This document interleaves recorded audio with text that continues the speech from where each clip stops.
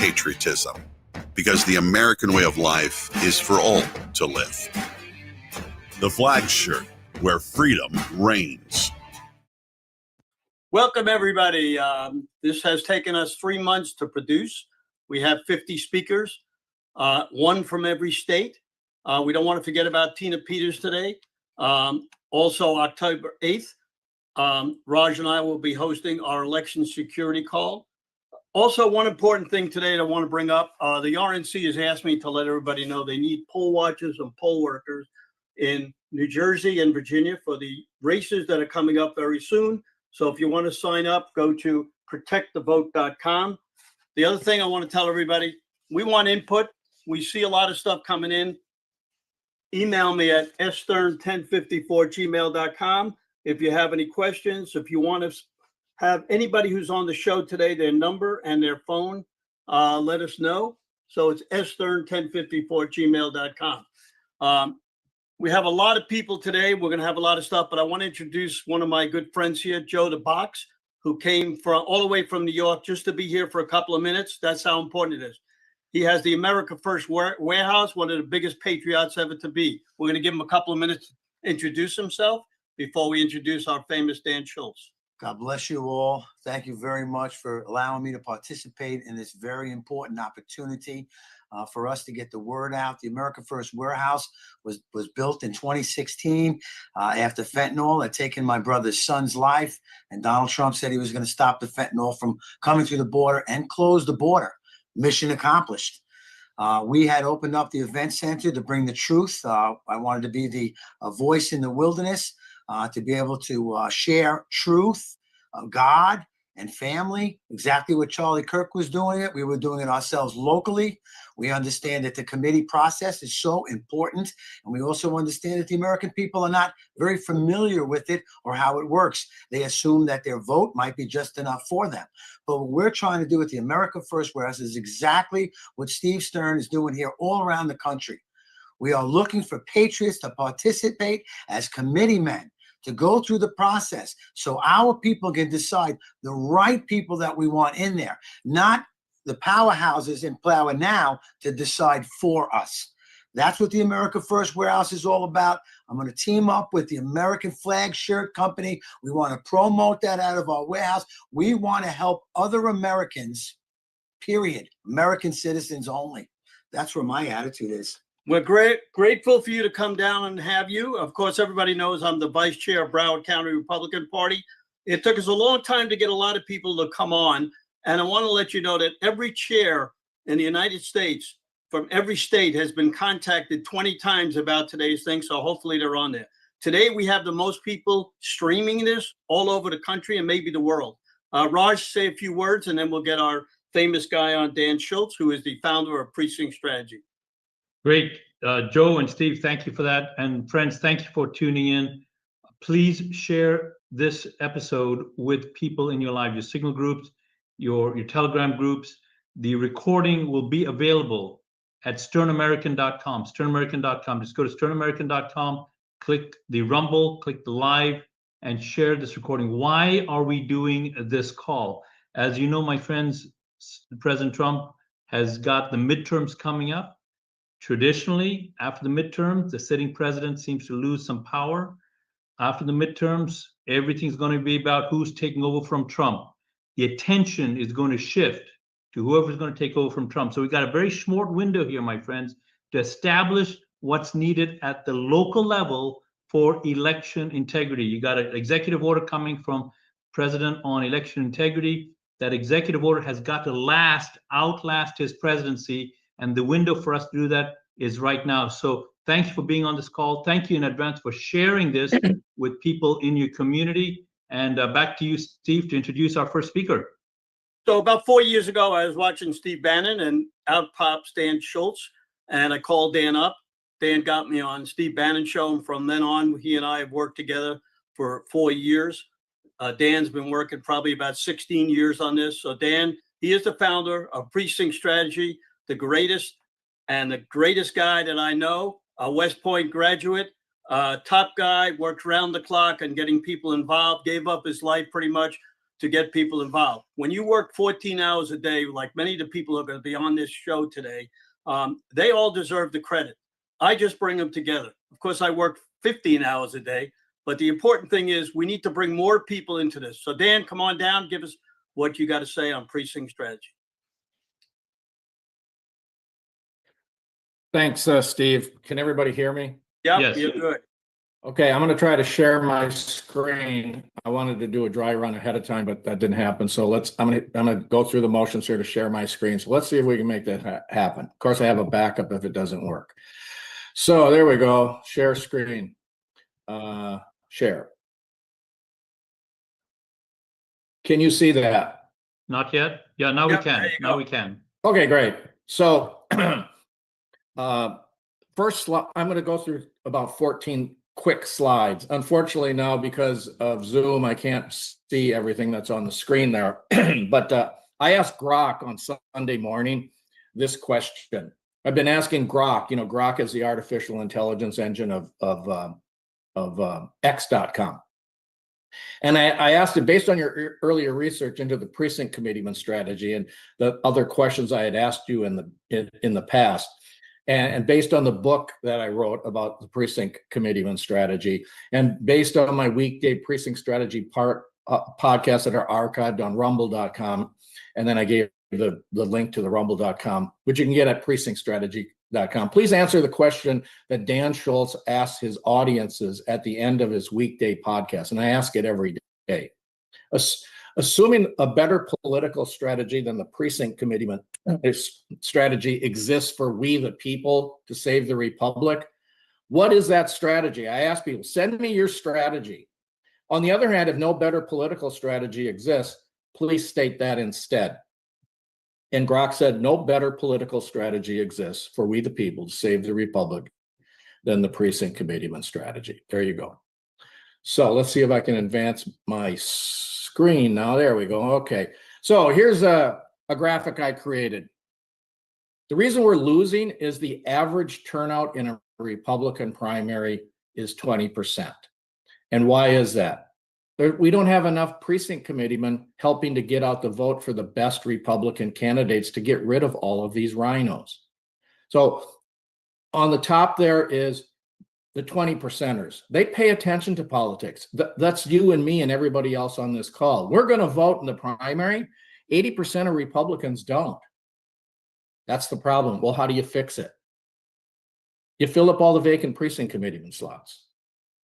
So this is Lindsey Graham's last two primary elections. These were open primaries in South Carolina. In 2020, the turnout of all voters was 13.1% in the primary. Where were all the Republicans? Half of the voters are probably Republicans. The total turnout was for Lindsey Graham's primary was 13.1%. Well, why is that? Well, I know that over half of the precinct committeeman slots in South Carolina are vacant. That's why. And in 2014, before that, it was even worse, 11.3%. Now let's go to Texas. John Cornyn. Last primary of his was 2020. Again, an open primary. The total turnout was, let me look at my notes here. Yeah, 12.5%. And if you assume that half of the voters that in Texas were Republicans, the turnout of all Republicans was 18.2%. If you assume just a third of them were Republicans, that was a 27.2% turnout of Republicans. 75% or more of Republicans in Texas didn't vote in that primary. And what did they get? John Cornyn again. Tom Tillis was going to run. He didn't. Again, open primary in North Carolina. No, I take it back. Closed primary in North Carolina. Well, they're above average. In 2014, 24.5% of Republicans turned out. Yay, 25%. 75% didn't. In 2020, 37% turned out. Okay, 63%, that's almost 2/3, didn't.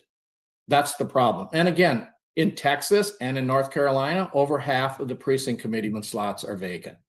So I came up with this statement, which I wanted to use today to drive the point home. We, the people, can restore our republic if we accomplish the first necessary step, the necessary first step. And Grok agrees with me. We got to reclaim President Trump's chosen political party, the Republican Party. It's just an organization. It's just a vehicle. There's nothing special about it. It's a network of people via the Trump-endorsed precinct committeeman strategy. And here it is, February 27, 2022, Steve Stern, Liz Harrington, Mike Lindell, Steve Bannon helped us get this precinct strategy in front of Donald Trump. Lots of people were telling me, said they really knew what was going on. He knows about how the party works and all that. This statement says he just found out that over half of the precinct committeeman slots in the Republican Party, his chosen vehicle, were vacant. So he endorsed the precinct committeeman strategy. So graphically, this is what our party still looks like. A quarter of the PC slots are moderates, a quarter of them are conservatives, half are vacant. If we fill up all these vacancies, now that 50-50 split where everybody's fighting and we have a weak half-strength party goes to a full-strength 75% majority party. So you got to know your numbers. I want to ask everybody on this call, do you know your numbers? Hopefully the speakers will tell us their numbers in their states. What's the total number of PC slots in your state? And what's the total filled? What about in your local committee? Do you know how many slots you have and how many are filled? What about in your voting precinct? In your state, what percentage of the voters are Republican, independents, Democrats? How many people voted in your last primary who were Republican? Do you know? And in your precinct, and in your district, and in your county, and in your state. I got all these numbers easily at ballotpedia.org from my county elections department. I can do it for any state. Those slides I showed you about South Carolina, North Carolina, Texas, I got those off the internet easily. You got to know your numbers. Oops, wrong way. Sorry. This is what it's got to look like where you live every month from here on out. We have to have a line out the door of new people wanting to become precinct committeemen. How's that going to happen?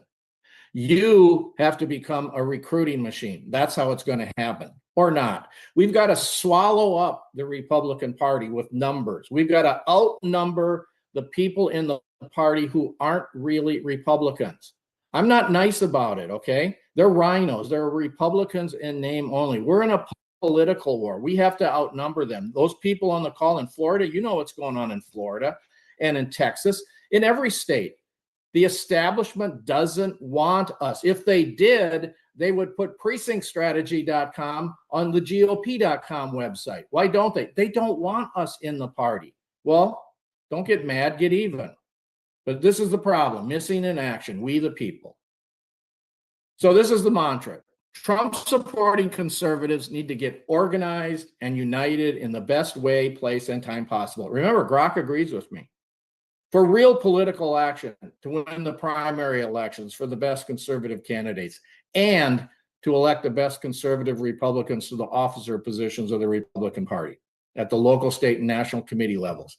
And that way, place, and time is at their respective local Republican committee monthly meetings. We hit two birds with one stone when we become precinct committeemen. First, we're in the best position to get out the vote. Second, we take over the party. Now it becomes our party, not theirs. It becomes the conservative party, the Trump party. We Trumplify it. We Trumpers can Trumplify the party, but you got to show up. Everybody's got an excuse. So my overall three-step strategy for saving the Republic is real simple. Step one is pray. I recommend 2 Chronicles 7:14. So please pray it with me. Pray it with me right now. If my people who are called by my name will humble themselves and pray and seek my face and turn from their wicked ways, then will I hear from heaven and will forgive their sin and will heal their land. That's God talking to King Solomon about the Israelites. And I believe enough of us prayed like that in the lead up to the 2024 election to save the Republic. But step two is the action part. We got to recruit precinct committeemen. And then step three is real simple. Repeat. Pray, recruit, repeat. And that is my last slide. I'm done. Thanks for having me. Now, let's go out and save the republic, because one of two things is going to happen in 2026. We're either going to get rid of all the rhinos that are backstabbing Trump. They smile and they're, oh, so happy, and they're on the RNC and they're in the Senate and the House and down in the state legislatures. And, oh, yes, Donald Trump, we love you. We love you. And then they vote against him. And then after the 2026 election, if the uniparty continues, it's curtains for this country, in my opinion. I hope that's your opinion. If it is, what are we going to do about it? So I'm all done. Thanks. Dan, how do people get in touch with you? How do they get your book? And tell them about pill.net. Well, precinctstrategy.com is the place to go, and that's where everything is. The first button is the sign up to get onto the pill.net communications and collaboration platform, which now has conference calling capabilities. We could be doing this call on pill.net instead of on Zoom, because it's private and it's secure, and Microsoft owns Zoom now. They know what we're talking about, but they wouldn't if we were using the pill.net site. It's awesome. Okay. And what was the other thing that you asked me How do about? they reach you? If you want to put your email up there, if anybody wants to reach out to you. You don't have to memorize that. Go to precinctstrategy.com, click on contact, and my email address is there, dan@precinctstrategy.com, dan@precinctstrategy.com. And I'll try to help anybody who contacts me. But what I really want you to do is take the bull by the horns. Are we still Americans or not? I'm not so sure that collectively we're Americans anymore. Look at we still have over half of these precinct committee slots vacant. So that's why I'm on here today. That's why all of our other people are on here today. Thanks, Steve, for taking the laboring oar and putting this all together. God bless you. Live, live, live for a long time. We need you. All right. Thanks. Thanks very much, everybody. And thank you, Dan. You bet. Now we're going to go for about 2, 3, 4 hours with one person in every state. You won't hear from me or anybody else until the end. Please contact your local people that are on here when they come on. They've spent a lot of time working on this. I know some of the people have worked 12 hours. So go ahead, start her up. Awesome. Stand by.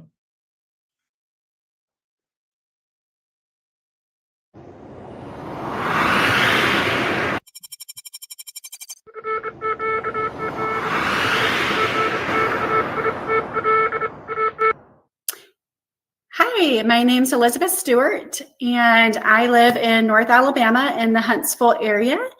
And I am here to discuss a little bit about how to get involved in the Alabama executive committees. They are called executive committees in the state versus precinct committees. I have been involved in the past and then do track what's going on. So a little bit about Alabama. They have a state executive committee known as Alabama GOP. We call it ALGOP. And then every county has its own executive committee, and they have nicknames. For instance, I live in Limestone County in the north side, so it would be the Limestone County Republican Executive Committee.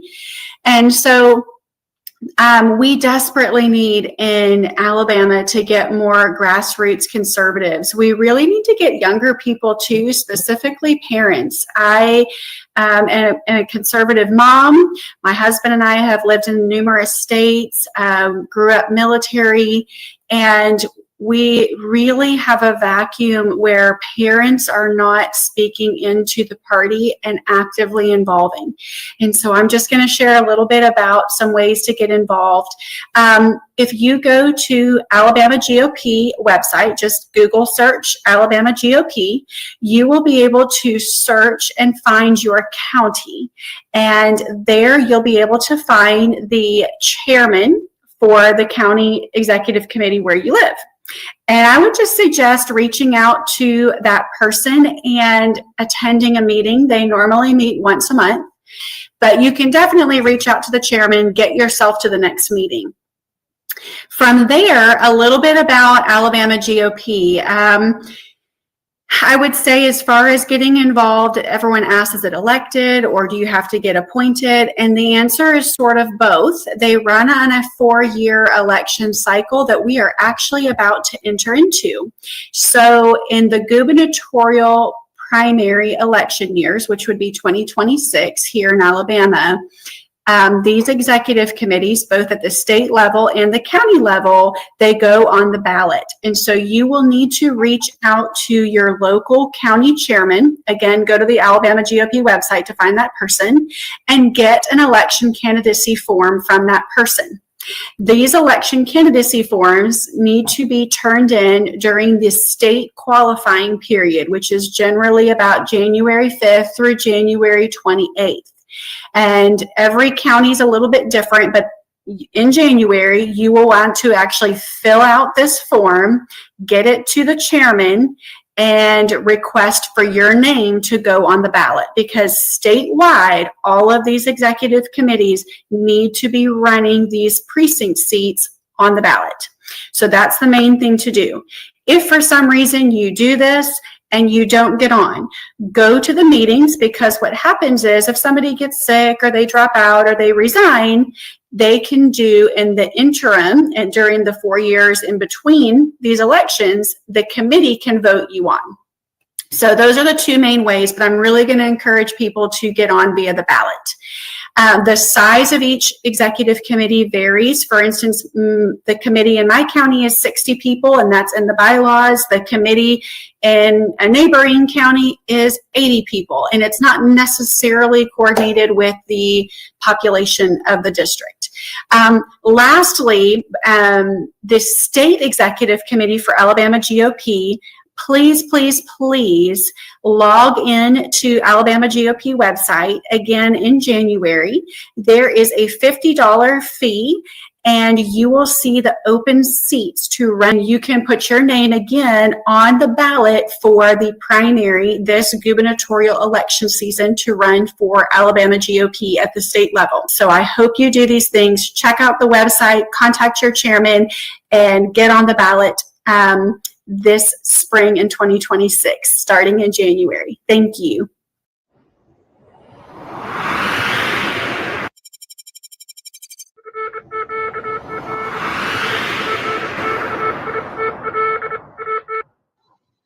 Good day. My name is Murray Walsh. I am a member of the Alaska Republican Party. There are 40 House districts in Alaska, and 37 of them have active Republican committees. I am the chair of the committee for District 4, which is one half of Juneau, the capital city. The party is run by the Central Committee that consists of about 70 people that meet 4 times a year, and we have a convention every 2 or 4 years, depending on what's happening. Generally speaking, Alaska is a Republican state, although there's a fair amount of dissension when some of our Republican House and Senate members collude a little bit too much, in the opinion of some, with their Democrat colleagues who are better at deal making than we seem to be. What's good about it now is Alaska is a generally Republican state, and we have sent Republicans now to the United States Senate and House. We're particularly pleased with how Nick Begich, a relatively young Alaskan, is doing in making things better. Just dreadful.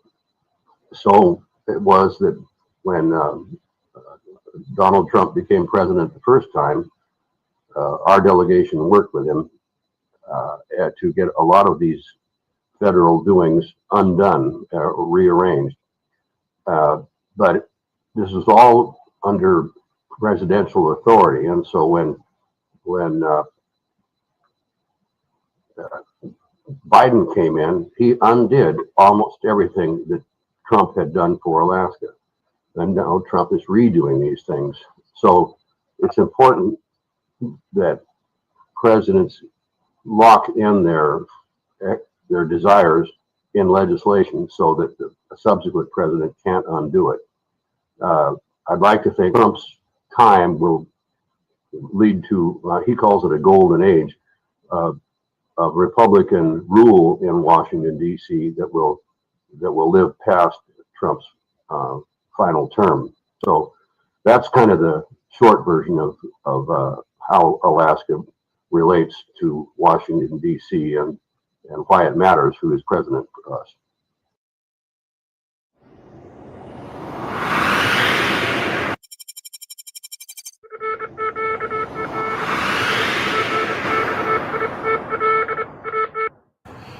Hi, I'm Greg Dutton, Chair of Legislative District 12 in Maricopa County, Arizona.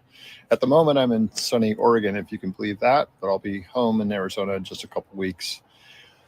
In 2021, after seeing the disastrous maladministration of our 2020 election, I was an inch away from leaving the Republican Party when I found out about the precinct strategy from Dan Schultz's interview on Steve Bannon's show. I became a PC to have a fighting chance to bring election reform for our county and state. As a lifelong Republican, I never knew about this important step, which takes you from donor class to having a voice and a vote within the party. Since that time, I helped raise funds for our district. I was elected second vice chair and then chair. I'm in my second term as chair of LD 12. I have personally recruited many PCs, one of whom became the elected chair of the Maricopa County Republican Committee. Together, we have gone on to have real impact in Maricopa County and Arizona. LD 12 is currently at 69% filled to our quota of PCs. That is significantly higher than most, if not all, districts in Maricopa County. We continue to recruit PCs as one of our highest priorities to prepare for the 2026 election. Our district has an amazing cooperative team spirit, but we can always use more help. The more PCs we have, the more we can share the workload. So if you're thinking of how you could become more involved in shaping America, even if your precinct is full, we need volunteers. A volunteer can become a PC as soon as there's a vacancy. Volunteers and PCs alike can help recruit candidates to run for office, can help with electioneering and literature drops, phone banking, door knocking, and other campaign activities. Even if those activities don't excite you, there are many other ways to be involved, including data entry and analysis, graphics design, web design, social media, and more.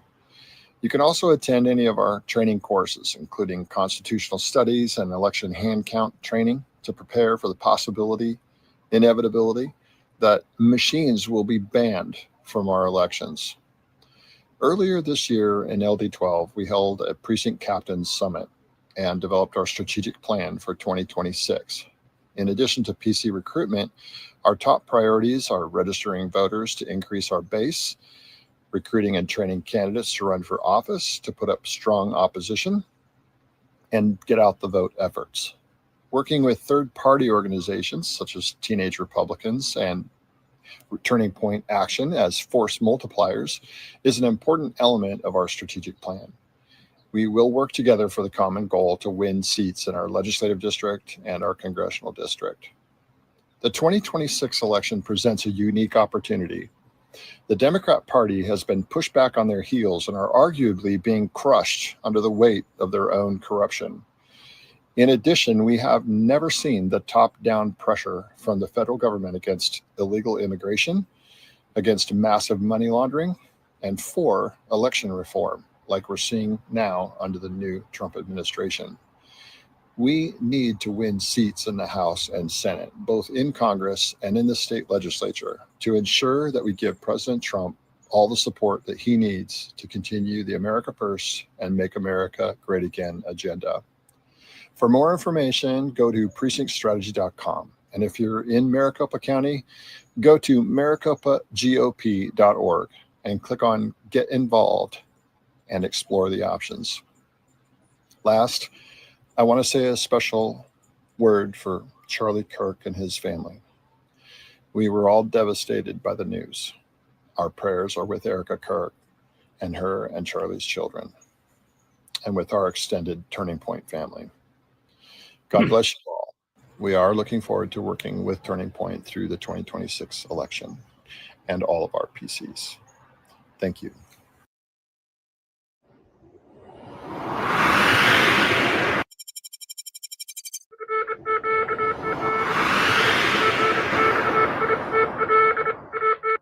Good afternoon. I am Donnie Scroggins from the state of Arkansas. First, I'd like to thank Steve for his time today and for my chance to present the Arkansas situation as far as precinct committee men is concerned. In Arkansas, the Republican Party has a committee in each of our 75 counties. I am a member of the Poinsett County Committee here in Arkansas. In Arkansas, we do have a specified formula that determines the at-large members and the precinct committee members of each county's makeup. These numbers differ from county to county due to the mathematical formula in each county. In Poinsett here, we have 88 at-large members and 40 precinct committee men for each precinct in the county. Now in Poinsett County, we have 25 at-large members signed up officially for our committee out of the 88 that were allotted. That's the at-large. We have no precinct committee men. So out of 40, we have none. I've been with this committee since the 90s, and I've been a state committee man, an RNC delegate, and an election system analyst. We have open primaries here in Arkansas where 90% of all the registered 1.7 million voters in Arkansas, that's active and inactive, are listed as optional. That leaves the 10% split between Republicans and Democrats, which Republicans make up 2/3 of that 10%. The establishment here in Arkansas fights us tooth and nail to keep these primaries open. We've tried to, through the state committee meetings, to get them closed, but the RPA just simply looked the other way and said, we're not going to follow your rules, which that's appalling also. Arkansas does need a concerted effort to bring precinct committee men into the picture here. We are, as my shirt is, a solid red state, they tell us. But as you can see from the comments previously made, we have a MAGA versus the establishment here in Arkansas, and it's an ongoing battle. We have the establishment purging MAGA members from our committees here. And that's for a reason. They want to dilute us out, whereas we're trying to use the precinct committee men to dilute them out. So we have a battle. Sadly, I think this is a battle that's going on in the surrounding states, Missouri, Kansas, Oklahoma, and it's an ongoing battle. And there again, Steve, we do need a concerted effort to have precinct committee men filled out in all these committees.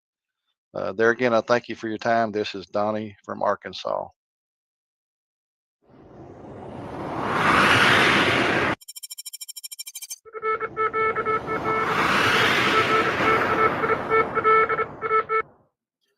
Hi, my name is Orson Russell, and I'm out here in California, this crazy state that seems to lead the nation in nonsensical governance. I'm part of an organization called Patriot Force California, and we've been working on election integrity for about 3.5, 4 years. A lot of organizations have been working much, much longer. Election Integrity Project of California and others in the state, trying to just bring awareness and education and make sure that there is accountability and transparency in our election systems here in California.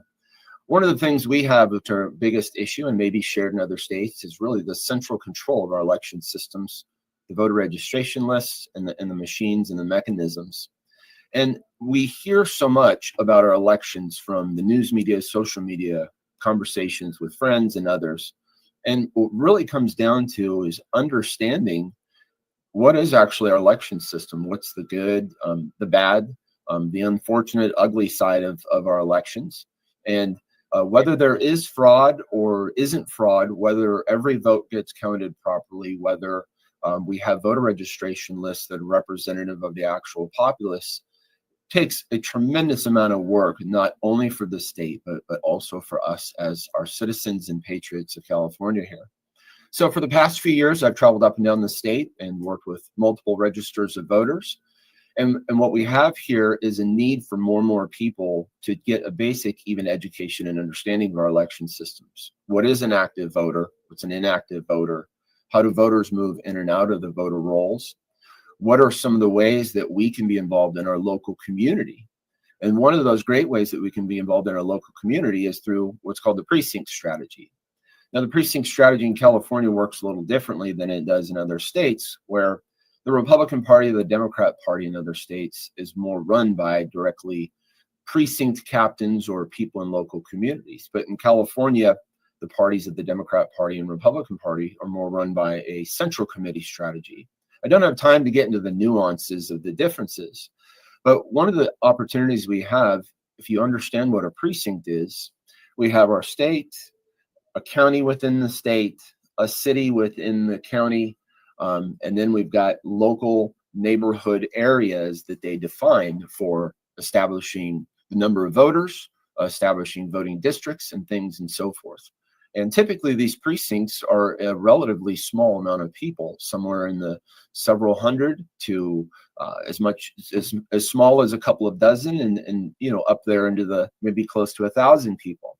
So as a precinct captain, really the responsibility is to go out and know your community. Be someone that's familiar to others, knock on doors, have little social barbecues, gatherings, do relationship canvassing to really identify what are the values and the ways in which you can connect with the people in your neighborhood. Who's actually registered to vote and who isn't and why not? And so it allows ways to really connect a local community around values, to get out messaging. When we have, say, like in California, we have a special election coming up about this whole redistricting battle. And the language in it is not clear, and the way that it's presented has a lot of political language.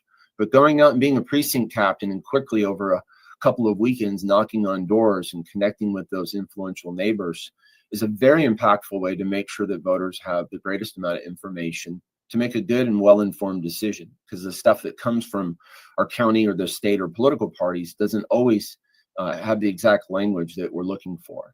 So California is a big beast out here. One thing we learned is that this is not a destination. This is a journey. Evil never stops fighting, and we can't either. And so I'm met some amazing people in this community, and we're all committed to helping save our state and hopefully also help save this country. So thank you so much for giving me some time to share today. If you have any questions, please email me at Russell, RUSSELL, at patriotforceca.org. Thank you all. God bless and have a great day.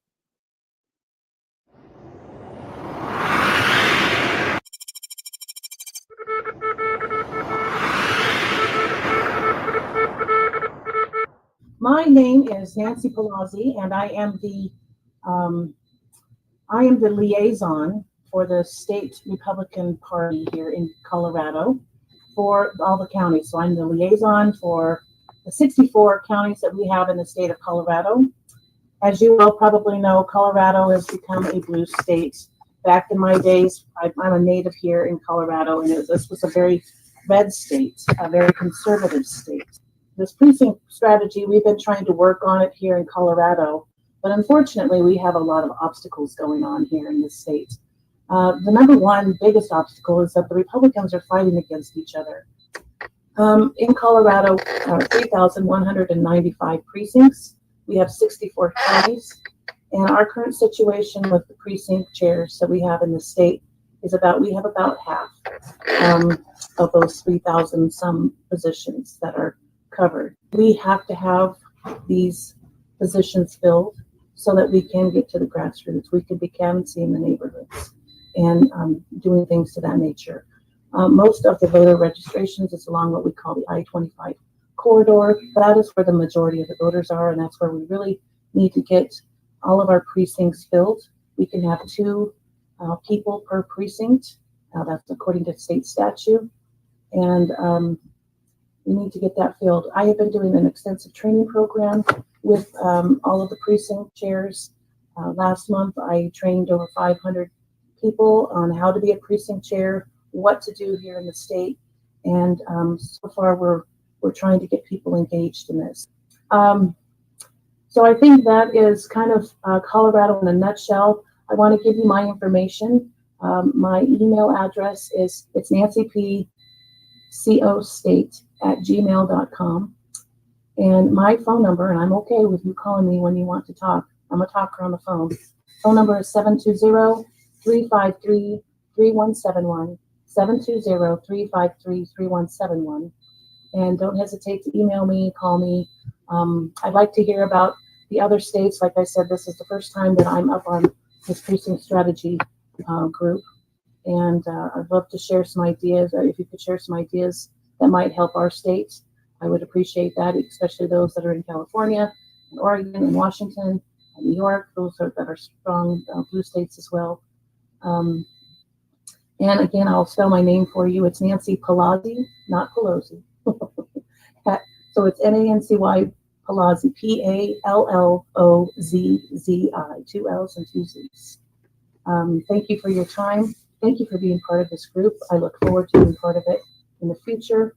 And you all take care, be safe out there, and let's get some Republicans elected into these positions. Thank you so much.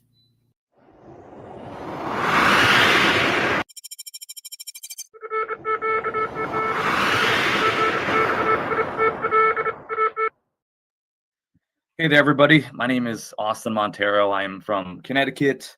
Brookfield, Connecticut is where I reside. I have run for state rep office. I've run for many local municipal offices, and looking here to build out a precinct strategy throughout Connecticut, bring on precinct captains and chairmen all across the state, which is going to be so important, especially as we move forward as a state here in Connecticut and try to grow our brand, to try to grow our base, to try to reach more voters. This is going to be so key, especially here with the youth movement that we saw last year in the 2024 election, and moving forward to what we have here coming up next year in the midterms and in throughout the future, and on and on and on.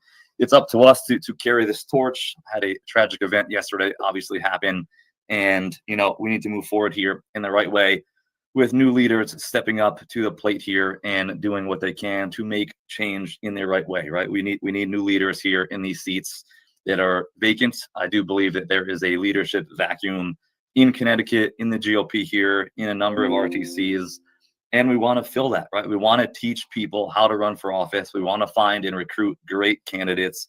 We want to be able to fundraise at the highest level possible. We want to bring in new voters that have never voted before. A lot of those in the urban centers of Connecticut, like Danbury, like Waterbury, like Stamford, like Norwalk, like Hartford, like New Haven, etc. We have that urban conservative, and we have that rural conservative, both of whom are in Connecticut, and both of whom we need to do a better job of reaching out to and building our community and coalition behind. And that's what a precinct captain and committee chairman is all about, right? This is not an easy job, not an easy task. Is something that you have to do from a place of purpose, passion, something that is bigger than yourself, which this all is, right? We want our country to be great and amazing and the best country on earth.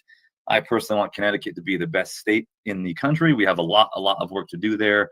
As we know, politics is downstream of culture. So having these new faces in there who are energized, who are knowledgeable, who are willing to stand up, put themselves out there, no matter the risk, and help spread the message that we need to spread, which is one of obviously freedom, free speech, law and order, making Connecticut and the country at large more affordable for people my age and younger to be able to reclaim that American dream, which has been, for lack of better words, stripped from us, and something that I think is driving all of us to be more sovereign individuals and to achieve that American dream, provide for our families, build that solid foundation. Again, just to have a positive impact here on our community, on our state, and greater on the world and on the country in a greater, bigger scheme of everything. So that's what we're up to. That's my mission. That's our mission. We want to move this ball down the field. It's our time, right? We've been sitting on the sidelines for too long. It's our time to step up here to the plate, start taking some swings in a good way, start moving the ball down the field, start having more conversations with people who we disagree with, which is a good thing, and moving forward together as one, because I believe our strength is in our unity, and that sometimes comes from having those hard conversations. And the only way we get forward is to stand up and have those hard conversations and lead the way. That's what we're going to do. I hope you can join us in this mission, and let's make Connecticut great again. Cool. Thank you very much.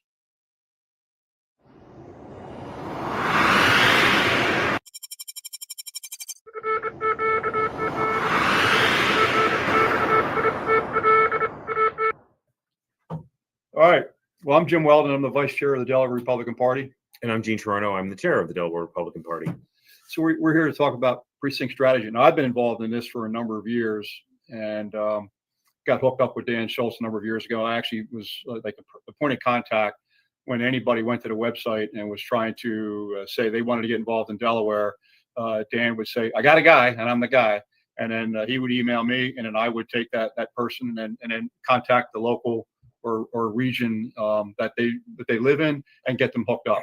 So the situation in Delaware is we're a very, very blue state. The Democrats have had total control of the state government with all elected statewide offices, total control of the Senate, and total control of the House since 2009.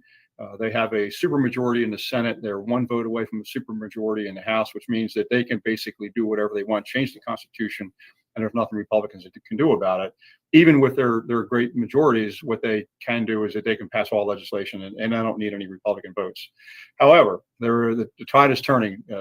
Trump has been doing a fantastic job, and then we've had some very significant issues here in Delaware with a reassessment that was botched by the Democrats, and then our school system is atrocious, and then companies are fleeing Delaware, which really started off of a lawsuit that was involving Elon. And the Chancery Court ruled against them, and just a horrible reading. So our precincts, which we don't call them precincts, they're election districts. We have representative districts, and we have 5 regions within the state. Our election districts are slowly starting to fill up. We have 341 would be the total number of official committee people we can have as far as delegates at the state convention. They can have larger if they want, but as far as voting purposes, 341. We probably have about 90% of them filled. We have 41 representative districts, so we have 41 representative district chair people, and we have currently 5 vacancies there.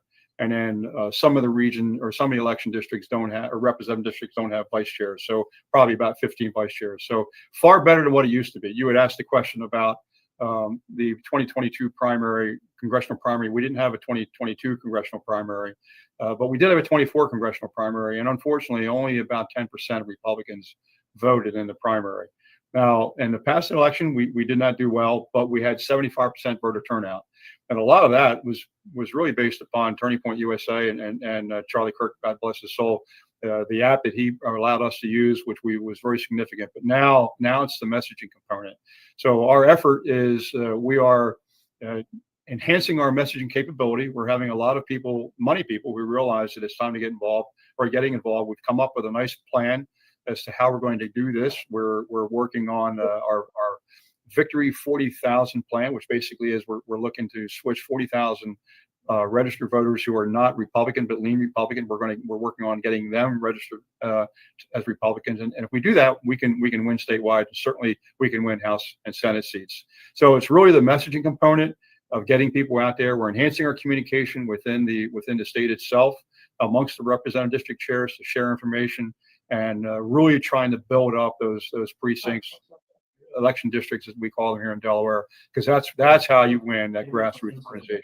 Gene? Yeah, and so as Jim said, we're working on the effort for communication within the party, which has not always been as effective. I was on a regional call meeting with 4 different regions from downstate, and that was one of the issues that came up. So we're going to create a communication template for all the regions to use in order to get to the election district vacancies, and also to give them instructions on how to help the party. To Jim's earlier point, yes, we have a plan, and I presented it to a large group of high net worth donors that had been away from the party for some time. And I think 2 things: voter registration in Delaware is weak, especially in Newcastle County, and they recognize that. And they also recognize this issue with Charlie Kirk and how the Democratic Party has really kind of created an environment for us to really be successful. So they're willing to provide funding for a full-time staff member to do voter registration, along with some other subordinate members, which we've never had before because we haven't had the money. So we're really excited about the fact that we're submitting them a final proposal this week, and then we're going to follow back up with them to see how and what they will fund. They were very interested, especially in funding the voter registration coordinator, which will be a full-time person and will be paid for by the party. So that's our status.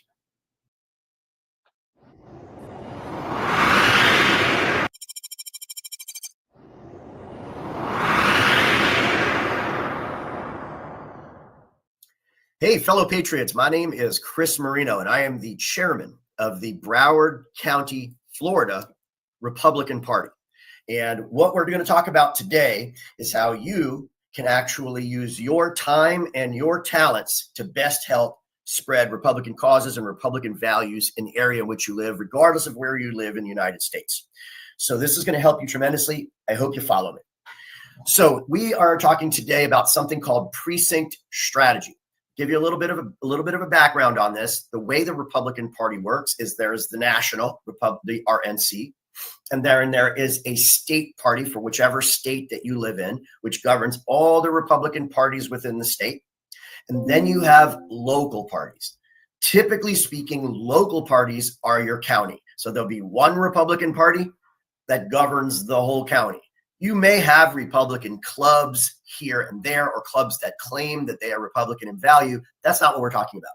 We're talking about an actual sanctioned arm of the party, the local party. This is where we want you to get involved. There is no fee. So we want you to seek out your local Republican Party, not a Republican club. There's a difference. Those are usually chartered by the party. You seek out your local GOP or Republican Party, and you apply to become a member on a local level, not state level. When you become a member, you now enter the Republican Party and become a building block, a foundational building block of the party. You now have a voice in the Republican Party, and that voice will be heard through votes, because we have meetings. Typically they are monthly, but they could be a little wider than that, bi-monthly or whatnot. And when you go to these meetings, votes are asked for by the chairman who runs these parties. And these votes that are taken are typically about, do you approve of this? Do you approve of that? Should we change this? Should we change that? So now your voice, transferred into a vote inside the Republican Party, guides the Republican Party. So where is a good place to put your time and talent? At minimum, you have to start with precinct strategy, or becoming an actual Republican Party member. Now, you're saying to yourself, I already am, because you're a registered voter. That is not true. That just says that's your voting preference. What we mean is filling out an application and joining your local Republican Party, to be perfectly clear. So by doing that, now what does the local Republican Party do other than having your vote, which gives you a voice in the Republican Party itself? There are many skills that we need, because everything is voluntary. And what you can do is offer whatever skills or talents you have to the party, because we have no employees. Everything is voluntary across the country. And you can apply yourself. Do you like election integrity issues? Do you like to support candidates? Do you like to do fundraisers? Do you like to do events? Maybe you're skilled with a computer. Maybe you're skilled in social media. You can offer these talents to your local Republican Party and then help them to flourish. They are often starved of people that are willing to offer some time and some talent. So you can apply everything through that, versus sitting behind our computers at home and chatting on social media, which really does absolutely nothing to help the Republican Party. We need you actually to support us and again, fundraisers and election integrity and poll watching and all these things that the Republican Party does that we desperately seek volunteers for. Why are we talking? What is the word precinct strategy, and what does it mean? Well, when you sign on, you get a title. The title is Precinct Committee Man or Precinct Committee Woman. That is a Republican Party member's title at the lowest level. And that means that you are the representative to all the voters within your voting precinct at home, which is usually a small area, which you can further take those skills, and the local party will give you a list of all your Republican neighbors. And you can meet them and make sure that they're informed. They know how to get their voter guides. They know when election day is. That's really your core mission. And obviously, meeting your neighbors, you already know them. They know you. Maybe you walk your dog. Maybe you walk through the neighborhood. You will know your neighbors. That person-to-person contact gives us the strongest and best representation on a local level. So you're applying yourself locally in your neighborhood voluntarily. Do it when you want, as often as you want. And then you can also donate some of those time and talents to the party for the bigger cause inside the party. So all this is totally voluntary. All of it is completely free. I encourage you to look up your local Republican Party, or otherwise known as Republican Executive Committee. If you see this, reach out to them, ask for an application, join them, and help us to build the Republican Party. Typically, we are very short people everywhere across the country. We're always, always, always in need of new, fresh volunteers with fresh ideas. So I hope that has helped. And thank you all very much for having me on your show today. So we interrupt the speakers here for a quick update on Florida. First, I want to thank all the folks from the Defend Florida call who we canceled our 7 p.m. call that we normally have on Tuesdays. And I hope you're getting a lot of value from what's going on across the country at this nationwide call that we're having today. So in addition to what you just heard from the awesome Chris Marino, here in Florida, we need your help, especially as Trump rolls out his executive order to tighten up election integrity reform, as he speaks about the disadvantages of vote by mail, and he speaks about the things that he'd like to do to tighten up the election process. The signals we're getting in Florida from the officials are that they have very little interest in working on Trump's election integrity agenda. With few exceptions, there's very little interest. So we especially need you, my friends, in Florida to meet with your legislators. We need you to join your precincts. We need you to execute on the ideas that were taking place here, because if you had done those in the past and have been discouraged with the outcomes, it's a whole new paradigm now. It's a brand new paradigm with what Trump is doing and bringing accountability in a large way. And so now's our opportunity to make a difference, but it's going to require your participation to really persuade the officials in Florida to play ball with President Trump, especially on election integrity reform. So back to our special guest. We're going to now go to Georgia. We're going to go to Georgia. Stand by for Georgia.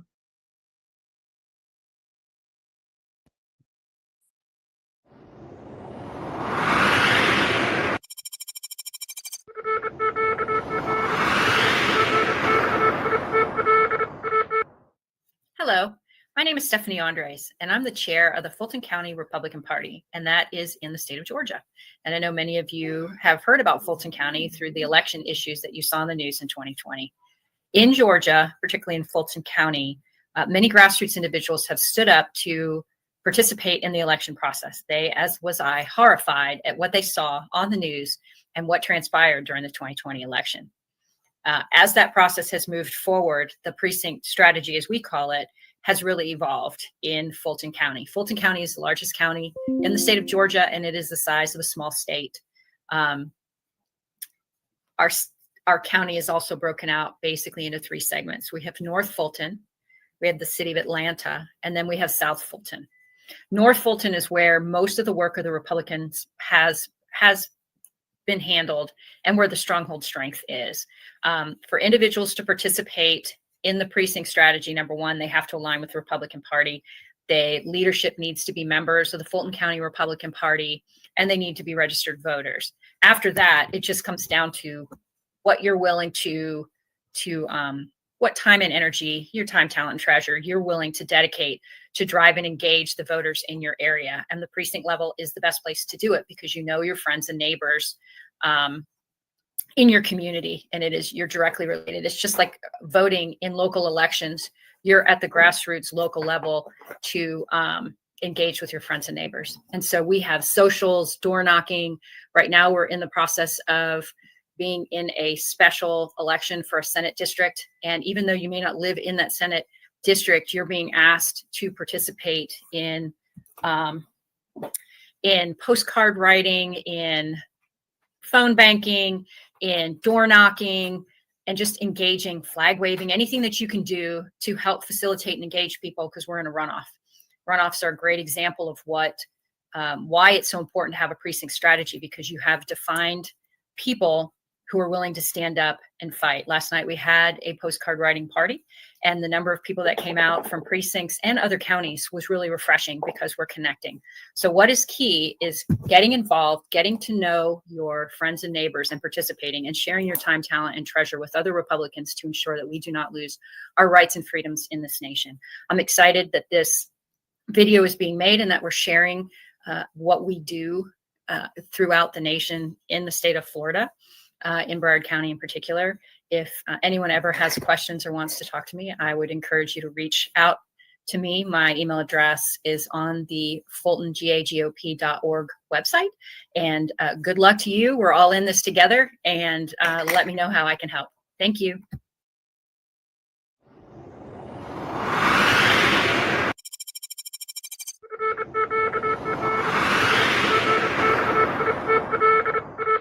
Aloha.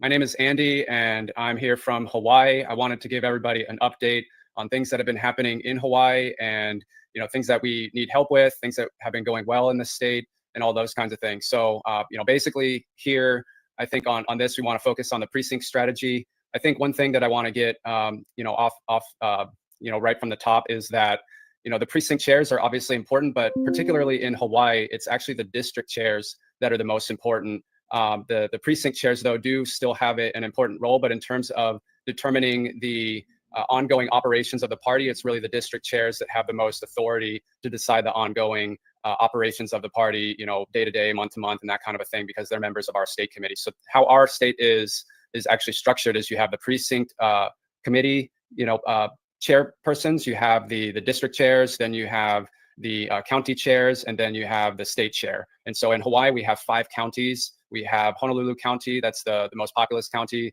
Then we have Hawaii County, Maui County, and Kauai County. And so going back to talking about the precinct chairs, the things that the precinct chairs are actually really important for here in Hawaii is actually determining the delegates for the state convention each year. And so that ultimately determines the executive committee of our party. So that's like electing the state chair, the secretary, the treasurer, the various different vice chairs and stuff like that. So that is extremely important. It's the precinct chair's responsibility to be able to organize their precinct, and they have a specific number of delegates that are allocated to them that will be voting members at the state and county conventions to elect the leadership. And so the way that happens is that the precincts, what we have here in Hawaii is we have a total of 247 precincts. I told you I from couldn't. 51 districts. And basically what that means to Stearns. delegates is that Oh, depending on okay. how many people in the past election voted for the Republican candidate, that's how many delegates each precinct gets allocated for in our party.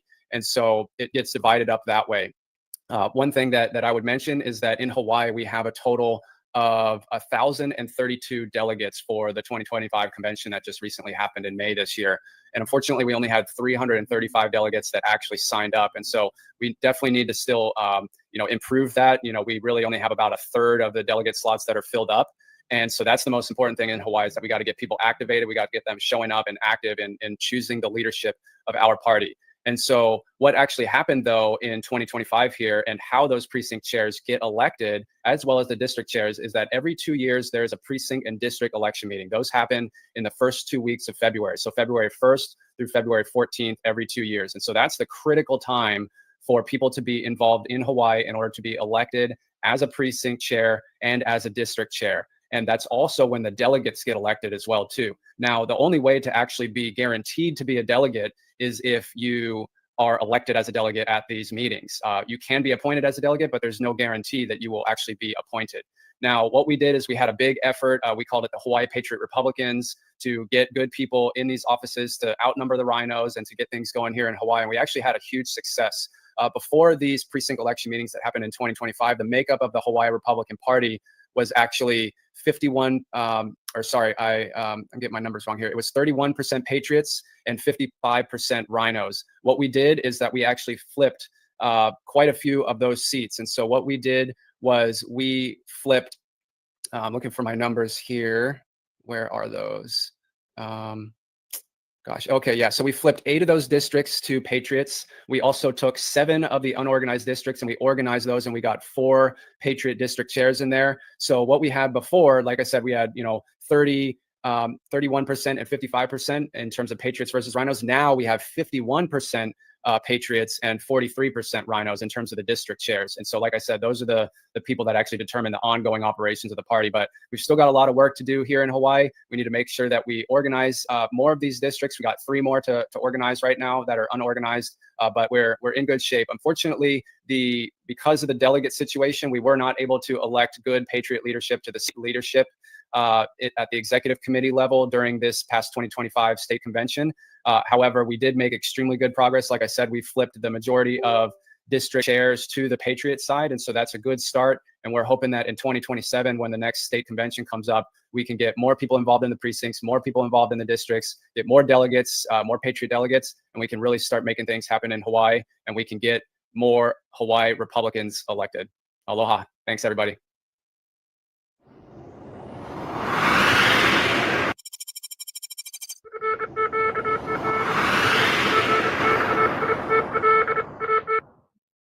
Hi, I'm Kathy Thompson from Idaho, where I'm a PC in Twin Falls County. In Idaho, the problem isn't unfilled PC seats. It's seats that are filled by rhinos, Republican in name only. These rhinos tend to fill the seats and then do nothing but get in the way. Let me take you back to explain this. In 2022, two of our largest counties actually managed to elect a number of Liberty Precinct committeemen, and they were able to vote in a very conservative chair to our Idaho GOP. Her name was Dorothy Moon. At the time, I was busy trying to get our county commissioners to understand the vulnerabilities of voting machines and to get our clerk to do a double check recount of the votes via hand count. And I found no success there. I was getting very frustrated. In 2023, I went to the Moment of Truth Election Integrity Summit by Mike Lindell, and there I met Dan Schultz, and I had an epiphany. Precinct strategy was a path to success, as election integrity for me in my county was really a dead end. I knew I could dig my teeth into precinct strategy and make a difference in my county, which is what I wanted to do.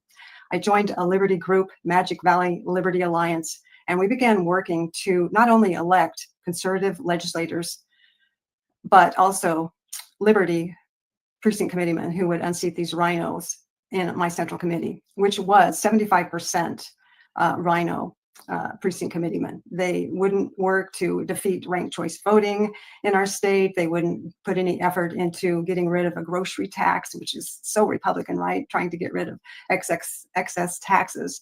So those were just some of the things that we had as they worked against us to accomplish anything. So in 2024, May came around, it was time for elections, and unbeknownst to us, while we were busy fielding 35 candidates, Liberty candidates in my county, we have 44 precinct seats. We found 35 people willing to run as a Liberty candidate. Then the day of candidacy declaration comes up, and we realized that the rhinos have also been busy working not only in our county, but across the state to field rhino PCs in order to unseat Dorothy Moon, our Idaho GOP chair. They had tens of thousands of dollars to spend on yard signs, brochures, mailers, advertising. They promised their people that they would send them to the summer convention where they would unseat Chair Moon free. They didn't have to pay for it. So all these benefits were theirs. And here we are struggling to try to put in a little money into our campaigns easily. I spent $1,000 and some more, but some just didn't have that money. The goal that we had in our hands, though, was a voter guide that we came up with. And this voter guide explained how our legislators were voting. It not only told who to vote for, but it explained how these people were voting. We had the key bills listed down the side, the description of the bill, and then how they voted. And for the first time, the people could see, wow, my representatives, my senators, they vote like Democrats. And they voted out 3 of them. And we put in 3 fantastic Liberty legislators, young men that have turned the state house upside down. And we intend to send more, not only from our county, but neighboring counties, as people across the state said, wow, Twin Falls, how did you do this? And our secret is the voter guide, but it has to get legs. It has to get into the precincts. And that was done by our precinct committeeman candidates. They carried this voter guide into the precincts, gave that information to the voters, didn't tell them how to vote. They just said, consider this. And not only did that help themselves get voted, but it also helped our legislators get voted. So we had great success with our legislators, but because of these well-funded Rhino PC candidates, we did not end up gaining any, and we're still 25% minority on our central committee in Twin Falls County. But we're stronger, we're more vocal, we're more involved. And now that we're going to come back in 2025 with another slate of Liberty candidates and another better voter guide, I think we're going to be better poised to work on that Rhino majority and chop it down. You see, Idaho is a red state. in Idaho, if you're a Republican, you have an R by your name, then people are going to vote for you. And that was why this voter guide was so key in showing people that, giving them the information, this is how they vote. Because it's difficult in Idaho to get into the history of the voting and all the bills that go through, hundreds of bills in a session, and to pull out the key bills and put that information together. It's hard for Joe Blow to get in there and do that. So we did the work for them, and we feel that that is a winning strategy.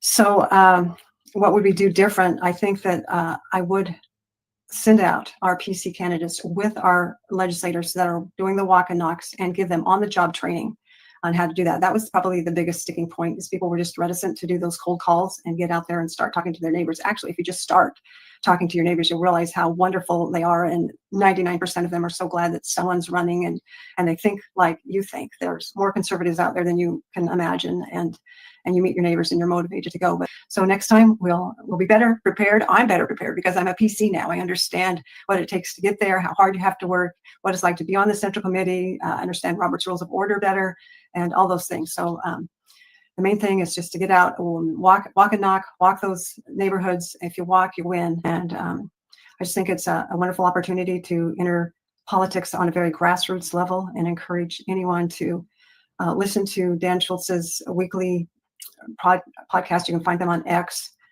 Tuesday at noon, and then Friday in the evening. That's what really motivated me.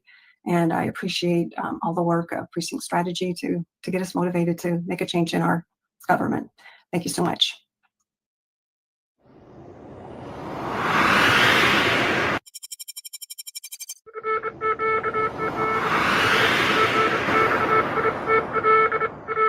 Friends, my name is Annie Parchert, and I'm the chairman and founder of the Illinois Freedom Alliance, and I also serve as the Rock Island County GOP chairman. I hold that position today because of the implementation of the precinct strategy, what we call Operation Precinct Power.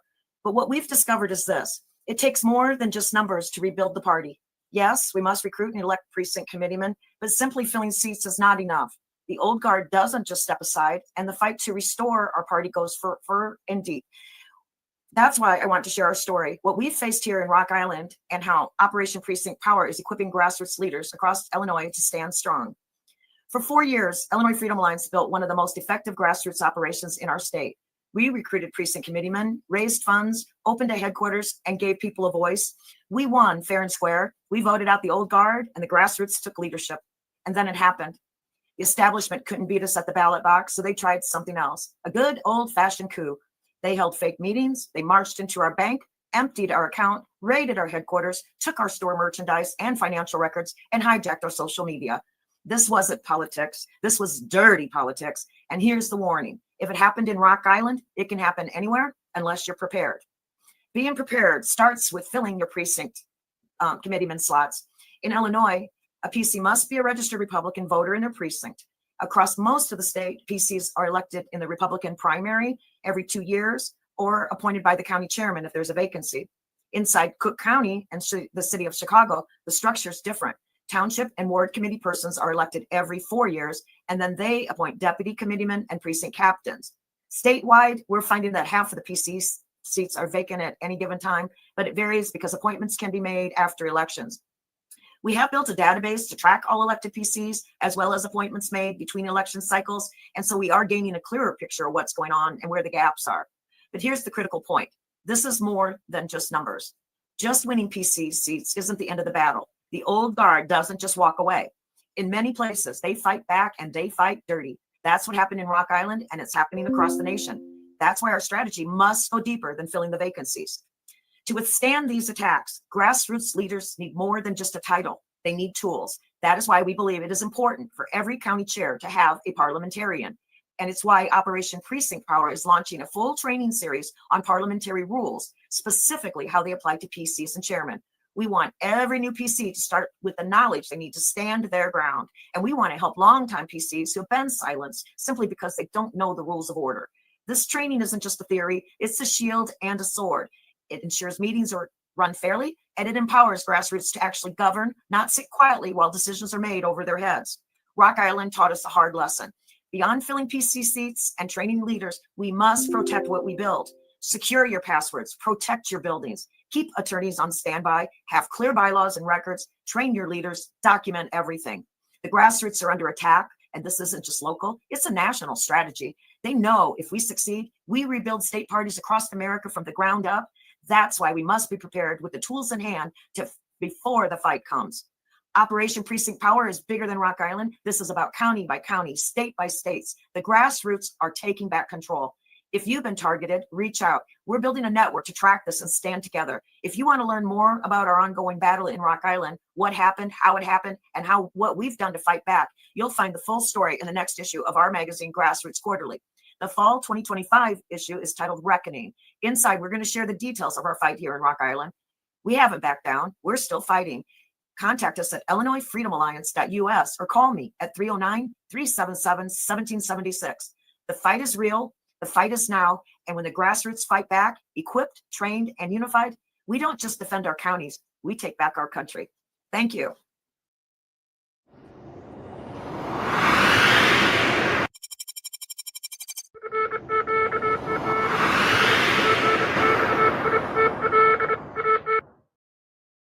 Hey, everybody. I'm Joseph Bortka. I'm from Indiana, and we've got a lot of interesting things going on here with regards to our precinct committee. So in Indiana, precinct committeemen are chosen in the primary every 4 election years, or every 4 years, every presidential election year. So we just had our precinct committee elections. There are about 5,000 or so precincts in Indiana, and we definitely got a bigger turnout this year. We had a very active push to get the grassroots elected as PCs, in addition to the stuff Dan Schultz is pushing out of Arizona to the whole country. We have in Marion County, where I live, we had a lot of empty PC spots, which of course the county chairs get to appoint after that. So we weren't able to get our guy in for county chair, but it's a learning experience for everybody. We have open primaries in Indiana, which, by the way, I've been doing some research on the case law on that. And if a state party wanted to change to an open or a closed primary, I think it would be completely constitutionally permissible, even if the statutes say otherwise, because there's already been cases where that has been an issue. And the Supreme Court has basically ruled that political parties have a right to fence their membership. So if you are involved in a state party and your state has open primaries, but you want them to be closed, you definitely talk to your party leadership and tell them to look into the case law of that, because state political party apparatus has the authority to dictate how they want to select their members. So we've definitely had a higher turnout in people running for PC and convention delegate, which in Indiana, we do that separately. So I know some states, their precinct committeemen are also their convention delegates. In Indiana, we have a separate election for convention delegates. We have at the conventions every 2 years, and they're a separate line on the ballot from precinct committeemen. So in other news, in Indiana, something you guys might want to watch nationally is we recently filed a lawsuit against the state Republican Party because they've been hamstringing our convention. They haven't been allowing delegates to introduce business and generally not following the rules of parliamentary procedure, and therefore they have been violating the associational rights of the Indiana Republican Party. And so the reason why I think that's important to watch is because there's a lot of people suspect that it's going to just get thrown out, but I believe we've found a way to get issues like this in front of the courts, and those may be able to help you in your respective states if you have issues with corrupt state political party apparatuses. So we're hoping that we can set some precedent here that that the party organization has to follow its own rules. Imagine that. So keep up the good fight, and good luck to everybody out there.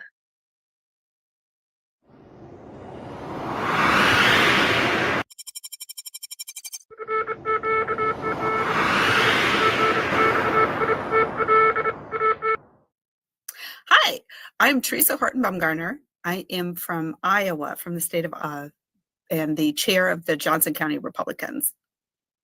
One of the things I'd like to share is that the Republican Party in Iowa is growing, and that's a really good, it's a positive thing. But one of the things that we've noticed, we've had some special elections, is that we really need to excite the base. We need to get people out voting. And if we're going to win in 2024, which I think is possible, I'm sorry, in 2026, we won in 2025. We're going to win in 2026. We need to excite that base. We need to get them going, and we need to get them out to vote. How do you get involved? At least in Iowa, you go to the caucus. And at the caucus, you get voted in.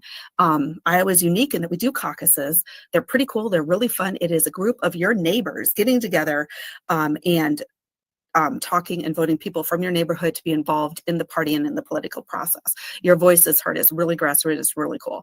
And if you happen to be nearby during the caucuses, you can simply attend. You can't participate if you're not in Iowa, a registered voter in Iowa, but you can, observe them. Very interesting process, very unique process. The other way you get involved, let's say it's not caucus time. Like right now, caucus isn't until February 2nd in Iowa.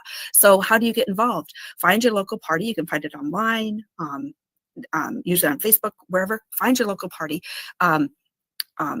Give them a call, email, text, whatever, and ask to be involved.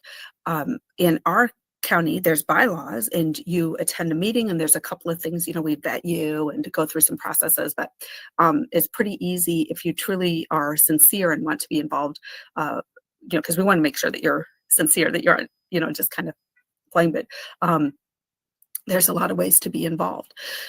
So contact your local party, because they definitely want to hear from you. There's never too many hands. We could always use more hands on deck. So contact them to get involved is very easy, and you'll find it very rewarding, and you might make some of your best friends doing this and help our nation at the same time. So and your local area, because there's national politics, but there's also local politics right down to your city and your neighborhood. So you can make your world better by getting involved. Thank you.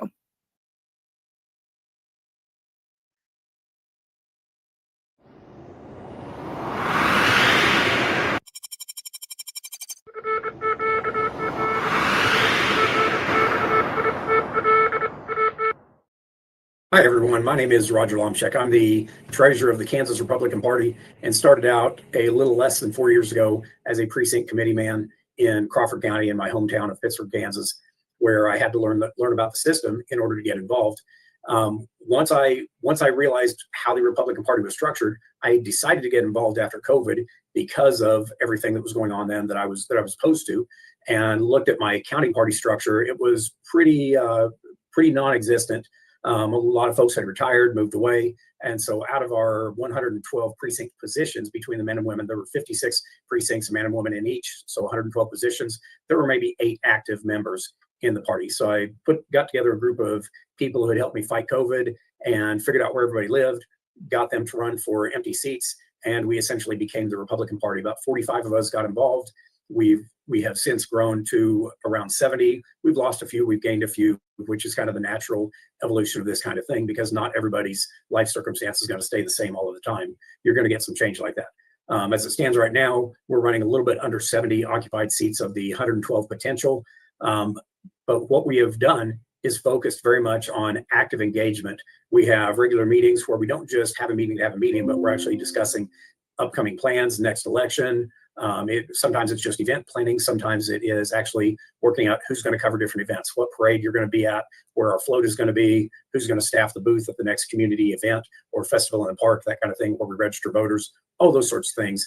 And of course, as we get closer to elections, make sure we have signs for our candidates and the promotional material for them at our booths, and everything. We do everything we can to push that. We also have a very aggressive social media campaign, which has helped to steer voters towards us and towards our candidates.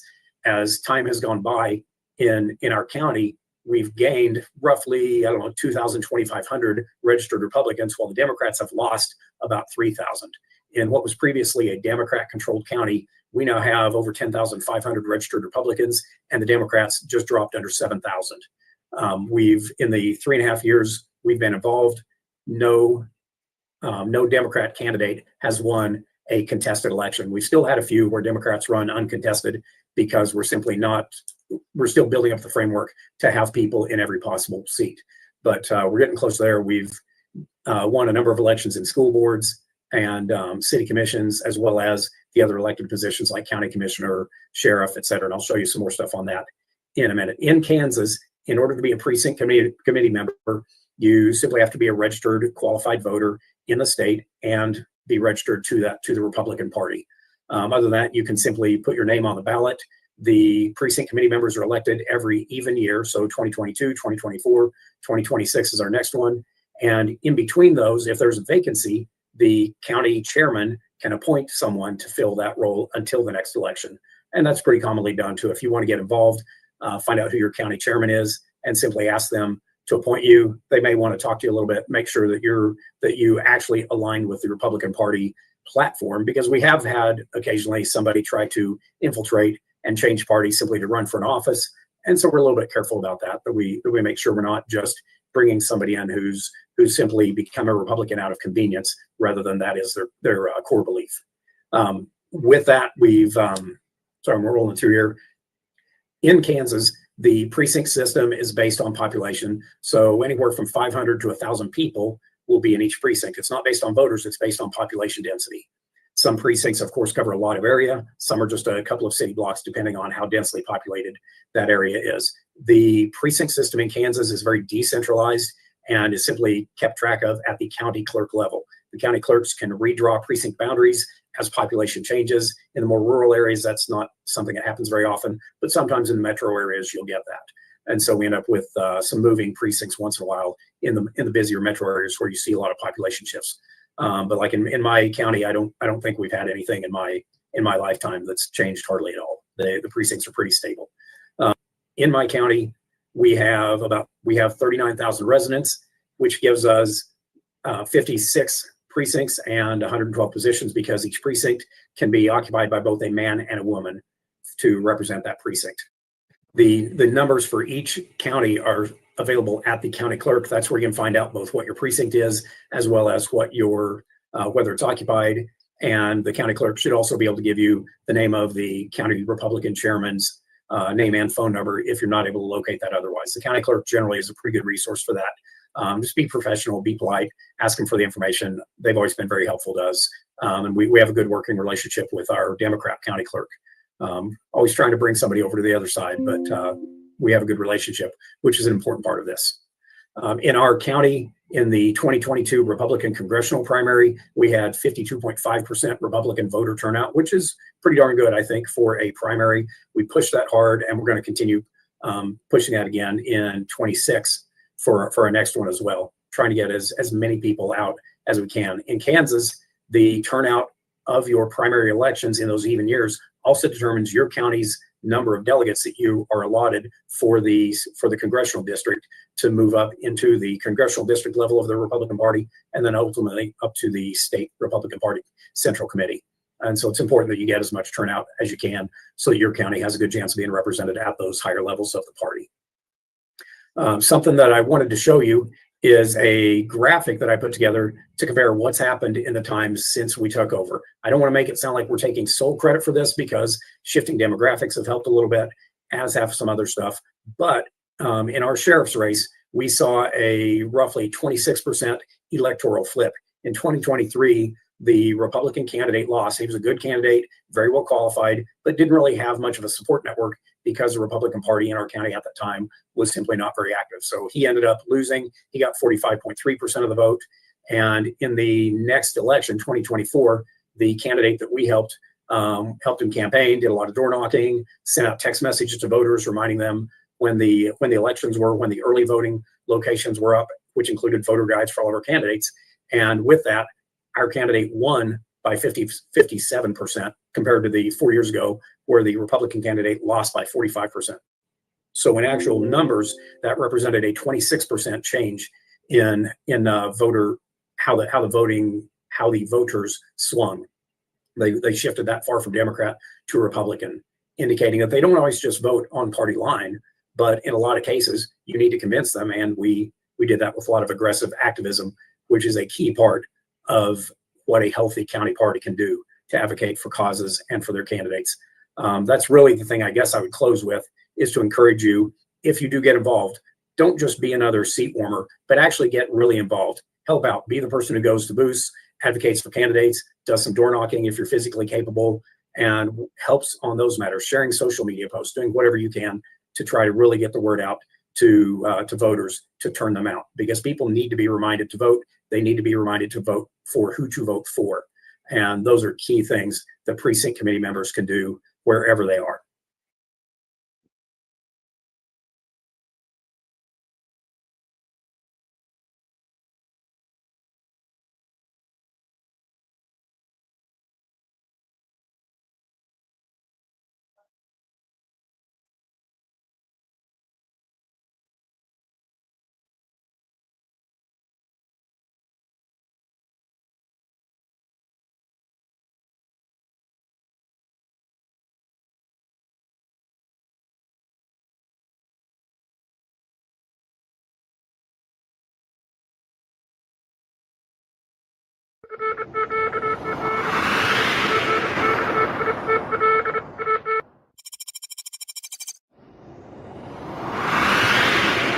Howdy, my name is Greg Proctor. I am the chairman of the Boone County Republican Party in far northern Kentucky. In fact, we are right off the Ohio River, separating us between the land of liberty, Kentucky, and Ohio, specifically Cincinnati.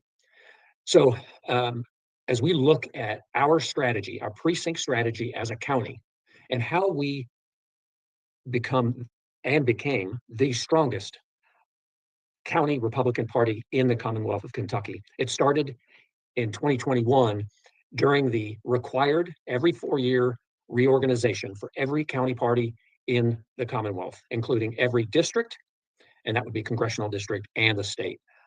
But this time around, it took 500 liberty-loving people to manage our way to win almost every single precinct in the county and take it over from rhinos. And that's the reality. The rhinos, before we arrived, had an executive committee, which is 6, 7, 8 people that run everything and report to Frankfort, which is our state capital. And so they're the voice of Frankfort, and it is an uninvolved group of folks. But since the reorg, we have 63 precincts, and in each precinct, we have a precinct captain, a co-captain, and a youth captain. So we have 189 engaged political Christian constitutional conservatives in our county party. And within that, that allows us to be a strength for not just our county, but for everything that goes through it.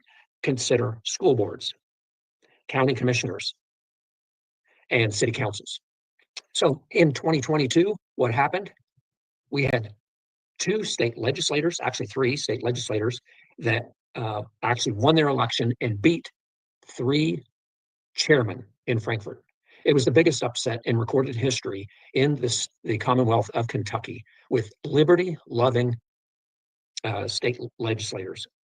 And today, even today, 3 years, 4 years later, it's still talked about.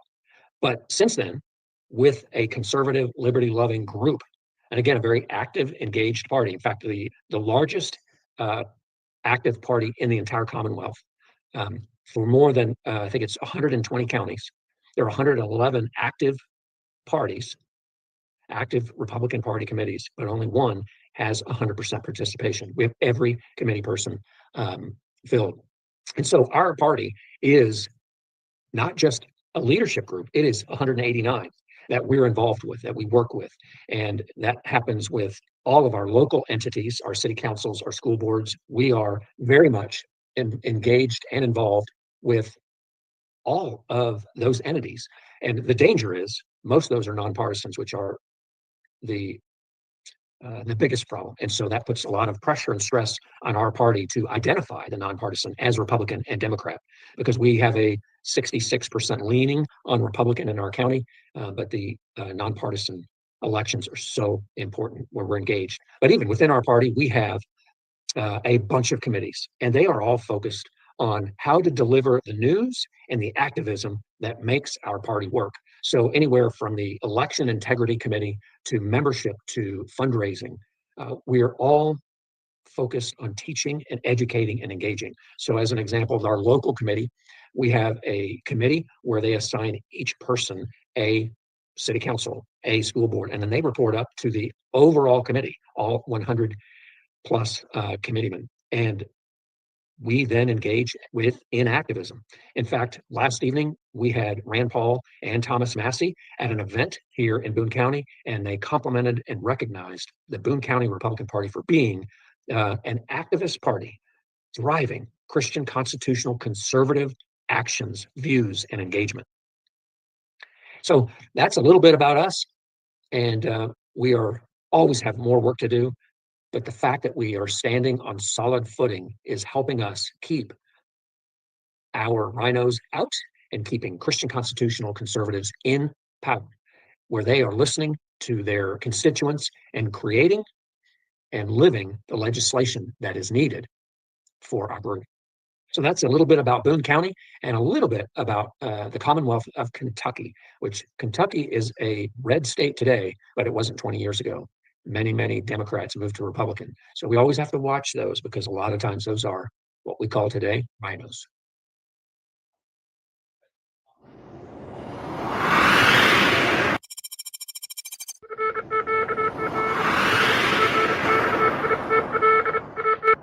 Hi, everybody. This is Christy Hike, and I am from Louisiana.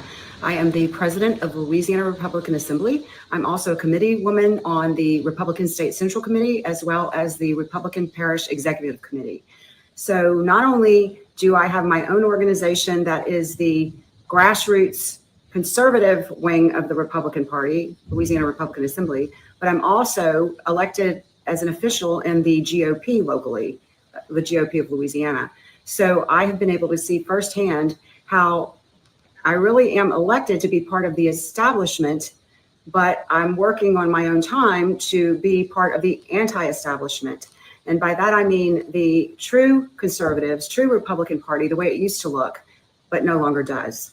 So that being said, getting to the precinct strategy, in Louisiana, I've done some research and there is no precinct strategy. There used to be at one time, but it's been done away with for reasons unbeknownst to me or anyone else that I know that is on the same page as I. And we don't have any method for recruiting precinct captains or organization. It's done by the RPEC, the local Republican Parish Executive Committees, if they choose to do so, or if there is a candidate running for office, they can have a precinct captain of their choice. So besides that, we do not have a strategy for precinct captains in Louisiana, which is really surprising to me, but on the same hand, not so surprising, unfortunately, learning as I am as I go.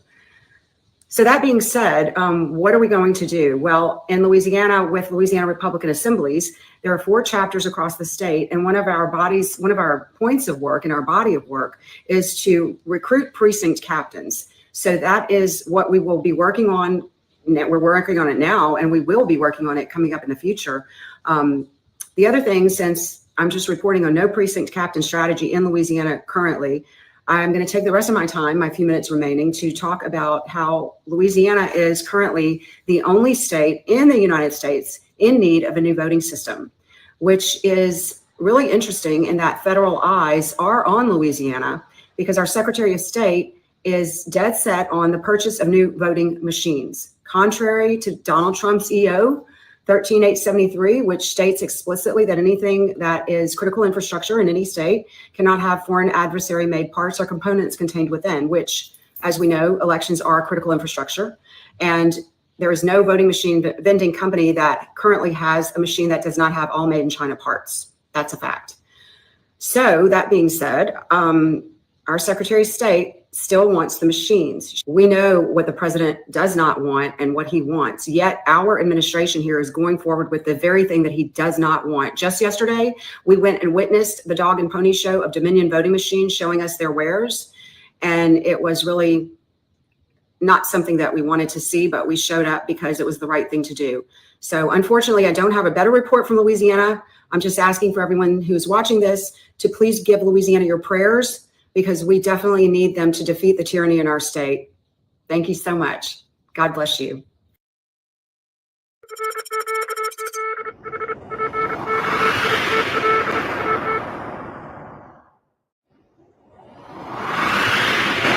Hi there, my name is Ryan McMahon. I'm the chair of the Portland Republicans in Portland, Maine. And just here to give you an update on the state of Maine, which is, it's pretty dire in a lot of ways, but there are some bright spots that are emerging. To begin with, up in Congressional District 2, Paula Page is running against Jared Golden for a seat that Trump has won that district 3 times. And unfortunately, we've lost that seat due to ranked choice voting and maybe not strong enough candidates. But Paula Page, who is a former governor here and has a strong amount of very good support up in that district, he's actually ahead in some polls, and there's a good chance that he could take that seat back, which is very important for Trump and for the movement. Second, another bright spot here in Maine, there's a former state representative by the name of Heidi Sampson.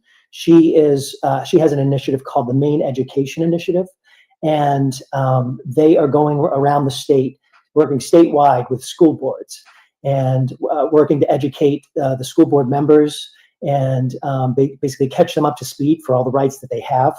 And they have been working to basically to work with the Title IX initiative to basically keep men out of women's sports, and they've been having a lot of success. Very grassroots, and that's definitely a bright spot.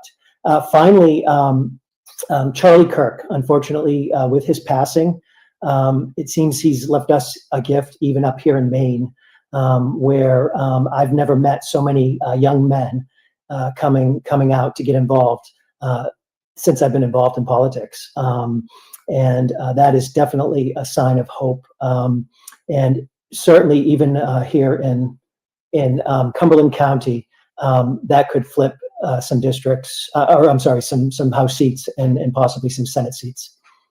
Thank you.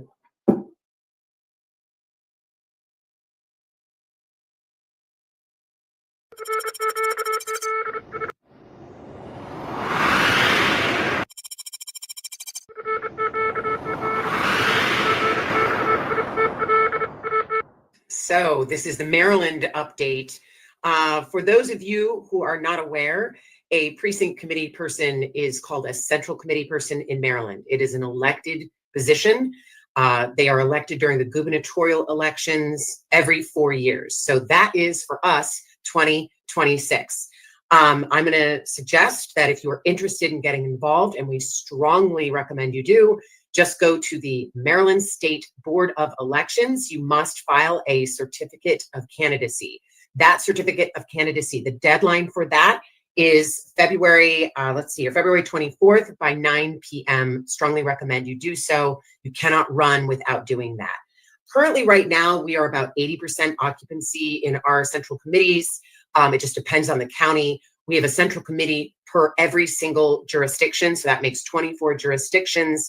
If you want to learn more about that, go to info@mdgop.org. And if they don't respond, please go to info@securethevotemd.com.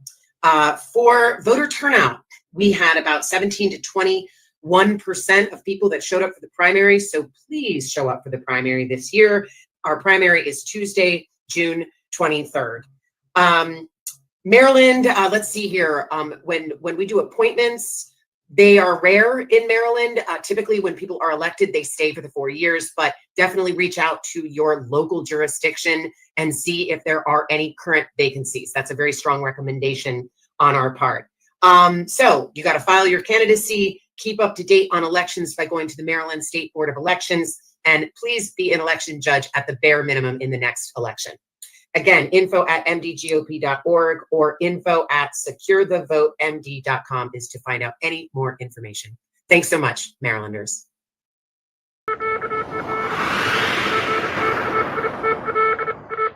My name is Chainsaw Sue O'Sullivan from Massachusetts. I've been doing the precinct strategy since January of 2021. So far, we've added 66 brand new RTCs or RCCs here in Mass. We've added over 2,500 voting members of the Republican Party, which means those people can go to the convention and vote on the floor. We've got, let's see, 512 towns and cities in Mass. We have 283 total RTCs and RCCs. So since I've been working on it, we do have it up over at least half now. We're still working on it. We have up until December of this year to add as many as we can for the convention for April of next year,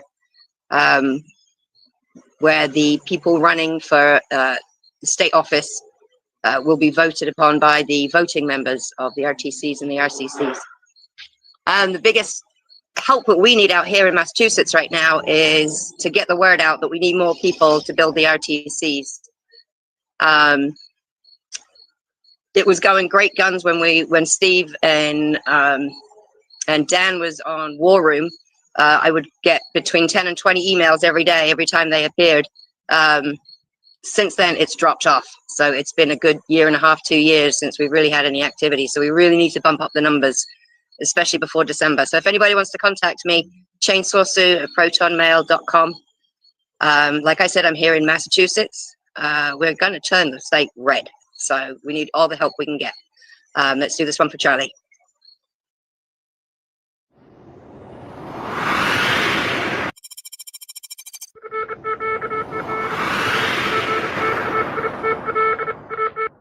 My name is Bernadette Smith, and I serve as co-chair of the Michigan Republican Party.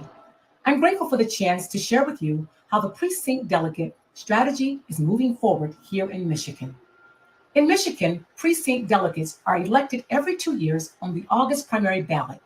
The requirements are straightforward. You must be a registered voter, at least 18 years old, and live in the precinct you want to represent. All it takes is filing a simple affidavit of identity with your county clerk. If a slot is left open after the primary, county parties can also appoint someone to fill it. That means if you're willing to serve, there's almost always a pathway to step in and make a difference. Every precinct in Michigan is guaranteed at least one delegate, with more slots added based on Republican vote totals. The exact statewide numbers aren't collected in one central place. Each county clerk and GOP chair keeps those records. What I can tell you is that across Michigan, many counties are reporting progress, more people filing, more seats filled, and a stronger presence at the grassroots level. We're also working on improving communication so these numbers can be tracked more clearly statewide. Michigan runs an open primary. That means any registered voter can choose to vote on the Republican ballot. In 2022, Republican turnout in congressional primaries was modest, as is typical in midterms. Only about 1 in 5 eligible voters participated. That low turnout reminds us why precinct delegates are so important. When the overall numbers are small, it only takes a committed grassroots effort to shape the outcome. Since 2022, the numbers of precinct delegates in Michigan has gone up. The growth isn't the same everywhere. Some counties are still working to fill vacant slots, but the overall direction is positive. We've had more Republicans file and serve in 2024 than in 2022, and that tells me the message is getting out. People are learning that the precinct delegate role is the doorway into real influence inside the party. This is proof that the strategy is working here in Michigan. What's working well is awareness. More Republicans are hearing about this opportunity, and many are stepping forward for the first time. Where we still need work is in training and equipping. Too many of our neighbors still don't know what a precinct delegate is or how simple it is to get involved. If we can bridge that gap through education, outreach, and mentorship, we will fill every seat and the grassroots will be stronger than ever before. This strategy is giving every day conservative a real voice. It's not just about titles or position. It's about restoring accountability, protecting our values, and preparing Michigan to win. Thank you for allowing me to share Michigan's progress together. State by state, we're building a stronger Republican Party, one that listens to its people and stands firm on principle. I look forward to learning from your reports and working alongside you to advance this movement across the nation. Thank you so much, and God bless.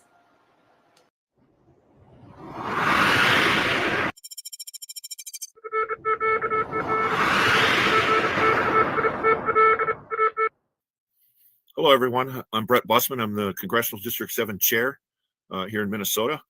I was asked to answer questions and give a stat where Minnesota's at. as it relates to our precinct strategy. Minnesota precinct chairs and committeemen are elected at our precinct caucuses every even number year. So they vary and they change every other year. They're reelected or elected. In Minnesota, there are 4,103 precincts, of which 1,329 precincts belong to CD7. So I'm the biggest precinct or the biggest congressional district in the state with the most representatives. The county I live in has 40 precincts, of which there are 28 precinct chairs, along with 35 other committeemen and 30 alternates. So we're doing pretty well here in my county. My county is 26,000 people, and we're about 76% we vote Republican. I would estimate across the state that we average about 60% of the committeeman slots filled, and that percentage increases every election cycle. So we're moving towards, hopefully everybody can be at 70 or 75% like where CD7 is. Voter turnout in 2022 was 60.4%, but in 2024 it rose back up to 76.4%. And the reason is, we've talked to a lot of people as to why, and their reason is for one thing, it was about 268,000 Republicans did not vote in 2022. It's because they felt disenfranchised because they felt there was a lot of voter fraud in the 2020 election. So my goal for CD7 that I've set is that each person currently active brings at least one new person or gets one person to return to the voting process. So that's really my precinct strategy as it goes for CD7. Because CD7 is roughly 72% Republican and has only one Senate and one House seat that is blue, and that's out of 11 Senate districts that I have, which would be 22 House districts. We'll be concentrating on flipping that seat and helping other districts to flip 4 House and 2 Senate seats in 2026 in order to have a Republican trifecta and hopefully change the course here in Minnesota.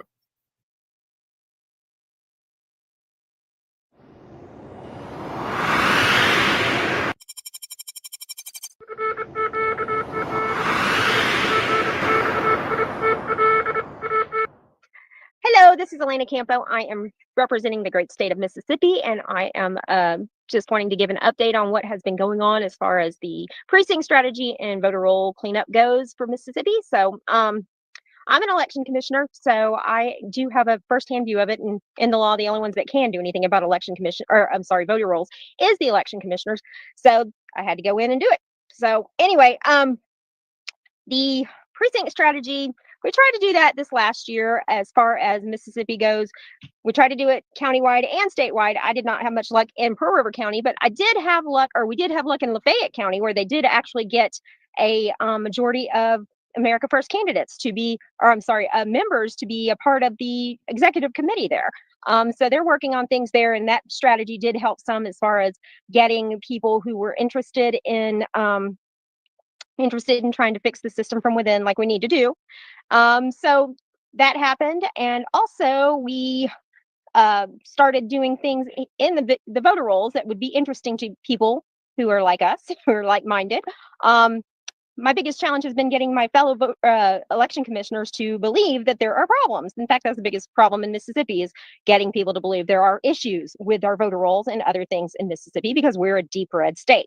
Not true. We're not a deep red state, and the voter rolls are a big reason why we're not a deep red state, and also the fact that we have open primaries, which really just screws things up as well. Anyway, one thing that the Secretary of State did that was actually smart was they partnered with Experian, the agency that does credit scoring, and tracked voters. They checked to see if found where people were not registering, but applying for loans and apartments and things like that, things that would indicate where they live now.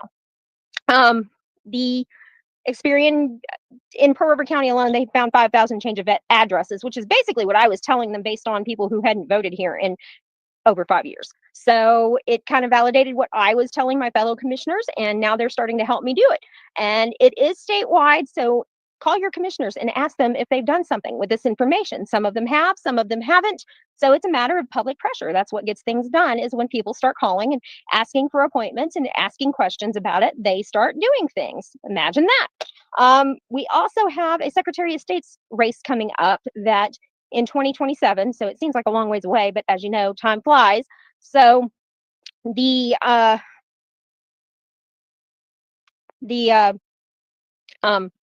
Secretary of State's race is coming up, and I met one of the candidates last night. His name was Shawaski Young. He's running as a Republican, but he was a former Democrat. So I'm not so sure about what he actually represents. He's going around to the Republican women's groups. So I actually went and saw him speak, and he sounded good, but they all sound good when they're running.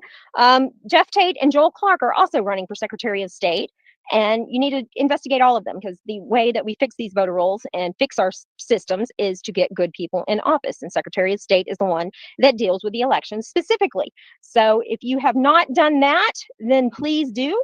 And like I said, call your election commissioners and get involved that way. It doesn't take a long time to ask questions, to call them and ask questions and see what they say. And you can tell them about knowing that the Experian agency helped with tracking down people that have moved, and you want to see some action there. So if you have any questions about that, you're welcome to call me or text me, 601-215-1314. I think that will do it for now. Thank you for listening and caring about elections. And we're working on it in Mississippi, but we got a long ways to go, just like we do everywhere else. So thank you very much.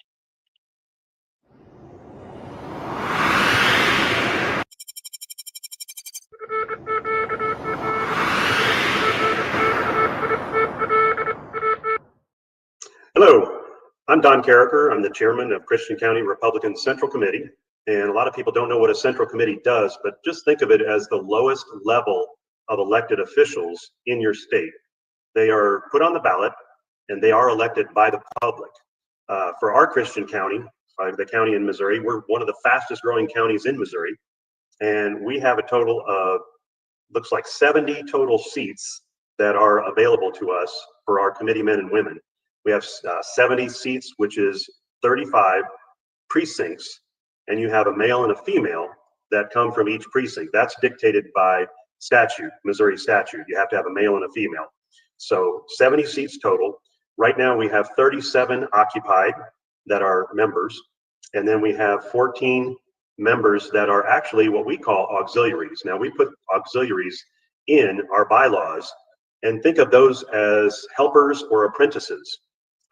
What they do is they join every meeting. They're allowed to be at every meeting, and they are also allowed to make comments on discussions, but they don't get to vote if their committee man or woman is there. However, if the committee man or woman cannot be there, they can fill in immediately. And this has been a fabulous training ground for our central committee members. And I don't know of a lot of central committees, even in Missouri, that are doing it. But it works very well for us because it keeps the people involved that are not elected committee men and women. It keeps these auxiliaries, which are voted in by the central committee, it keeps them involved, and they have a say as far as to be able to talk in the discussion, but they don't get to vote unless their committee man or woman is not there, but they know what's going on, so they can easily vote if they need to. We have 33 vacant spots. Now, how we fill those vacancies, it's really easy to do after the committee men or women are elected during the August primary in Missouri. They get elected in the August primary every 2 years. And once they get seated, then those committee members can nominate and elect other committee men and women from areas that are vacant. And that's where it really helps to fill these vacant seats, because it allows you to be a little bit more precise in who you choose to be able to get them on the committee. We have right now a very strong conservative base in our central committee in Christian County. For those of you who don't know where Christian County is, if you know the Ozarks, or if you know Nixa, where the movie Jason Bourne was supposed to be from, was Nixa, Missouri. That's Christian County, and we're just north of Branson. Very conservative area, and we're trying to keep it as conservative as possible. But Nixa and Ozark are the biggest cities in Christian County, and we have a lot of people that are heavily involved in our area. Even our main representatives live in Christian County. Eric Burleson, who is on the Doge committee, is from Christian County, and so is Josh Hawley. Senator Josh Hawley is from Christian County. So very good, strong base. We're lucky to have that. But we didn't have that 4 years ago. We had people that were not as conservative running the party. And we got together. We formed pretty much a list of who we thought we wanted to keep on the committee and who we wanted to have off the committee. And then we worked very diligently to get good, strong conservatives elected to our positions. One of the biggest things that you can do that people don't realize how easy it is. Let's say you have, I'm going to give you a story of what happened in our county.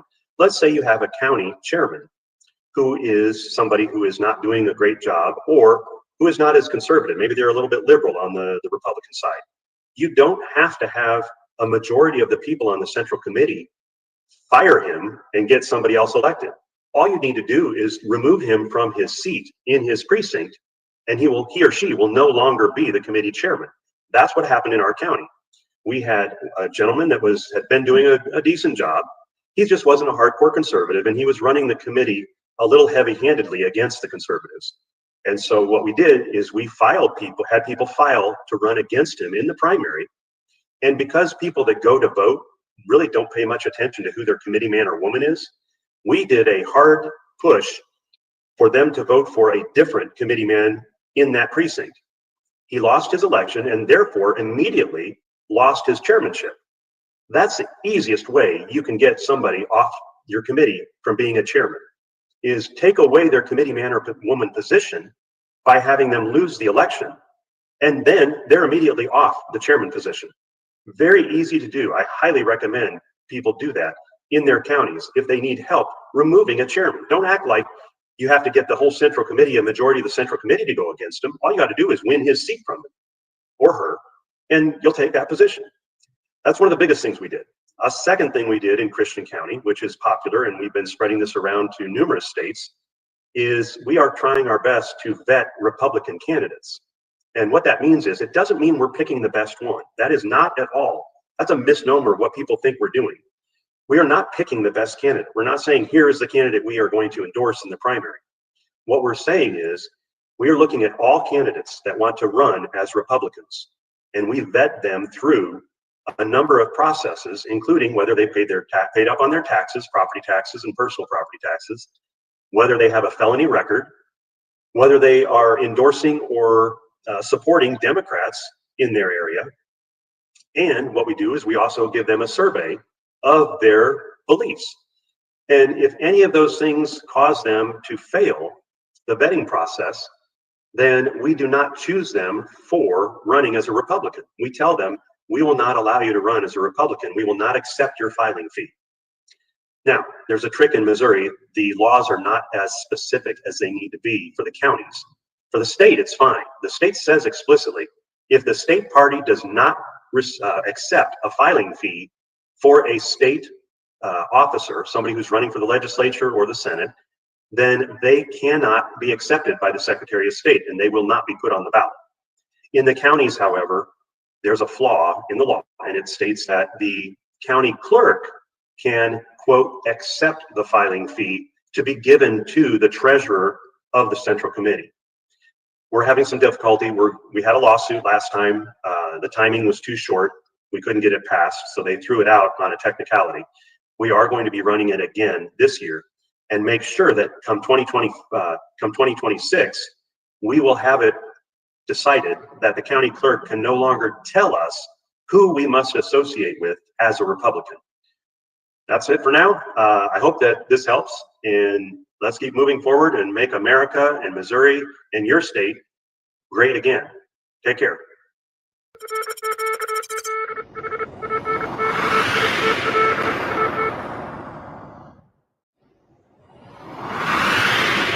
My name is Lisa Bennett, and I am representing Montana for the Precinct Strategy today. And I have been involved in election integrity reform in the state. I will say that we consider that one of the major issues in Montana. We have 727 precincts in the state across 56 counties. In some counties, every single precinct spot is filled, and that is usually the result of conservative constitutional groups trying to take over a central committee and the more moderate Republicans not wanting that to happen. They don't want to lose their power. So there is this race for filling every precinct spot to retain control of the central committee.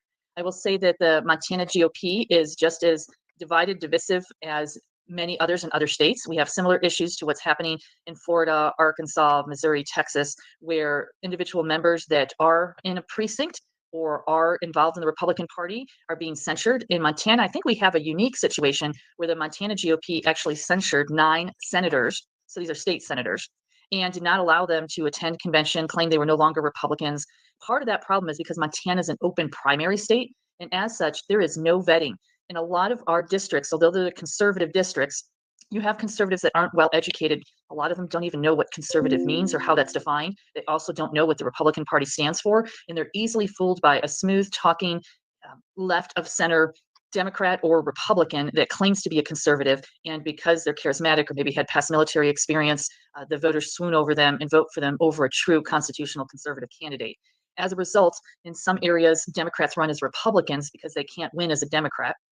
But they're able to fool the voters into voting for them. And then you end up with the contention like what we had this last session, where 9 of our senators actually worked together with the Democrats to have a majority in the House to either kill or pass kill legislation from the conservatives, pass their own legislation. Now, to complicate matters further, these 9 claim loyalty to the governor, who is a proclaimed Republican. I do believe these 9 senators were doing the bidding of the governor's agenda, but then it begs the question, is the governor a Democrat running as a Republican, a moderate? We don't know, but a lot of conservatives in Montana are very upset with Governor Gianforte. They claim that he has not been doing what he should be doing. So with that being said, I would like to talk about what the conservatives can do at the precinct level, and what they can do is get activated. The problem is a lot of our conservatives that get involved tend to be older, and as a result of being older, they really can't get a lot done. They're not motivated to. They're not doing a good enough job of getting the younger generation involved, and sometimes there's power conflicts too, because the younger generation wants to do things differently, and as a result, they're not very receptive to the younger people being involved. I would also say that fundraising is one of the toughest aspects of this, because it does take money to run a campaign and get the word out. And a lot of our conservatives have never been involved in nonprofits or other groups to have the experience on how to fundraise. And so a lot of our conservative central committees, with the low populations that we have in Montana, we've got counties with less than 400 people in the entire county. We have issues with how do those counties or those central committees raise the money they need to. So with a plethora of reasons why things are difficult for conservatives, what I will say is that Montana probably does have the most conservatives and true conservatives in Republican central committees, but due to the lack of education, due to the lack of ability, some of them are too old, some of them are too busy running their businesses to truly engage, not to mention all the fronts that they need to engage on. And that includes the green energy wind turbines that are coming in, and counties wanting to stop, not stop clean energy, but stop the wind turbines because they're actually not clean energy. They pollute the land, they pollute the soil, they cause issues with crops being grown because of the PFASs, the sealings, the coatings on the machines. All those are issues that have to be dealt with, along with school board issues, along with county commissioner issues, mayor issues, et cetera. And in Montana, I don't know this for a fact, but I would venture to say that we don't have a single Republican committee at the city level. We're pretty good on the county level, with approximately 50 counties having central committees, but most of those central committees don't, like I'd say probably 20 of those don't even show up to convention because they can't afford to travel across this big state just to vote. And that's another issue too. Why do we charge a fee to our delegates to just show up during the voting session to vote for their county on who the leadership should be at the state level?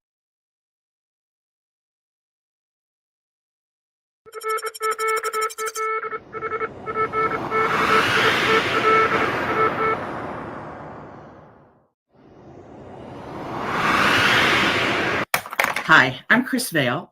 I'm the chairman of the 3rd District of Nebraska, and I've been asked to speak to you today about what we have going on in Nebraska in regards to precinct strategy and some of the actual things that we are doing here to perpetuate and move forward Dan Schultz's idea of how we get more people involved.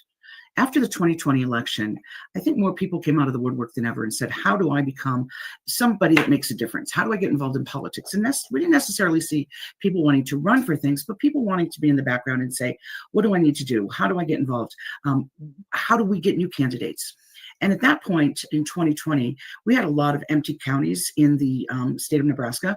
The big counties had representation, but the smaller ones, we have 93 separate counties, some that have populations of 485 people. Of all of the 83 counties that are in the 3rd district, all but 3 have a central committee and have a county party. So we've worked really hard to get people going that haven't necessarily had any kind of involvement previously, but now we've set the function and format in place. Our state is divided through precincts all across the state with our central committee. And we have 51 different individual elected positions in the 3rd district for our state central committee. Every single one of those positions has been filled. That has been my goal, to make sure that we have a representation all across the state, because the 3rd district of the state goes all the way from Iowa to Wyoming, and we are the largest landmass district in the country, and we do have quite a lot of involvement. I oftentimes tell people when they say, how do you get so many people? I mean, the 3rd district in Nebraska is just so awesome. First, we're the 5th most conservative district in the country. And because of that, I often tell people it isn't because of the Republican Party. It isn't because of Donald Trump as much as I want to say it's because of the people who live here. They're very engaged. They're very knowledgeable. They have followed people like Steve Stern and Steve Bannon and Turning Point USA and Dan Schultz. They're very independently aware. We seek out alternative media, mainly because we don't have a mainstream media that covers all of the 3rd district. So as a matter of fact, I get my news out of Denver because I live closer to the Denver ADI than I do to Lincoln or Omaha. So we seek information at our own local level. We also have very, very strong county parties that what I found most amazing is the young people that are starting to turn up and wanting to get involved. The 30 to 40-year-old group that have children that are now saying this is not how we want our country to be run. And in some respects, I think we need to thank the Biden administration for causing such a 180 on what we have done in this country. Instead of tearing it down as they are doing, we're now seeing people want to build it back up. We're also seeing people really step up and want to run for elections in some places, school boards specifically. We have some great state school board candidates, and we have some challengers to our incumbents. Now, my position as the 3rd district chair, it doesn't matter if you're the incumbent or you're just a regular Republican wanting to run. We give you the tools to give you the opportunity to reach out to the people within your district. But I would like to say that the number one thing I have felt that has been most beneficial under the precinct strategy and understanding what we are trying to do is it isn't just the elite. It isn't just the grassroots. It isn't just the loudest or the quietest. It is every single person has a place at the table. And it's empowered a lot of people to say things that they never would have said before. So I encourage people to get involved by going first and foremost to your state party, your county party, just to go see what's going on. As a matter of fact, I encourage everyone, when you have a state convention, go there as a guest to see what goes on in your state party. I got involved in politics in 2020. I became a county chair in 2022. Also at that same time, I became an SCC member as a district chair rep. And now, only 5 years after being involved in politics, I'm the chair of over 800,000 people in the 3rd district of Nebraska. It's easy to get involved. We need smart people, we need good people, and we need average day Americans that can pick up the phone when we need to have phone banks called or Trump 47 or some kind of actual efforts put forward. We've seen the effect that we can have when we go out and someone asks us to start calling our elected officials. The precinct strategy and the structure within the state party through the precinct strategies is the way we do that. We've set up a hierarchy that everybody knows that you can have a trickle down and a trickle up effect. As a matter of fact, in 2020, in Lancaster County, which is the 2nd largest county in Nebraska, we had 320 delegates. In 2022, we had 600. The same thing happened under state party convention. In 2022, we had over 700 delegates, and in 2024, we had 840. So more and more people are getting involved. More and more people are asking questions. So as far as I'm concerned, Dan Schultz, keep up the good work. You've done an excellent job in reaching out to the everyday American. We've taken politics out of the elite's hands, and we put it back in the people's hands. So thank you very much. And thank you, Steve, for putting this stuff on. This is amazing what you do for your country. God bless.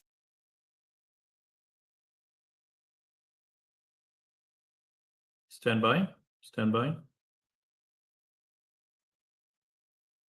Hope everybody's enjoying it. We're getting a lot of good comments.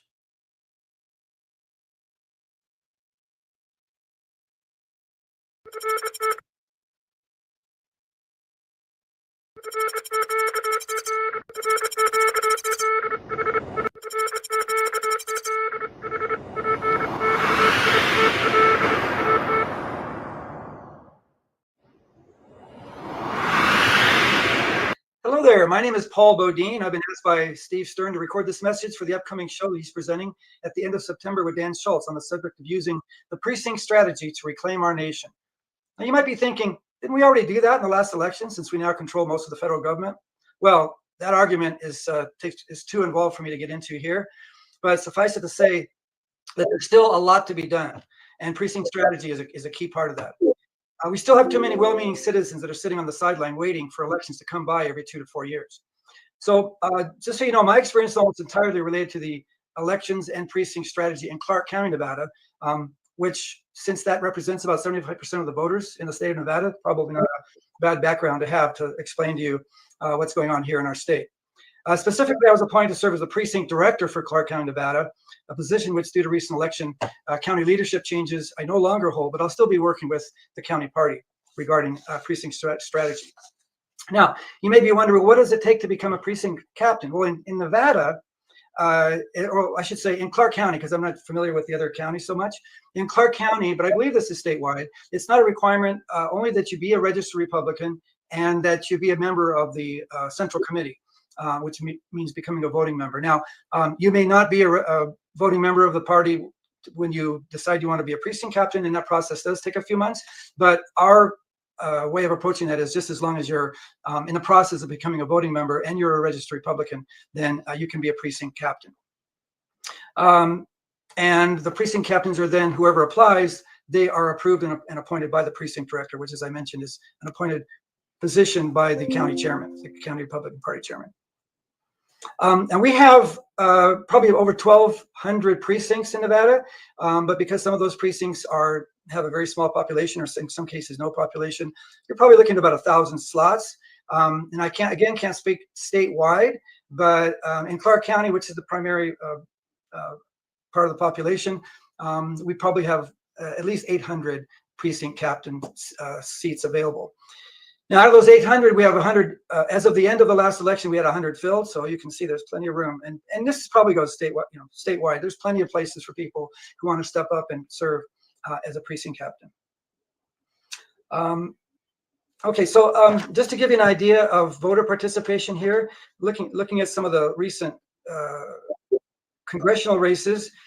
In 22, in the congressional races, we had about 33% of the registered Republican voters participated. So you can see that there's a lot of work that we have to do. If we could just up that, it's just a few percentage points, we'd have hundreds and thousands of more votes. And many of these seats, particularly at the state level, are won, but in some cases by a few hundred votes.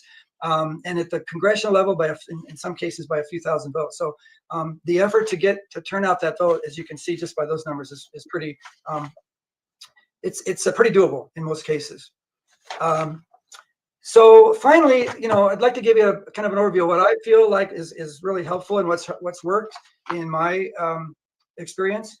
And one thing would be to start early. Now we're already in summer before the next midterm election here.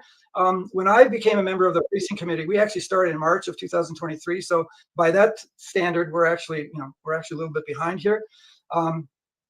And also to promote the precinct captain, the fact that there's opportunities for it to promote that far and wide, wherever you think you're going to be able to get that message in front of people like yourselves, if you're listening to this message, that are interested in becoming precinct captains. And then one of the biggest challenges is to focus on the role of the precinct captain, which in my view, the way that we ran our committee, is to focus primarily in the initial stages on contacting all of your high propensity Republicans that you can tell by the voter records are always voting every time that there's an election. They're there.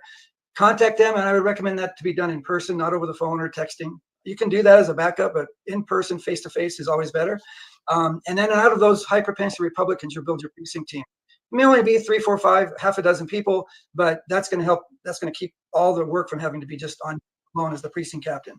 And then once the election starts to come up, maybe in the late summer, fall, switch that strategy towards your your low propensity Republican voters. That's where low hanging fruit is, and get those folks to the polls. And we've proven that in Clark County. We flipped a Senate seat and a state Senate seat and a state assembly seat in the last election. We also put Nevada in the Republican column for the president in the first time in like 20 years. So these things work. It's just a matter of finding the people who are like you, that have that desire to help. And the last thing I would say was, if you're not already see yourself as a leader, you want to develop some leadership skills. Those can be learned. You don't have to say, hey, I wasn't born a leader, so I guess I'll have to be a follower. You can be a leader if you want to learn how to do it. And find some good people in your county party that can help you learn those skills, and get out there and do it. You'll have a lot of fun. There's people out there waiting for you. They need you. So you want to be part of this adventure. You'll love it. You'll never regret it. I guarantee.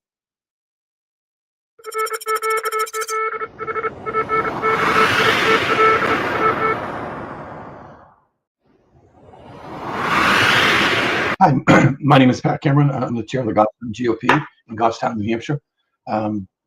We fall under town chairs and then county chairs and then a state chair. And I've been at this for probably about 4.5 years almost now. My term was up in May, but we didn't have somebody to fill the seat.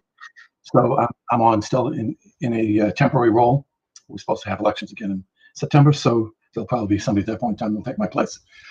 But in the 4 years that I've been the GOP chair, we've gone from meeting in my home to the local high school, and now to a local brewery pub. So it's been a mix that way. When we started out, there was really no organization to it. There had been a committee before I came on, but that had fell apart like about a year and a half to 2 years prior, basically because of people, trying to take over on things and do things the way without following the process. One of the things that that really got me involved was what I saw happen in 2020 in the election itself, when everybody said that the election was secure, that there was no mischief going on, and things of that nature. And shortly after I started getting involved, probably within about 8 months to 10 months, I met a couple of guys from Windham, New Hampshire, that were involved in showing the amount of corruption in elections in the town of Windham, and they showed us some things that they saw that went on in Goffstown that at first we thought they were wrong until we started looking into it. And these elections still, as far as I'm concerned, are not secure. Our Trump team captain for the town spotted things at the polling place that he worked at. I've worked at the high school, and he worked at the elementary school, and made them known at the state level. They said that they got the information, they were looking into it. And the irony of all this is that they say that they put aside the votes when these issues are found, but we've yet to see anything happen, and those votes are not, from what we can see, removed from the tally.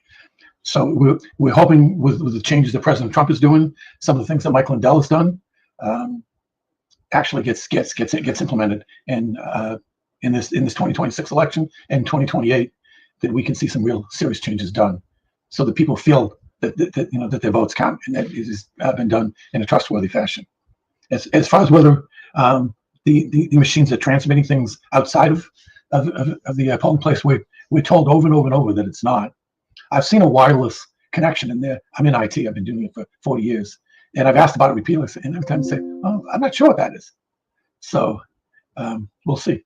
We have a new town clerk who's in charge of all that. The previous one, she was great. I mean, she always came to us and and asked us for our input, and if there was anything that we wanted more information on. I myself stand and watch as the mail-in ballots are done always, and try to make sure all that stuff is done correctly. And we tried to pass the information on to other town chairs and the county chair and stuff.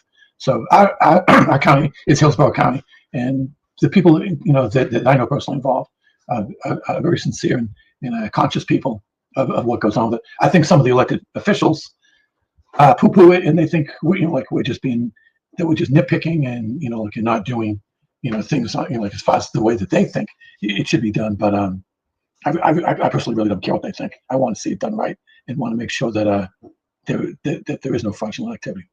So that being said, in 2026, we're hoping, like I started to say before, that things are on the up and up. I don't think our government necessarily buys into the fact that things were, went wrong in 2020, and the predecessor definitely didn't.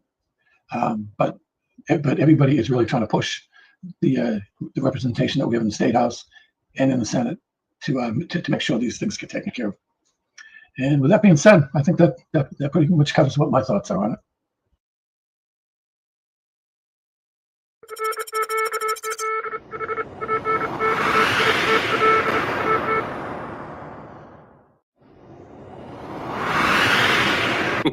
Hi, everybody. I'm Carlos Santos, the Union County Republican Chairman. Looking forward to explaining to you about precinct strategy and how it works and the importance of it. So across the entire state, of every state across the country, you have voting districts. Each voting district is broken down into 2 committee members in a voting district. And the committee members are basically responsible for electing leadership at the county level, which then in turn, they elect leadership at the state level, and then from there at the national level. With that being said, you as a committee member, you're also responsible to help get your candidates elected. You basically become like a glorified volunteer through the organization to help get candidates elected up and down the ballot and pick the right candidates. Most of the county conventions, most of the committees have a convention once a year where you get to meet all the candidates that are seeking the endorsements from the counties. And you're the people that vote on who gets the award of the county lines or the county structure and the support from the counties. So with that being said, it's an important role. It's a grassroots level. I'm in Union County. I just became the chair last June because I went into areas in the county. So Union County, New Jersey has 21 towns in it and about 840 committee member spots. So for a very long time, the old chairman had only about 270 spots filled. I went into areas that they've never even ventured to try, like Elizabeth and Linden and Union and Rahway, and was able to gain, grow that committee from 270 to 600 members. And when they held the county reorganization that year, the people that I grew and added to the committee they came out to vote and they elected me to be the county chair. In that past year, it's been important, very critical. We've taken the county to a new level. We have constantly are out there doing different things, voter registration drives. We've registered almost 8,000 new Republicans in Union County alone in the year I've been chairman. We're branding our organization this year for the first time, where we're using the same kind of message across the county for our elections. We have a governor candidate this year that we're looking to really flip in New Jersey and turn it red, and everybody's energized to work. Our committee members are great, loyal volunteers, but they play a very important role. They get to elect who they chose at our convention, who they think is a strong candidate to go ahead. And it's important because they have the endorsement from the county, they have the support of the county as candidates, and we're trying to elect new leadership, to run our state and our local races and everything else. But as far as being a committee member and the districts, I think by filling up the districts with the right people in there, you're growing the party. So the importance of it is if you have 800 committee spots, you're stronger with the more people involved than you are with less people, obviously. And by doing so, you kind of just keep growing and growing your base. And we're going to continue to grow. We have 600 seats, a little over 600 filled out of the 800. And I'm on a goal to have all 800 filled by next June. On our website, unioncountygop.org, I have a about section which explains the entire county committee process, why it's important to get involved, and and how to get involved. The easiest way is when there's an election cycle. Some of the districts require 1 or 2 signatures. You could write yourself in. The other way is to get a petition, which is usually due in March. Most places, at least in New Jersey, I know that for sure.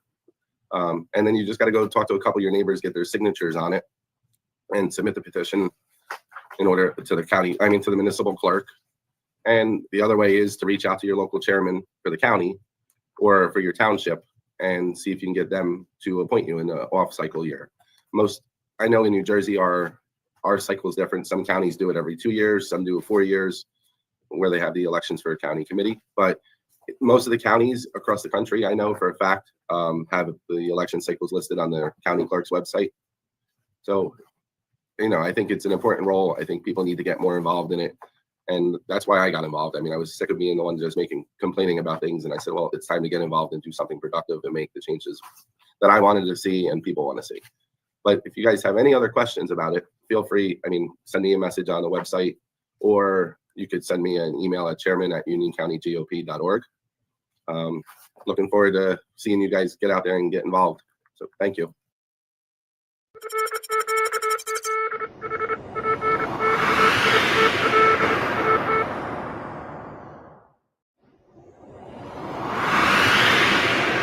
Hello there. My name is Paul Bodine. I've been asked by Steve Stern to record this message for the upcoming show that he's presenting at the end of September with Dan Schultz on the subject of using the precinct strategy to reclaim our nation. Now, you might be thinking, didn't we already do that in the last election since we now control most of the federal government? Well, that argument is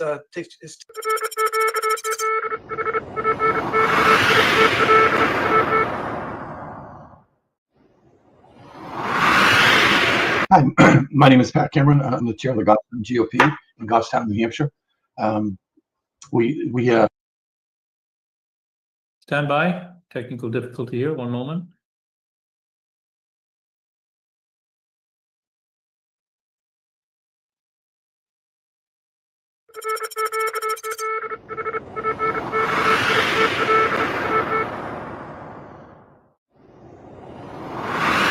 Good morning, everybody. I am Amy Barella, the Republican Party of New Mexico chairwoman. A couple years ago, I wrote a precinct handbook to get all of our counties involved on a deeper level because I believe in the grassroots system. So what does it take to become involved in your precincts or in your wards? New Mexico is set up on a ward-based or a precinct-based system based on how the county rules are set up or the size of the county. So in a ward system, it's the same thing. It's just a group of a whole bunch of precincts that everybody can get involved. In the ward system, it's set up by allocation from our last gubernatorial election for to be ward chair, secretary, treasurer, etc. But that does not limit any volunteers from participating. So to be involved in the county central committee, you obviously need to show up to the county meetings and get elected onto a county central meeting, and then you will help be able to advise the direction of your local county party, which then in turn advises the direction of the state party, which is exactly what I believe in the grassroots system. So first and foremost, to get involved, show up at your county parties and volunteer. What are the things that you are gifted in doing? Do you want to make phone calls? Do you want to write thank you cards? Do you want to knock on doors? Do you want to help a specific candidate? There are many volunteer opportunities, especially here in New Mexico, where we are so close to flipping New Mexico red. So show up at your county party. If nothing else, then contact the state party and we can make sure you are in contact with your county party or your ward or precinct chairs. You can email me at amy@gopnm.org or go to our website, newmexicogop.org.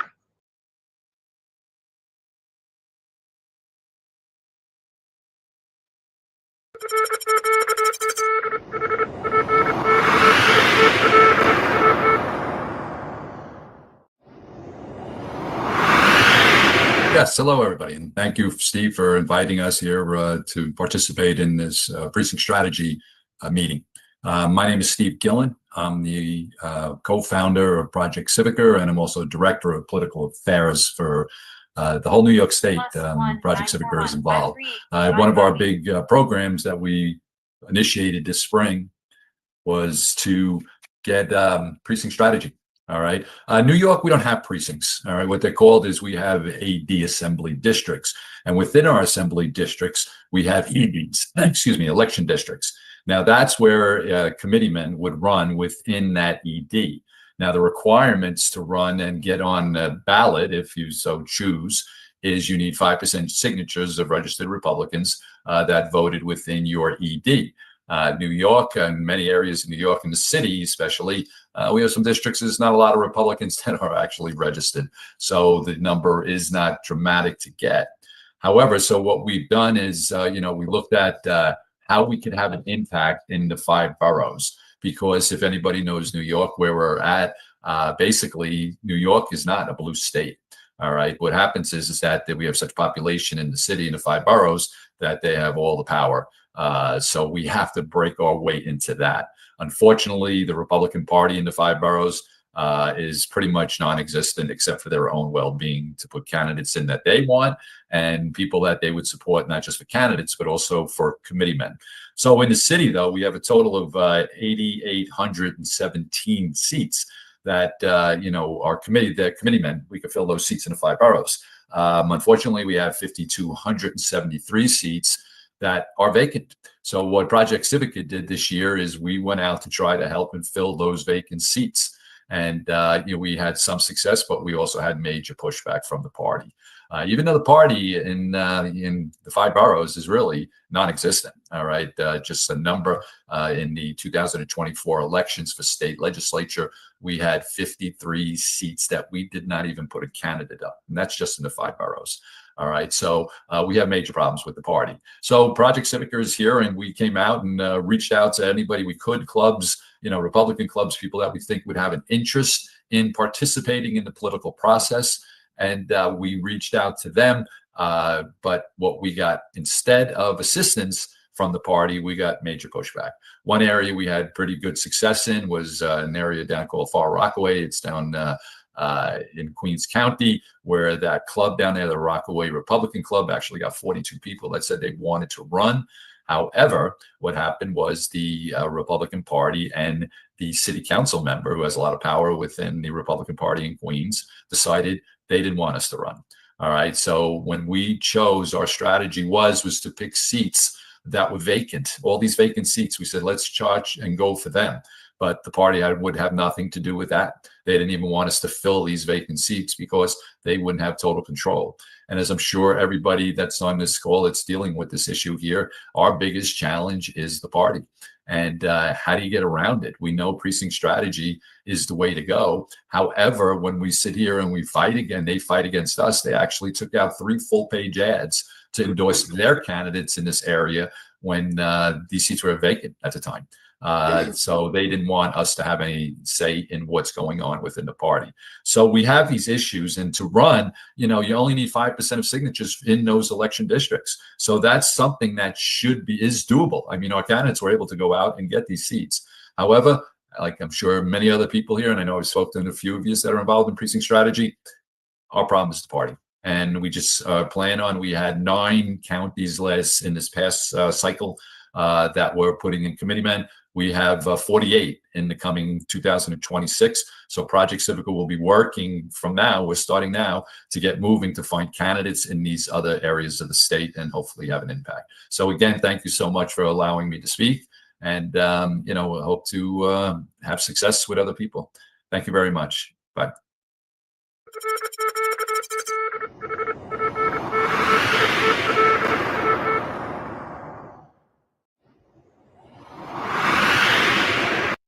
Hello, my name is Joe Plant. I am the District 3 Chair for the Guilford County Republicans, which is the 3rd largest county in North Carolina. As far as my history, I'm a chemical engineer. I was in the textile industry for 19 years, took a textile company from 800 million to 1.1 billion, and then I left textiles and went on to a cleaning company where we took the division from about 10 million to 270 million. I'm a longtime resident of North Carolina. When I retired 5 years ago, I got involved with the political arena, and the more you do with the Republican Party, the more they give you to do. So basically, the history of North Carolina, as far as politics goes, the Republican Party started its strength in 2010, a little bit before that. But before 2010, the Democrats ruled North Carolina for about 100 years. And in 2010, the North Carolina Republicans took over the legislature, both in the House, state legislature, both in the House and in the Senate. And what happened was the state was in heavy debt to the Democrats. The state income tax was up around 8 to 9%, and the Republican legislatures came in and took it down to about 3.99% today. To show you the difference as far as the Democrats and the Republicans, in 2016, North Carolina had about 39% of all registered Democrats voters. The 39% were Democrats. The Republicans were about 30%. The unaffiliated were about 30%. That was in 2016. Today, we're seeing that the Democrats are at 30.5%. So that's from 39% to 30.5%. The Republicans are about at 30.4%, and the unaffiliated are at 38%. So we're seeing about a 1% decline in the Democrats every year. So in 2028 elections, presidential elections, if the trend continues, Democrats will be at about 27%, and Republicans will be about 31%. This is shown as far as those that were elected. Both senators from North Carolina are Republican. The U.S. House representatives went from a 7-7 split in 2024 to a 10-4 Republican majority in the U.S. House from North Carolina. The North Carolina Supreme Court is now at a 5-2 majority for Republicans. The appellate court is now at a 12-3 in favor of Republicans. And to show you how much it's changed in 1994, the Superior Court judges, there was only one Republican in the whole state of North Carolina in 1994. Today, there are more Republicans that are Superior Court judges than Democrats. So it's been a huge movement towards the unaffiliated and the Republicans, and the Democrats continue to hemorrhage. So what are we doing to bring more Republicans on? Well, there's about 2,640 precincts in North Carolina. In my particular county, Guilford County, there are about 165 precincts. The first and most important thing for you to do, so how do we get those Republicans involved? We text them, or we mail a card to them. We do all this inexpensively. Texting costs you a couple of cents a text. Mailing costs you maybe 50 or 60 cents if you use a postcard, or we actually door knock or call them, of course. So we get those folks involved. That's point one. Point two is we have those lists of unaffiliated that we know lean Republican. We do the same thing with them. We text them, we mail them, we call them, or we door knock. Okay. And then we also had 4 parties to fall off the ballot in July of this year. That was the No Labels Party, the Constitution Party, and a couple other parties. We're doing the same with them. We got the names, we text them, call them, etc. We do the same thing with the African community for Part 3. We've got specific folks that reach out to the African American community. We know the demographics. We have specific folks that reach out to the Asian community. We got specific folks that reach out to the Hispanic community. So we have Filipinos, we have folks from India, we have folks from Pakistan, we've got people from Vietnam. So they go to these specific festivities year round, and we get involved there. That's Part 3.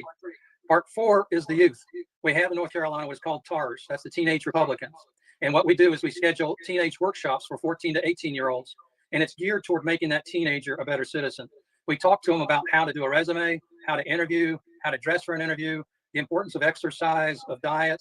We talk to them about budgeting. We talk to them about having a strong background, core, spiritual, etc. We have different speakers come in. And then we ask them, do they want to start a TARS program in their high school? So this is Part 4 for the high schoolers. Part 5 is the colleges. We reach out to each of the colleges. We've got some clubs in the colleges. Those college students, we help with their funds for pizza parties and what have you. And then we also have them come in and do poll observing for us, or they'll help with no door knocking, etc. So that's a two-way street. The 6th point of our plan, of the 6-point plan, is those Republicans that join our party in the different counties. We have them, we send out welcome letters to them. And we have several clubs within the counties, and those counties get involved with sending those letters or postcards out, and then we'll have parties for them. So that's how we get everybody involved. Now, how do you get the people that want to join the party involved to join the party? Well, first of all, they can go to ncsbe.gov. They can see their whole history of voting there and what primaries they pulled, what precincts they're in. And the other thing, and they can also register there for North Carolina online. The other thing is they can Google or use whatever search engine they're using, put in GOP and put in their county, because in North Carolina, the 100 counties each have a website. And then when they go to that website, they can come in and fill out the form, and somebody will contact them, tell them when the events are taking place as far as the regular meetings, and just get them involved. So that's what we're doing within North Carolina. We're making great progress, very proud of what we're doing. And we really believe in the conservative movement. You know, our state motto is Esse quam videre, which means to be rather than to see. And that's what we're doing in North Carolina.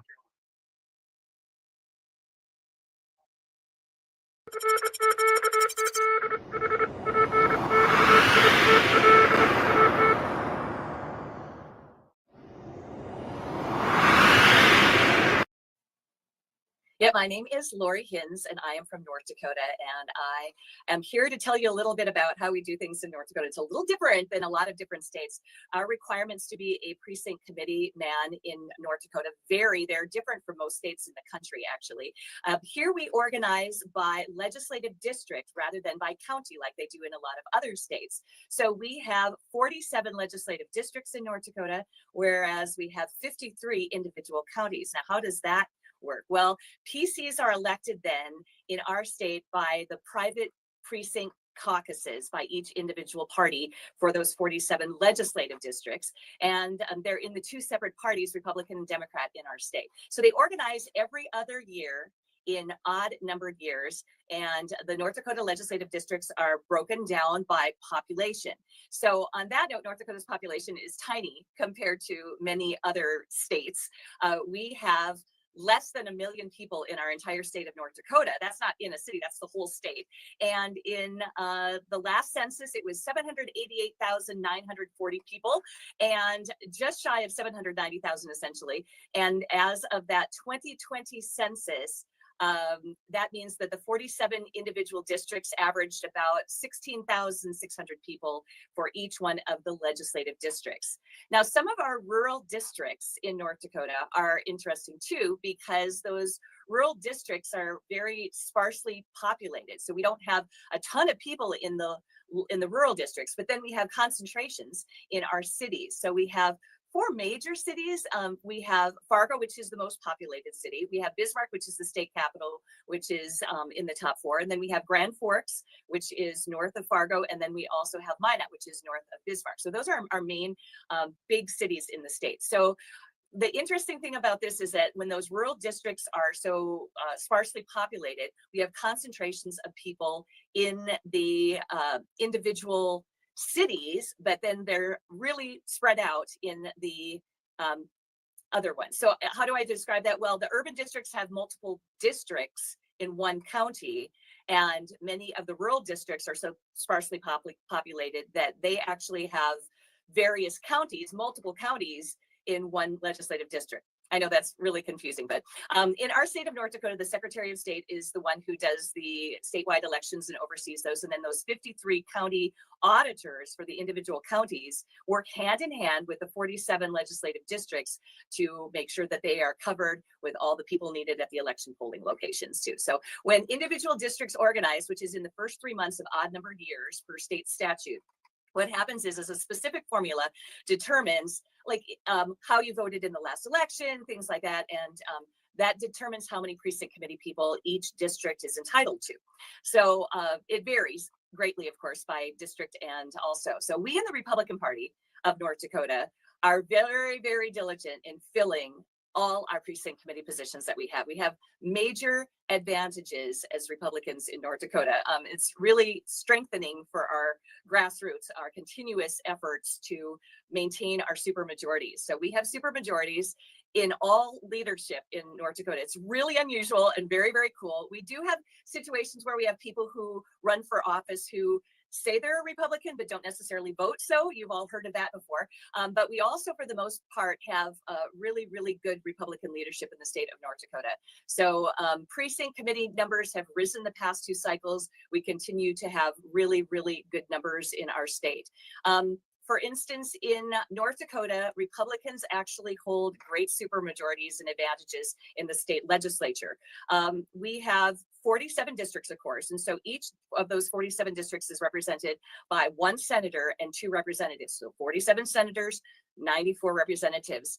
In the latest election, our Senate was 42-5 supermajority for Republicans over Democrats. I know your mind is blown, right? It's super cool. In the House of Representatives recently, we have 1 vacancy. So it stands right now at 81 Republicans to 11 Democrats in the House of Representatives in North Dakota. That means in those 47 districts across the state, the grand majority of them is Republican in our state. In the last election cycle, which was 22-24, if you look at that, when Republicans lost just 1 seat in the election in the House and gained 1 seat in the Senate in the same year in the last cycle. Just a wonderful, wonderful thing to know. Republicans hold all statewide offices. Our precinct strategy overall works very well for us in North Dakota. I have to say we've had many, many successes, and we continue to roll forward with the PC strategy in North Dakota and maintain supermajorities in our amazing Peace Garden state. Thanks so much.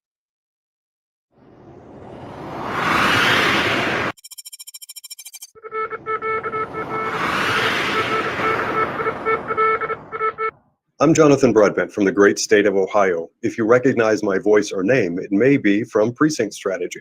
Dan Schultz and I have been coaching the nation for over 2 years now on X Spaces, on the social media platform X, coaching the nation on how to implement and utilize Precinct Strategy in your neck of the woods, wherever you are. In my great state of Ohio, we have a dedicated website and a team working on our 88 counties. That website is ohioprecinctstrategy.org. Not to be confused with the terrific website that Dan Schultz built, precinctstrategy.com. I recommend checking them both out. If you're in the state of Ohio, remember both websites, precinctstrategy.com and ohioprecinctstrategy.org. The Central Committee in Ohio is elected positions for each precinct. However, there's a separate state-level Central Committee that is always comprised of one man and one woman in a larger territory. So in other words, each county has elected representatives to fill precincts, and at the state level, there are larger territories with 2 individuals representing that larger multi-county jurisdiction. Overall, across the 88 counties, there's roughly 50% vacancy, which is a great opportunity for you, my fellow Ohioans, to step in and fill those vacant seats with America First patriots. Some counties are full, some are very empty, so it's a mixed bag, and it can be, admittedly, a little bit difficult to figure out where the empty seats are, but there are great resources available. Check out your local county board of elections and your local Republican Party. Web search and phone call can go a long way to figuring out if there are empty seats and how to go about filling them. The first thing to check on is the election cycle. Find out when the next election will take place. The way this is supposed to work is we, the people, feed information and our will and interests to our county central committee, which then instructs the state level central committee, and they tell the Ohio Republican Party how things are to be done. That's the way instruction of our Republican Party is designed to work. In Ohio, we're working on that. We have been pushing hard on precinct strategy and have managed to flip several locations to conservative.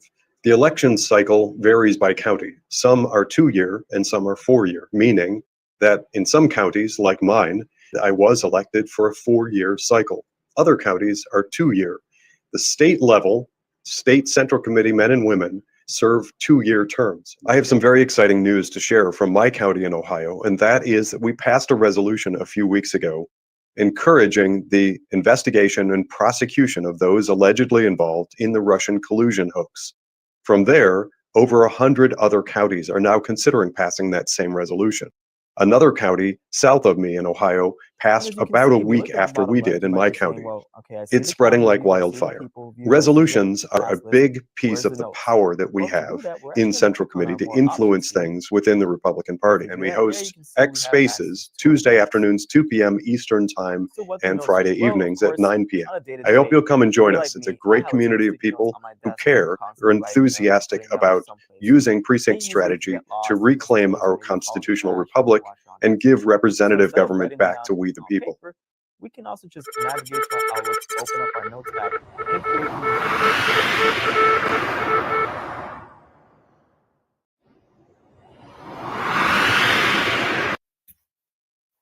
Hi, I'm Pam Pollard. I've been an activist and a leader in Oklahoma for over 30 years, and we're at a new day and time. I've only seen phenomenons like this happen really with when Sarah Palin got involved, then of course our President Trump, and now with the assassination of Charlie Kirk has brought an entirely new heightened awareness of just how important freedom of speech and freedom to get involved, and really the responsibility to get involved with our neighborhoods, with our precincts, with our party, our Republican Party, and with our government. So in Oklahoma, we've been very, very, very successful over the years and turned our state from solid blue to solid red. So our challenges are different from a lot of other people's. We are trying very hard not to start labeling people, because we have people from all walks of life and all backgrounds, but people are fired up. So we're out at the state fair this week trying to recruit new people who finally are saying it's time for me to get involved. We're going into the neighborhoods, we're knocking doors, we are going into the precincts that we don't have precinct leaders in and just asking them, are you fed up? Is now the time to be involved? So we've got over 2,800 precincts in Oklahoma, and we only have about 40% of those filled. We've been working very, very hard, especially in our larger cities where the predominant number of precincts are, but people are just becoming more complacent. And so I'm really hoping that we are Charlie Kirk. I am Charlie Kirk will help more people. The other thing that we're really trying to do is reach out to our affiliate groups, these people who are not involved with the party structure, who's never served as a precinct committeeman or committee woman, or even at the state or county level, even the district level. We're reaching out to them and say, now is your time to step up into leadership. It's time for people to take ownership, take responsibility, and get involved. So Oklahoma is in a pretty good place, but we have a lot of work to do. We have a lot of people, because we're a solid red state. All 77 counties are registered Republican in Oklahoma, but as we know, not everybody registered Republican really is Republican. So they have got a state question that the wording of it has just been approved by our state Supreme Court to turn Oklahoma into a jungle primary. Like Alaska, like Louisiana. Louisiana's been under jungle primary for over 60 years. They finally got rid of it, and the first time in 60 years, they elected a Republican governor. I do not want Oklahoma to go to a jungle primary. We want to stick with our party registration, closed primary system. So that's the big fight. That's what we're trying to do, and recruit people all over the state, vote no on the state question, and get out and help us go door to door, talk to your neighbor. Do not be afraid to talk in the churches. The Supreme Court came down and said, and IRS came down and said, it's not against the freedom of speech to talk politics in churches. So just want to thank everybody. Thanks Steve Stern and the Precinct Project for the opportunity to share what we're doing in Oklahoma. Just pray for us, please, that this state question does not pass, and pray that we will continue to fight for the freedoms that we've gained in the last 20 years in Oklahoma. Thank you, and God bless you.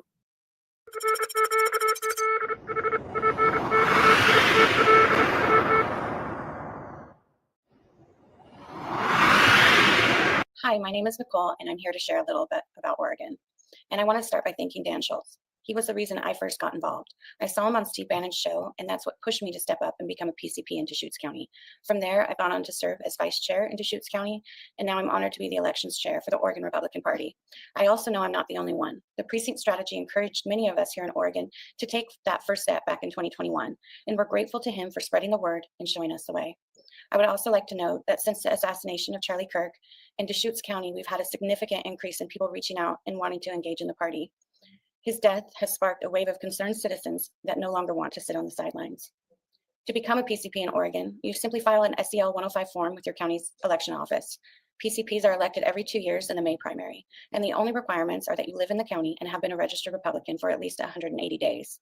The good news is that filing is open now until March 10th. Once filed, your name will appear on the May 19th ballot in your precinct.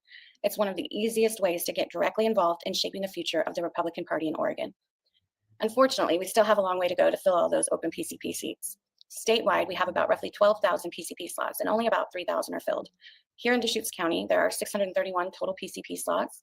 Of those, 259 are filled, leaving 372 vacancies, and that's a lot of room for growth. Across Oregon, the picture varies. Rural counties are doing much better and closer to full strength, while the urban counties are lagging. And of course, those are the Democrat strongholds, and that's where we need to grow the most. Oregon's primaries are thankfully still closed, meaning only registered Republicans can vote in our Republican primary. And in 2022, the overall statewide turnout was about 37%, and only 54% of registered Republicans cast ballots. That low turnout shows exactly why the precinct strategy is so vital.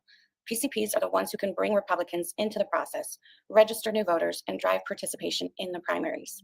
And here in Oregon, we have the added challenge of the voter motor law.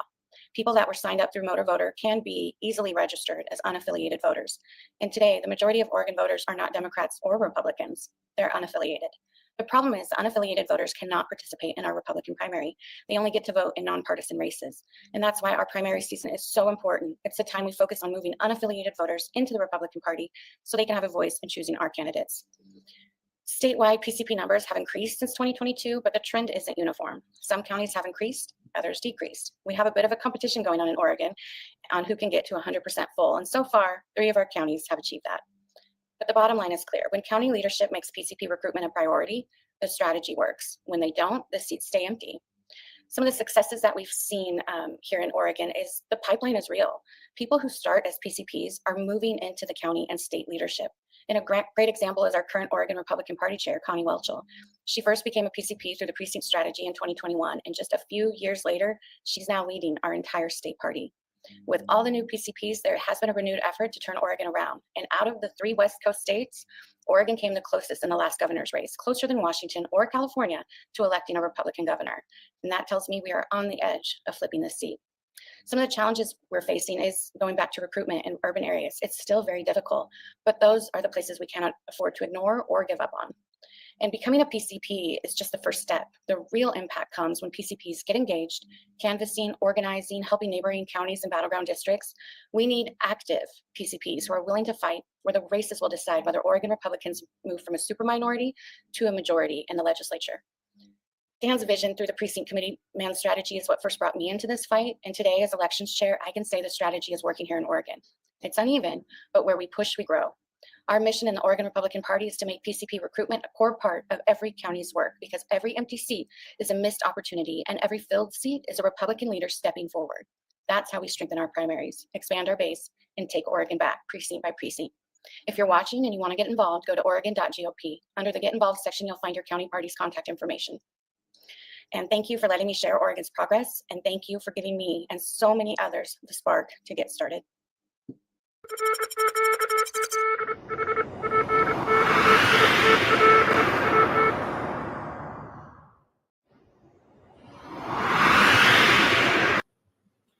Good morning. Thanks for having me here.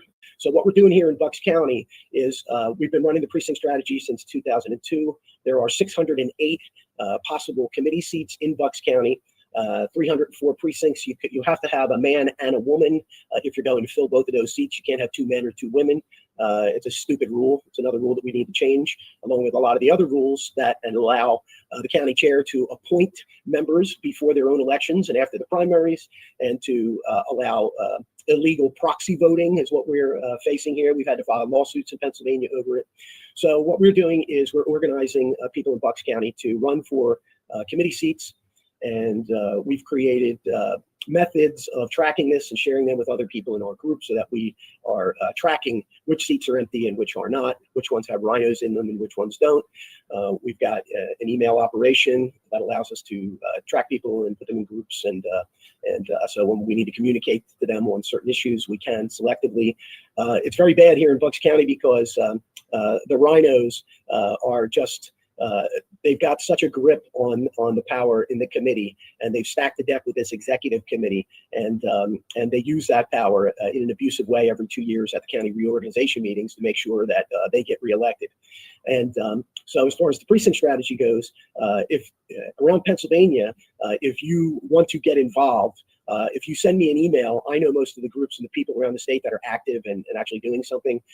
My email address is andy@rightforbucks.com. That's RIGHTFORBUCKS.com. You can see what we're doing on the web at rightforbucks.com.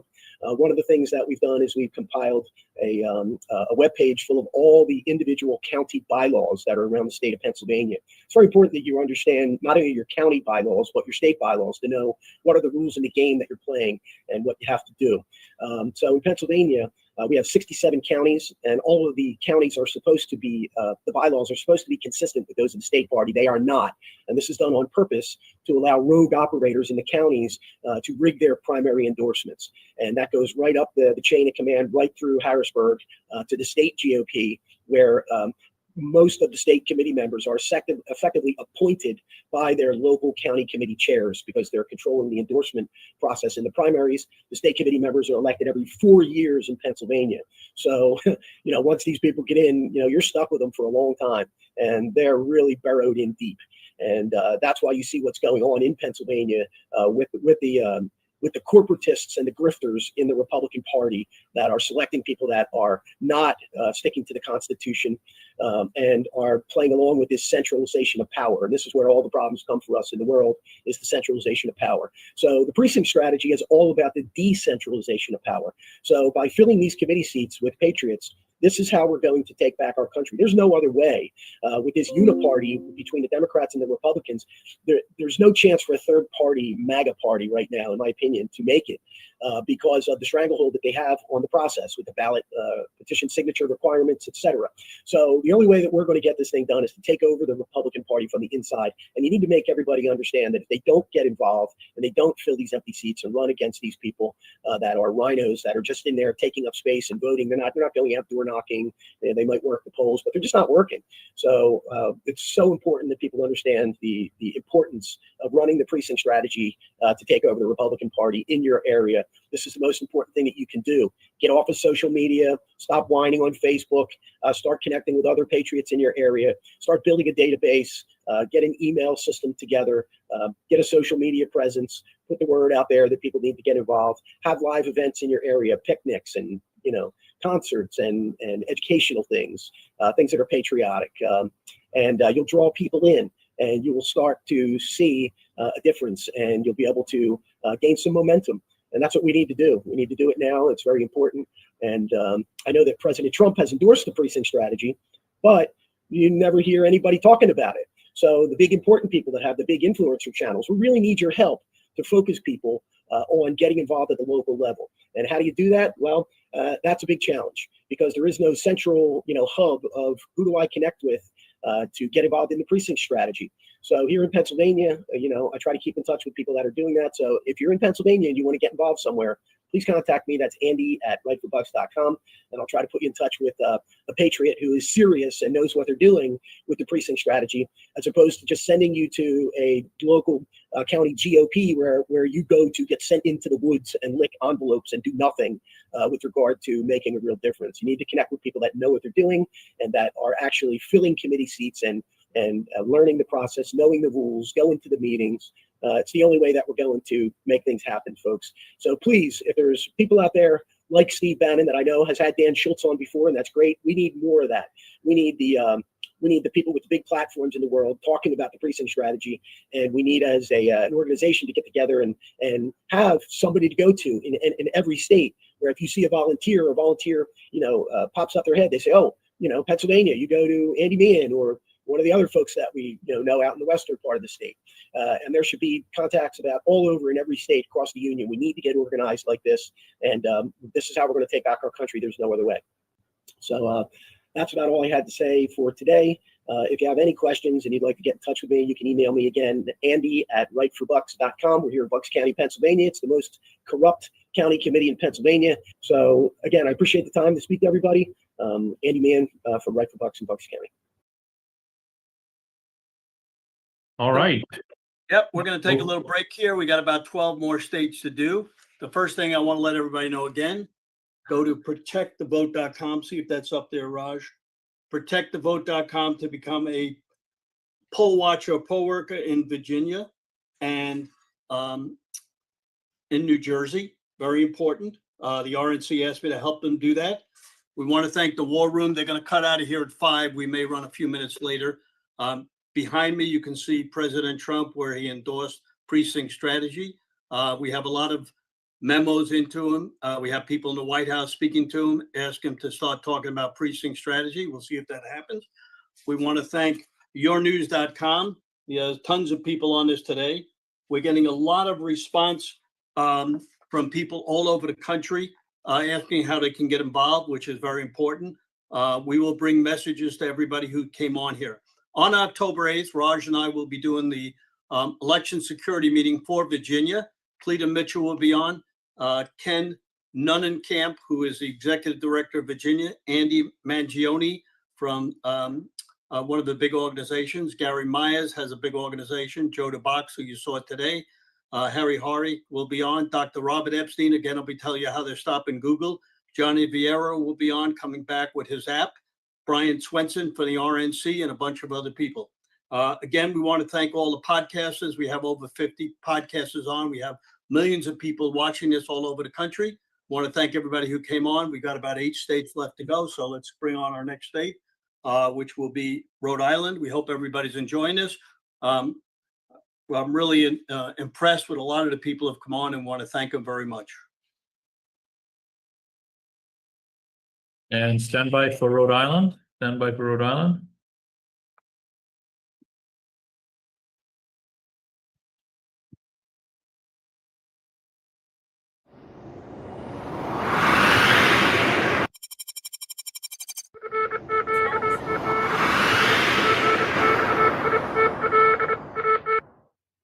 Greetings from the behind enemy lines in the deep blue state of Rhode Island. I want to discuss a powerful approach to political engagement that can transform how we connect with voters, the precinct strategy, enhanced by micro-targeting precision. This approach emphasizes grassroots organization, data-driven focus, and building meaningful local connections to drive electoral success.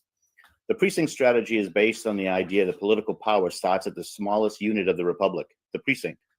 Precincts are the fundamental units of elections where neighbors vote together and local voices influence outcomes. Focusing on these small communities, we can create a ripple effect that impacts the entire districts, the states, and even the nation.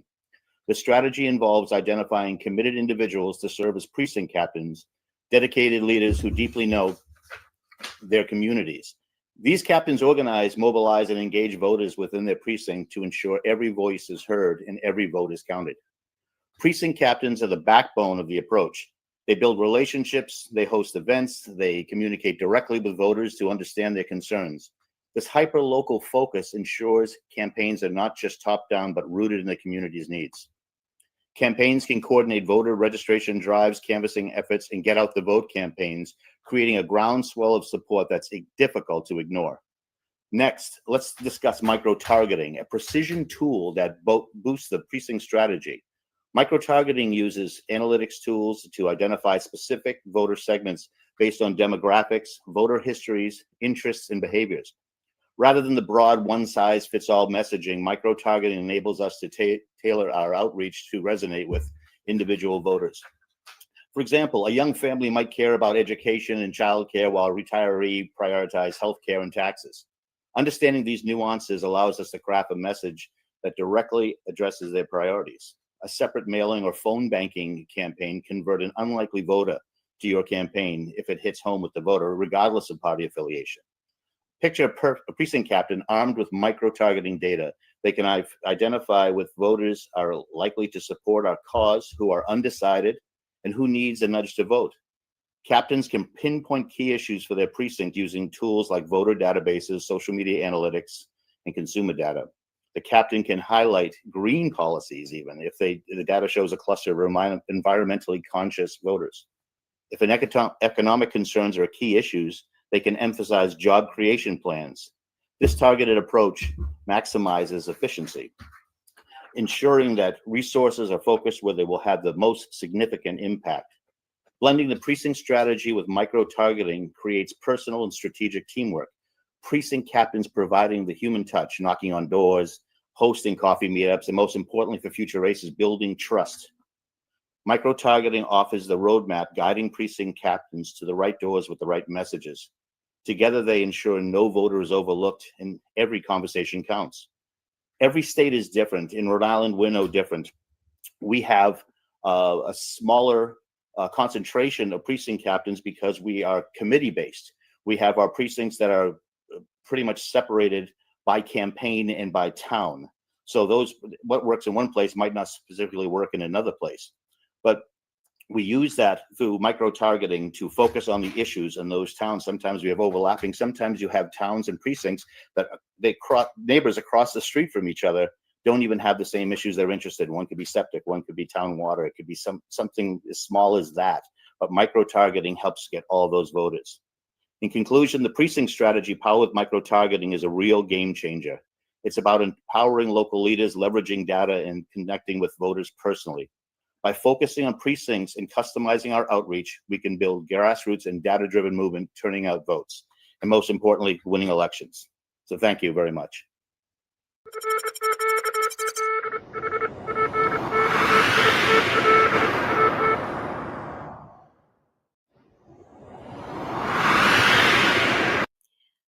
Anna Mars, South Dakota.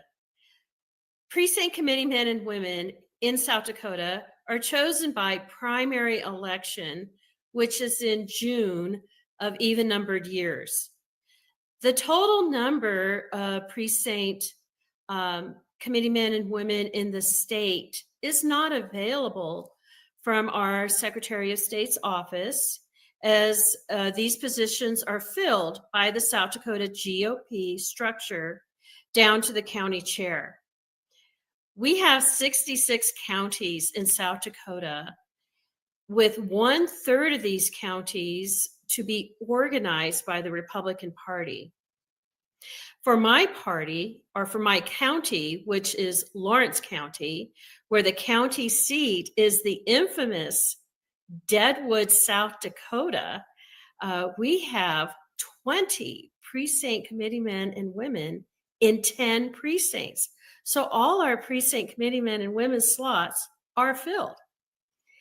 The 2022 Republican primary saw a 31% voter turnout in a closed primary. The number of precinct committeemen and women has grown way up in our state since 2022, thanks to the precinct strategy. The South Dakota GOP is working on precinct training, and the 2026 South Dakota GOP convention is gearing up for 1,000 attendees in Rapid City.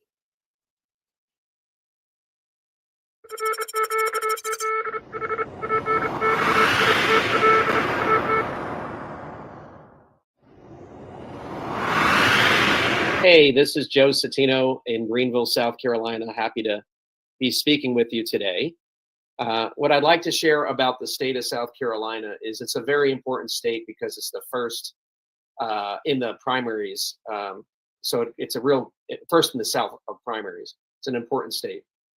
As we're headed into the primary for next year, we've got a big race going on for the governor, and we've got a big race going on to replace a state senator.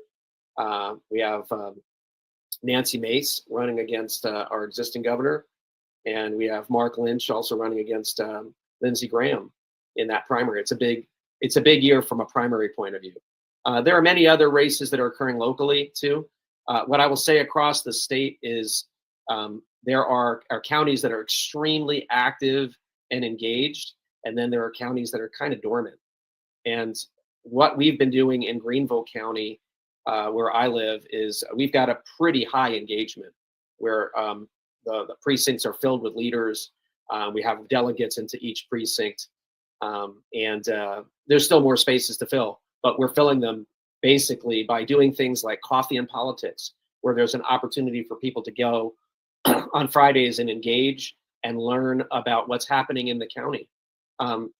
We enroll people. We have open meetings where people can come on in and come into the county office, volunteer and spend time and help.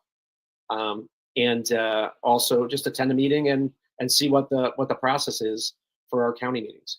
And then we have we've set it up so we have regional meetings as well, where different regions within the county get together to have more local connection. And they then work to support vet candidates, recruit candidates, and also make it visible what these candidates stand for. So that's what's going on in Greenville County. Across the state, what we try to do is support the other counties in the state with tools. So like when we did reorg this year, Greenville County had multiple sessions where we're training people on the reorg process. We've got a video that we use. We can then pass that on, train people so they can understand the reorg process, understand what precincts are, understand how those precincts lead to the selection of county leaders and ultimately state leaders, and how those county and state leaders then help shape what's happening in our state, whether it's going to be a conservative state or whether it's going to be conservative in name only. And it's been great to be a part of that. What we try to do is just serve. And if you want to plug in, a simple way to plug in South Carolina is go to myscgop.com.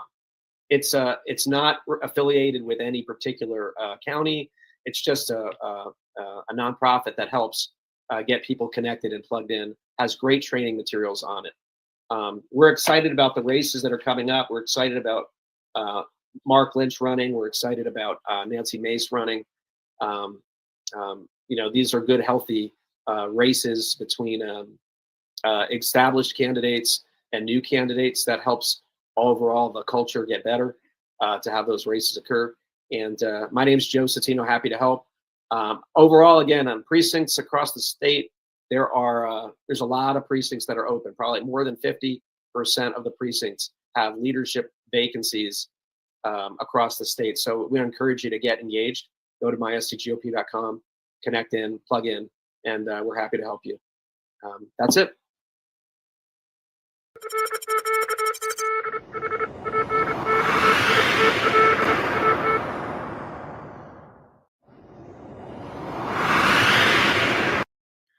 Hi, my name is Scott Golden. I have the privilege of being the chairman of the Tennessee Republican Party over the state of Tennessee.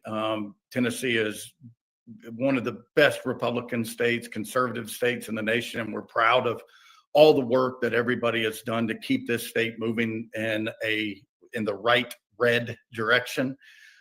We've had several successive election cycles in a row, and it really comes down to everybody, all the volunteers and donors, that everybody participates in the political process. One of the things that I know that every state party struggles with is how to get new people involved in our organization. So, for example, in the state of Tennessee, we have 95 counties. In those 95 counties, we have 95 county Republican parties. Each of them are governed by as few as 5 different officers: a chair, a vice chair, a treasurer, an assistant treasurer, and a secretary. Those are elected right after the elections in November. So we call that our reorganization season. It lasts from January 1st through April 15th, where any bona fide Republican across the state of Tennessee can show up at their reorganization meeting and have the opportunity to vote for their county party leadership. So that took place earlier in 2025. We still need people to be involved. We do a great job on the tngop.org website, which is our main portal. If you go to that website now, you can find which county in Tennessee you live in, who the county chairman is, what is their address, what is their email, and what is their cell phone number. So you can connect. Don't be shy. Call the party chairman. They're always looking for great people to be involved. If you find, there's another page that we've identified when all the county parties meet. Most county parties meet once a month, so there's an opportunity to swing by, grab something to eat, mostly at a restaurant or maybe a courthouse, where you can begin to introduce yourself to some of the local folks. And then finally, most of the counties have adopted a Lincoln Reagan Trump Day dinner, where it's an annual event that you can purchase tickets to. And of course, everybody loves to see new people show up at those. So we're what we call it our dinner season. Because the reorganizations took place in the first quarter, we will be having Reagan Day dinners, or Reagan Day, Trump, Lincoln, all the way through to December of this year. Because in Tennessee, this is the way that we do it. This is the season that we're in now, is that we have all of our local elected offices. So everybody from your sheriff to your county commission to your county mayor, executive, trustee, all the courthouse positions that serve you locally. Those races are really beginning to start. The first day to be able to pick up petitions is December 22nd. So you're beginning to get a lot of people. School board is a big one as well. I would encourage everybody to jump onto a campaign. I talk about this all the time. When you effort and volunteer for the presidential campaign, it's tens of thousands of volunteers knocking on doors in battleground states. But as a Republican Party, we believe that the government that is closest to you is the one that really deserves a lot of the attention. And unfortunately, when you're running for school board, you're running for county commission, you get absolutely no help from your friends. So this is a wonderful time, particularly in the state of Tennessee, where you call up your county commissioner and say, hey, I like what you're doing. You haven't raised property taxes. Our government has no debt. We want to make sure that I want to see you get reelected.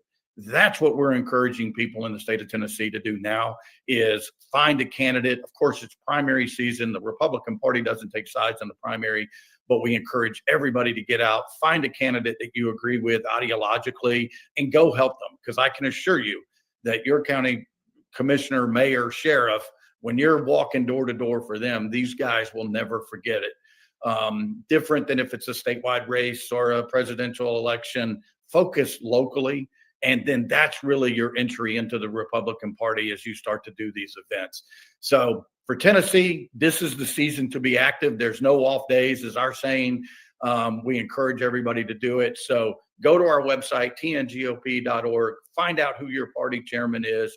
Over the next 90 days, you will begin to see candidates start taking petitions. Find out who your local elected officials are.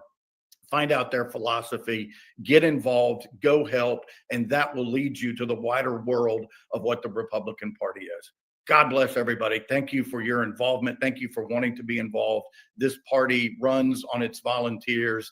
And if we keep doing that, we can continue to make America great once again.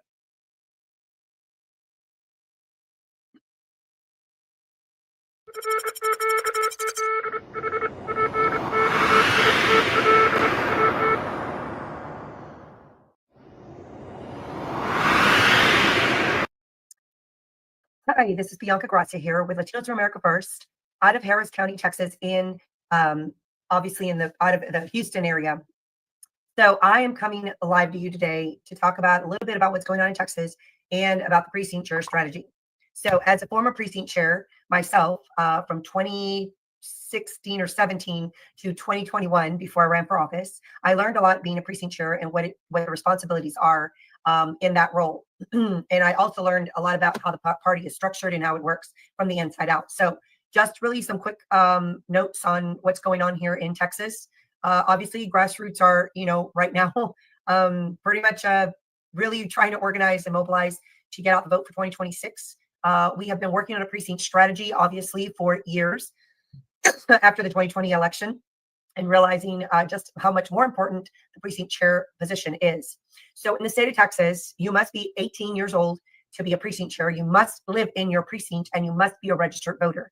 Now, if you're not a registered voter, there is where you can actually sign an oath of affiliation to whether it's a Republican or the Democrat Party, and that alone should help with becoming a precinct chair. Now, there's two kind of ways to become a precinct chair in the state of Texas, and that is through a vacancy committee.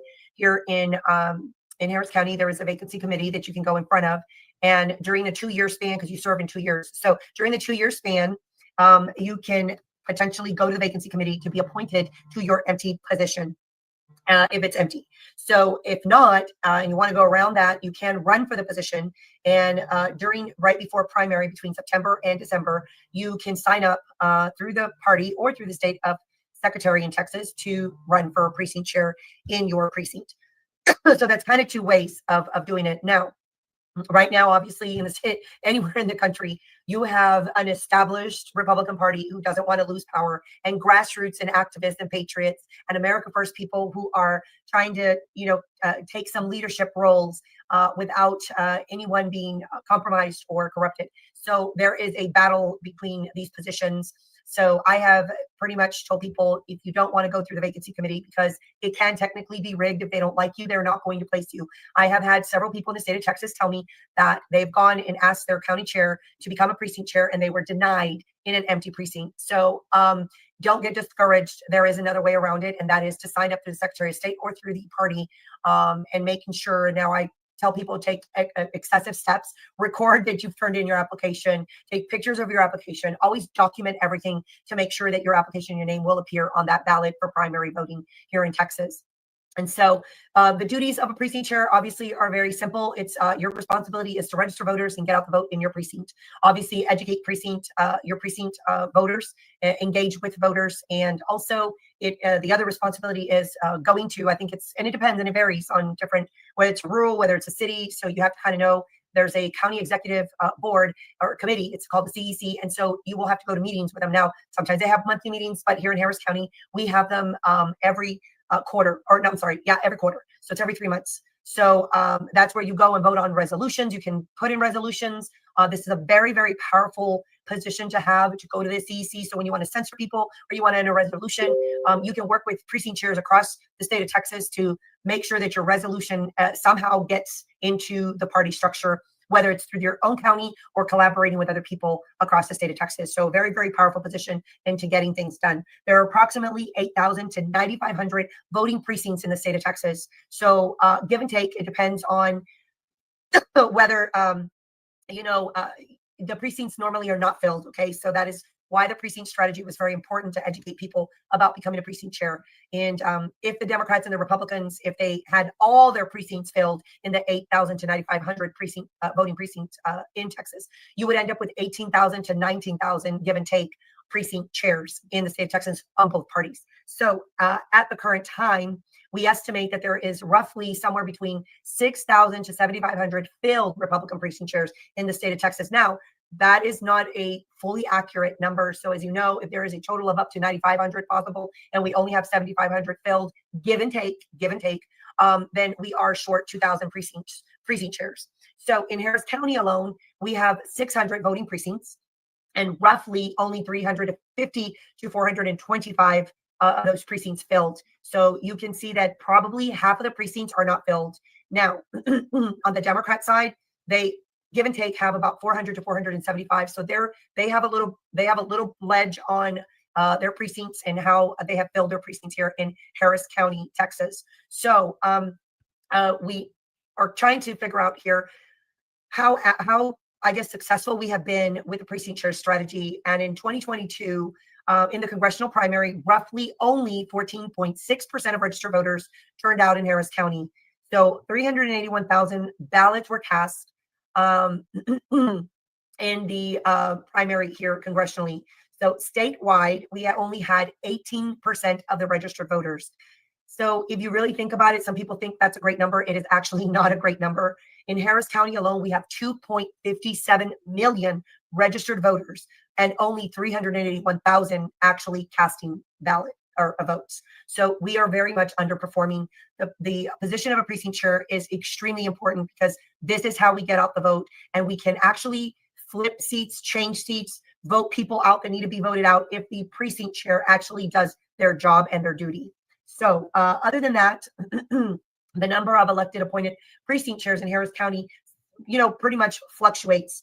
And so depending on, the appointments or not. So if somebody leaves, the vacancy committee may try to work hard to fill that position, or maybe they get another one filled. And so it kind of goes back and forth. And we always, for some reason in Harris County, as long as when I was a precinct chair to now, somehow this number magically, we never, ever, ever reach capacity, and we are always half full. So what does that tell you? Lots of things. Either the party is failing itself in educating precinct chairs, keeping them engaged, or pretty much recruiting precinct chairs. We are not doing a very good obviously we're not doing very well in holding our precinct chairs. So even when we get precinct chairs, some precinct chairs try to go in there to cause change, and the structure of the party is they don't want to lose power. So one of the most important things that we have been telling precinct chairs is you've got to learn Robert's rules, because when you go in there and you try to effectively make change, they will use Robert's rules against you. And if you don't know Robert's rules, then you're not going to get very far, and you get discouraged, very discouraged. Some of our brand new precinct chairs have gotten discouraged and walked away because they find out that they feel that they're in a very losing battle. Now, instead of just walking away, I strongly suggest that people who want to get involved here in Harris County is that you somehow form an outside committee of the party, recruit as many precinct chairs, as possible in all of the open precincts, and then find people to challenge the ones currently in office, and then have them register to run.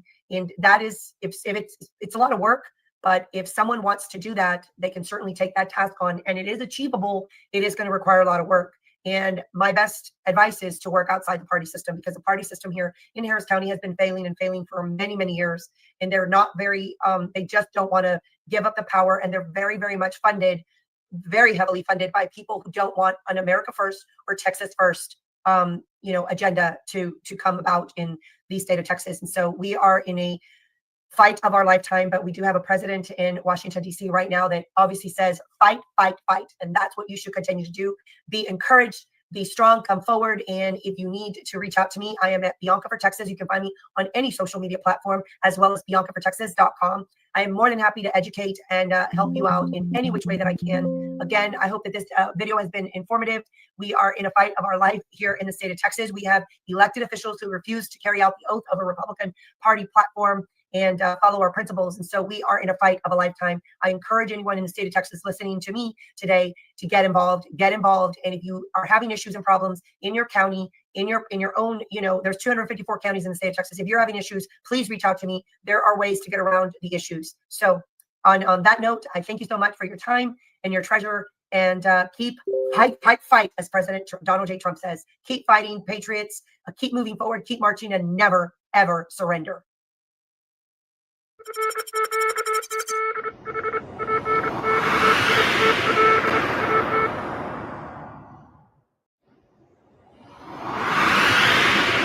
Hello, my name is Tina Horlocker, and I am from the state of Utah. I live in Davis County. I've been involved with our precinct strategy, if that's what you want to call it, for well over 2 decades. I started out at the precinct level. I've worked up to the state level. I've held every position, and I'm very familiar with how things work. So I'm going to try to go over this just really quickly. The most important date to remember if you want to get involved and become a delegate or a precinct chair is in March. I cannot give you the exact date for sure. I'm currently on the state central committee. That's where we make that decision, but we have not set the date in stone, but it is in March when we will have our caucus meetings, where precincts, which are basically neighborhoods, you will go to your caucus meeting and you will get nominated. If you'd like to be nominated, you can nominate yourself, have someone else nominate you to become a delegate. Upon getting elected, there's 2 kinds of delegates you can be. You can be a county delegate or you can be a state delegate. County delegates go to county conventions, state delegates go to state conventions. At conventions, we elect nominees for our ballot. If they don't get over 51%, or if it's within a 40 to 60 range, it's above 60, they go directly to the general. If it's below that, then there is a primary. So this is a very powerful system to get good people elected. However, in Utah, we have had something that's come about thanks to our legislature, that they made a law called SB 54. SB 54 is a law that allows people who want to run for election to bypass the caucus and convention system. So this is where delegates can vet the candidates up close and personal. They're accessible to those candidates. They can ask questions, easier to hold them accountable. And some people who are in office don't appreciate this. They don't like to be asked questions. So our law, SB 54, makes it so those candidates can go out and gather signatures. Now, we have tried to fight this in the courts. We did not lose in the court, but they said at that time we didn't have standing because we didn't have an injured party. We do now. But I'll tell you that the judge in the 10th Circuit District Court said, "You mean that Bernie Sanders can go gather signatures and get on the Republican ballot?" And the answer was yes. So this is a huge problem for Utah, and we have spent a lot of time trying to find a solution. And of course, our legislators have no interest in trying to get rid of this law because it's basically an incumbent protection plan. So as a member of the State Central Committee, which is the governing body of the Republican Party in Utah, I'm also on our local executive committee as a Senate vice chair, and I'm on precinct chair, which means I'm on the county central committee of the county party. All of these positions are actually really important because you can make policy that helps us to make sure we're adhering to our principles or our platform, and helping us to make sure we're getting the right people elected. So back to the State Central Committee, we finally have decided that after an extremely corrupt election last year where the governor said he got his signatures, it has since been proven that he did not get the signatures to get on the ballot, yet he's still our governor. And I could go a lot into that. Every state is fighting this corruption, and we currently are fighting that corruption. Our lieutenant governor has said that voter records are not public information. That's actually has a lawsuit right now. That means county clerks are withholding all kinds of election data that allow us to verify anything. So going back to, we have a really powerful plan that can really help us correct a lot of this. And basically what that is we are going to make a bylaw that says, if you gather signatures, you don't get the R by your name. That just solves the problem. They will not be able to have the Republican insignia next to their name. And so can gather signatures, they can get on the ballot, but nobody will know what party they belong to. And so this is how we are going to ensure that our nominees are going either to the primary if we don't have the 40-60 split, or straight to the general, which is what our gubernatorial nominee should have happened last year. Our nominee, who got 67%, and a senator, Trent Staggs, who got 73% against the current sitting senator, John Curtis, went to a primary against John Curtis. So at convention, John Curtis got like 30 or even in the 20%. And because he gathered signatures and he had big money behind his name, he was a former rep, a congressman, he went to the general election and was elected. So if we had this bylaw in place, then he would have not been able to, if he gathered signatures, he would have not been able to go to the primary ballot because he would have not had the R by his name and been on our ballot. The other thing we are going to do is we are going to run our primaries at as close as we can at the convention. Now, law states that The primary election has to be made available to the general public. However, if we narrow the margin, remember the 40-60, if we narrow that like maybe 45-55, then we can almost have a primary at our conventions. And so that is another thing that we're going to do, is we're going to narrow that margin so that we can make sure our nominees get to the general ballot. And doing this, we will be able to turn over a lot of elections really, really fast. We're also doing a lot of other things to end mail-in ballots and stop the signatures, which are huge amounts of fraud.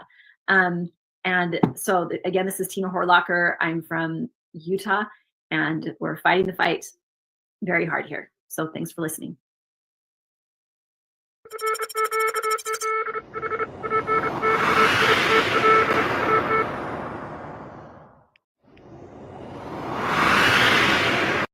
Okay. Hi, my name is Maureen Heck. I'm from Hyde Park, Vermont, and I ran for state senate in 2024 as a constitutional independent candidate against an incumbent that's been installed for over 25 years. I was asked by the GOP to run against him, and as he is voted in by the Democrats don't run anybody against him. So the Republican, he's not a conservative, so I was asked to run against him. So in a 90-day campaign as an independent, I got 30% of the vote. So we shall see next time around. So I was asked to give this presentation about Vermont, which is a very blue state. It's been extremely difficult up here to get people to turn out because of how radical the left is in their cancel culture, and actually even paramilitary activism and protesting, counter-protesting. So what I wanted to say here in Vermont, we don't have precinct strategy. We have state, county, and town committees. Currently, Vermont has 1 state committee, 14 county committees, and we're due to the town reorg this month, it's to be determined how many will be organized. But in 2023, there were 118 unorganized towns. So in total, Vermont has 247 towns. So about half of our towns are not organized. So that's one of the challenges that we face. Also, we don't have PCs, precinct strategy slots, in our town and county committees. Vermont does have 2 other committees, being the Young Republicans and the Vermont Federation of Republican Women. Those organizations are active. They meet monthly, and I am running for chairwoman of the Vermont Federation of Republican Women, which is a national organization as well. In 2022, the Republican U.S. congressional primary in Vermont was the Republican Molly Gray versus Becca Balint, the progressive, which Becca did win. And so the percentage of registered voters was the turnout was about 26.5%, which was 134,000 votes. It was an open primary, and only 52.2% of Vermonters voted in the general election. And the breakdown was 102,000 Democrats, about 31,000 Republicans, which is not a good turnout, and 600 progressives. So that is another challenge that we have in GOP. Since we don't have a precinct strategy, we do currently have the Americans for Prosperity coming up here to Vermont and helping us with outreach and fundraising events. And Ross Conley is Vermont's contact there. And also we have Turning Point USA currently opening new chapters in Barry High School, and the recruiting operations are underway in Vermont, and our contact there is based out of Upper New York State. So that's very exciting. I met the young gentleman that's the chair of Barry High School, and the high school in Barry rather, and he is now going to be joining our GOP events. So this is very exciting. He's going to get a lot of guidance. So what needs improvement in the challenges here in Vermont? Well, we're looking at the challenge of organizing the 108 towns in the state of Vermont, identifying, who would be interested. And since our town organization is happening now, it happens every 2 years, we have that window now to identify and get people interested for the next reorganization. Also, since those folks are not organized. We don't have any justice of the peace appointed to scrub voter rolls and to oversee elections. So that's also definitely necessary. Vermont still has the Dominion voting machines, and our Secretary of State is not complying with the data that the federal government, the Trump administration, is asking for. So our executive branch, the Secretary of State, the Attorney General, and the Treasurer are all progressives, and they absolutely will not comply with anything the Trump administration is asking or executing through executive orders. So it's been very difficult. Also, voter outreach and education on current legislation, finding and promoting candidates to run is another item that we're working on. The GOP struggles with fundraising events here.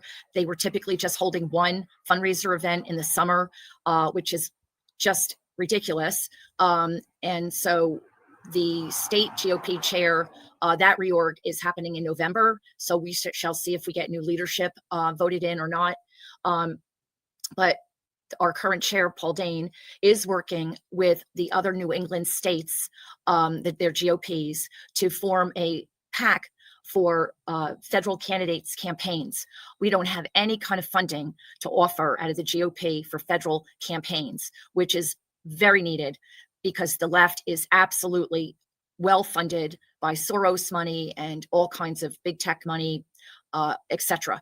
So that is one of our challenges, and we have to start cracking and working on that. So any guidance that Steve Stern's America can offer us here in Vermont would be greatly appreciated. So thank you so much for your time, and signing off from Hyde Park, Vermont. Thanks.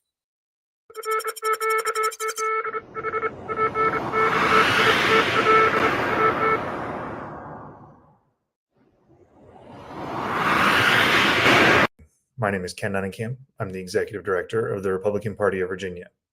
As many of you know, we have an historic governor's election this year taking place in November. We are prepared to elect Winsome Sears, John Reed, Jason Miyares, and our entire Republican ticket up and down the ballot. Early voting has already begun. Absentee ballots are already being sent in, and we have just over 40 days until the election. This is going to be a critical one. There are a lot of key issues on the ballot this year, and the Democrats' radical agenda is poised to do harm to the Commonwealth. So that said, we need your help. If you live in Virginia, there's a few ways you can get involved. Step 1, join your local committee. On our website, www.virginia.gop, you will find a link that has contact information for your local unit. Get involved today. Go to a meeting, sign up to knock doors, join the GOP. Number 2, you can reach out directly to us at our Virginia Victory program, also found at www.virginia.gop, where you can sign up to volunteer, knock doors, make phone calls, help host an event, put out a yard sign. Anything you can do helps. And number 3, you can contact one of the campaigns directly. My recommendation would be to go on their website, whichever campaign you'd like to volunteer directly for, and sign up today. We've got tens of thousands of people across the Commonwealth out helping us get elected this November, and we need your help too. Now, if you don't live in Virginia, there are still a number of ways you can get involved. For starters, we're running a massive national phone bank effort that is allowing folks from other states to contact Virginians who may not be planning on voting this year and urge them to get involved. So sign up today. Send me an email. My email is ken@virginia.gop. and we'll get you plugged in right away.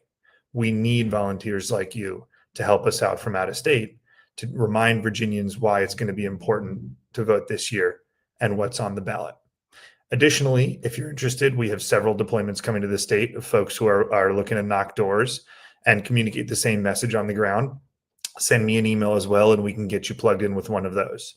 Again, my email is ken@virginia.gop. Look, folks, last year was a monumental win for all of us. And the most important thing we can do for the next 40 days is try to replicate our success by electing Winsome Sears, John Reed, and Jason Miyares, as well as our entire Republican ticket. But we can't do it without your help. Please sign up today to help us out.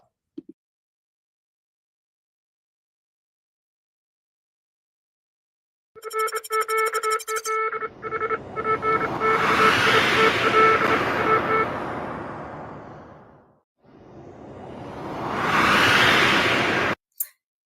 I'm Robin Balcom.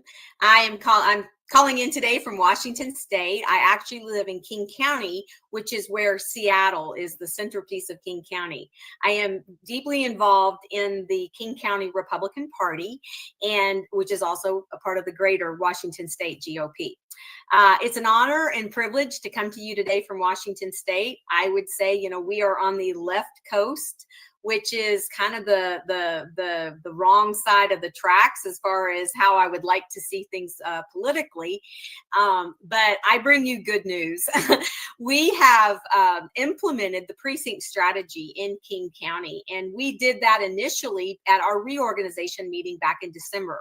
And what we did is we whipped votes. We took on a military strategy using our precincts and using our precinct committee officers, which is what a PCO is. And we whipped the votes for a slate of We the People. And we, in a nutshell, we ousted the establishment leadership. Some people would call them rhinos. I prefer not to call names, but it was out with the old and in with the new. And so our new King County Republican Party, which is called KCGOP, is led by America First leadership.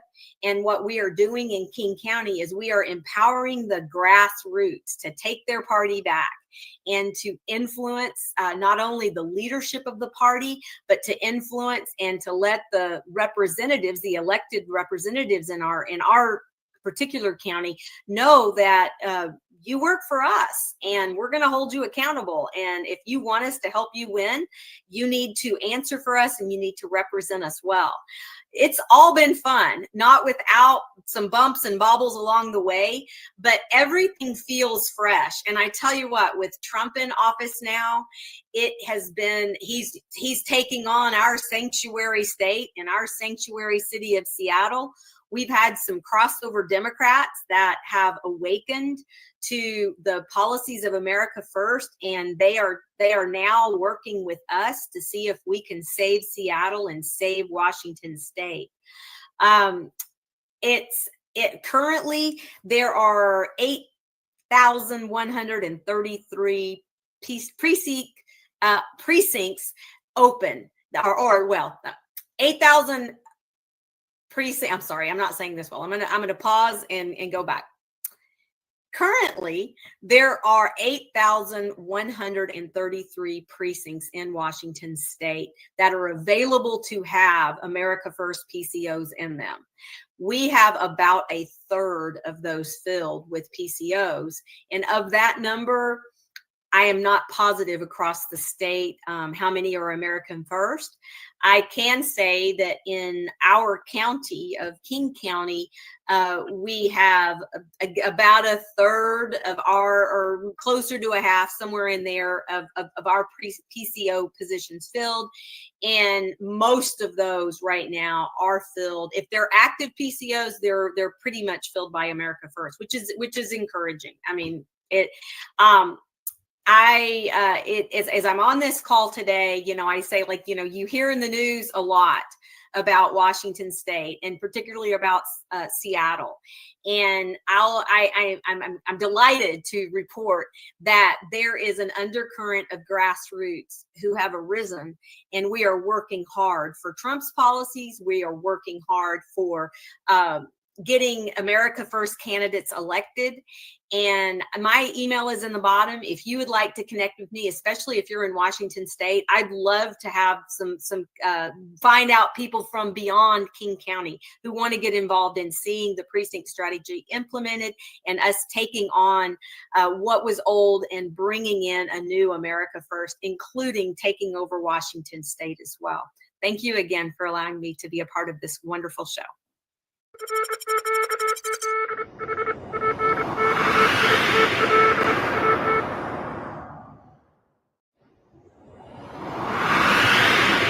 Hi, I'm Ed Fisher, and Steve Stern asked me to give an overview of what's happening in precinct strategy in West Virginia, so I'm happy to do that. But I'm certainly not an expert in precinct strategy. My main focus is on election integrity, and I have a group, Citizens for West Virginia Election Integrity, and we're one of the grassroots groups in West Virginia. So let me just introduce what's going on here in West Virginia. Of course, precinct strategy is a grassroots political movement, and there are many grassroots political movements in West Virginia. Right to Life, very strong Second Amendment group, MOVCAC, Bay State of West Virginia, and Citizens for West Virginia Election Integrity. I'm sure I'm leaving many out, but those are some of the main groups. So with regards to precinct strategy, where we try to get people in executive committees throughout the state, West Virginia does not really have a formal precinct committee situation in statute, right? But it does have in statute a number of districts. So those districts are one, the county, and in the county, rather than precincts, there are magisterial districts. And then we also have congressional districts, senatorial districts, delegate districts, and state as a whole. So there are active efforts to get people on those executive committees, and I'll talk about that in a minute.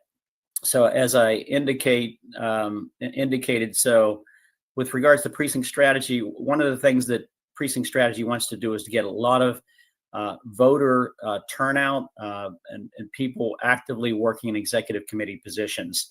So these grassroots groups that I've mentioned are very active in terms of getting voter turnout. I did some research with regards to vacancies in West Virginia. So for the GOP, the committee members by district, in the county districts, which are the closest, of course, to the grassroots, there are 974 magisterial positions, and of those, about a fifth are actually vacant. And then congressional districts, we've got about half out of the 104 that are vacant. Senatorial districts, not quite half, 55 out of 128. Delegate districts, 90 out of 156. And then the state has no vacancies in terms of the entire state. So overall, total executive committee members in West Virginia are 1,430, and about a third of those, 425, are vacant. So what's happening to boost the grassroots engagement and these members? So I reached out to the state GOP. They're very actively working to fill the vacant committee positions. And we just had a new GOP state chair and executive directory in the past month. And so I have a statement from them, and I'll show that in a second. Then I just wanted to highlight a couple of the grassroots groups that are working on grassroots involvement and voter turnout. MOVCAC is one. They're across the state. They have many chapters that are driving grassroots efforts for a number of citizen priorities, including voter turnout. And then the group that I'm involved with, Citizens for West Virginia Election Integrity, we're also a statewide group of volunteers, volunteer citizens, and we're doing our best to increase voter turnout by improving trust through legislation changes in the elections and making them more transparent. So we're very active in cleaning up voter registration, fighting for transparent tabulation of results and decentralization, and basically the ability to perform comprehensive auditing of election results. This is a statement from the GOP. I'm not going to read it, but you can see that they're very active in trying to fill all of those executive committee positions across the state. And then I also reached out to the Constitutional Party and the Libertarian Party. The Constitutional Party, very interested in getting constitutional and America First type people in those executive committee positions. Not as big a representation, obviously, as the GOP, but they're actively doing that as well. And this is their statement. I did reach out to the Libertarian Party. I have not received anything from them yet, but that's where we stand in West Virginia on precinct strategy from the research that I've been able to do and contacts that I've made. So thank you for your attention, and I hope this is helpful to everyone.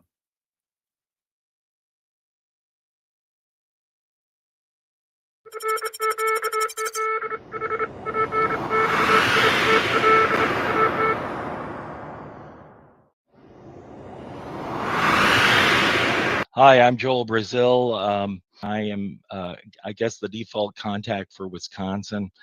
There are a lot of us in Wisconsin that are doing precinct strategy. However, as it turns out, the situation in Wisconsin's complicated, and I'll just tell you a little bit about it. So in Wisconsin, the Republican Party has more or less not been following precinct strategy or for a good while. We have 7,259 wards, and in those wards, very, very few have what we would call over here ward captains. And then we have a total number of seats of, let's see, 2,000, I'm approximating this, 2,557. Those would be the literal precinct committeemen seats, and very few of those are actually have anyone in them. So in terms of the entire state, we're basically totally vacant. So if you'd like to get involved in this, you're certainly welcome to contact me, and we can get into the details. In terms of the counties that do have something going, there are Brown County. They have started ward captains. They have about 20 people who volunteered. Milwaukee County, they have started at the municipal level, and then there's 19 different municipal chairs that they have, and they're going to be having ward captains underneath those. They've just started doing those, recruiting those. In Jackson County, they have committeemen, and they're starting to fill those seats. I don't have a count of how many seats are filled at this point, but underneath those will be ward captains. I'm in St. Croix County, and we have started recruiting for ward captains, and I'll just say I'm one of them.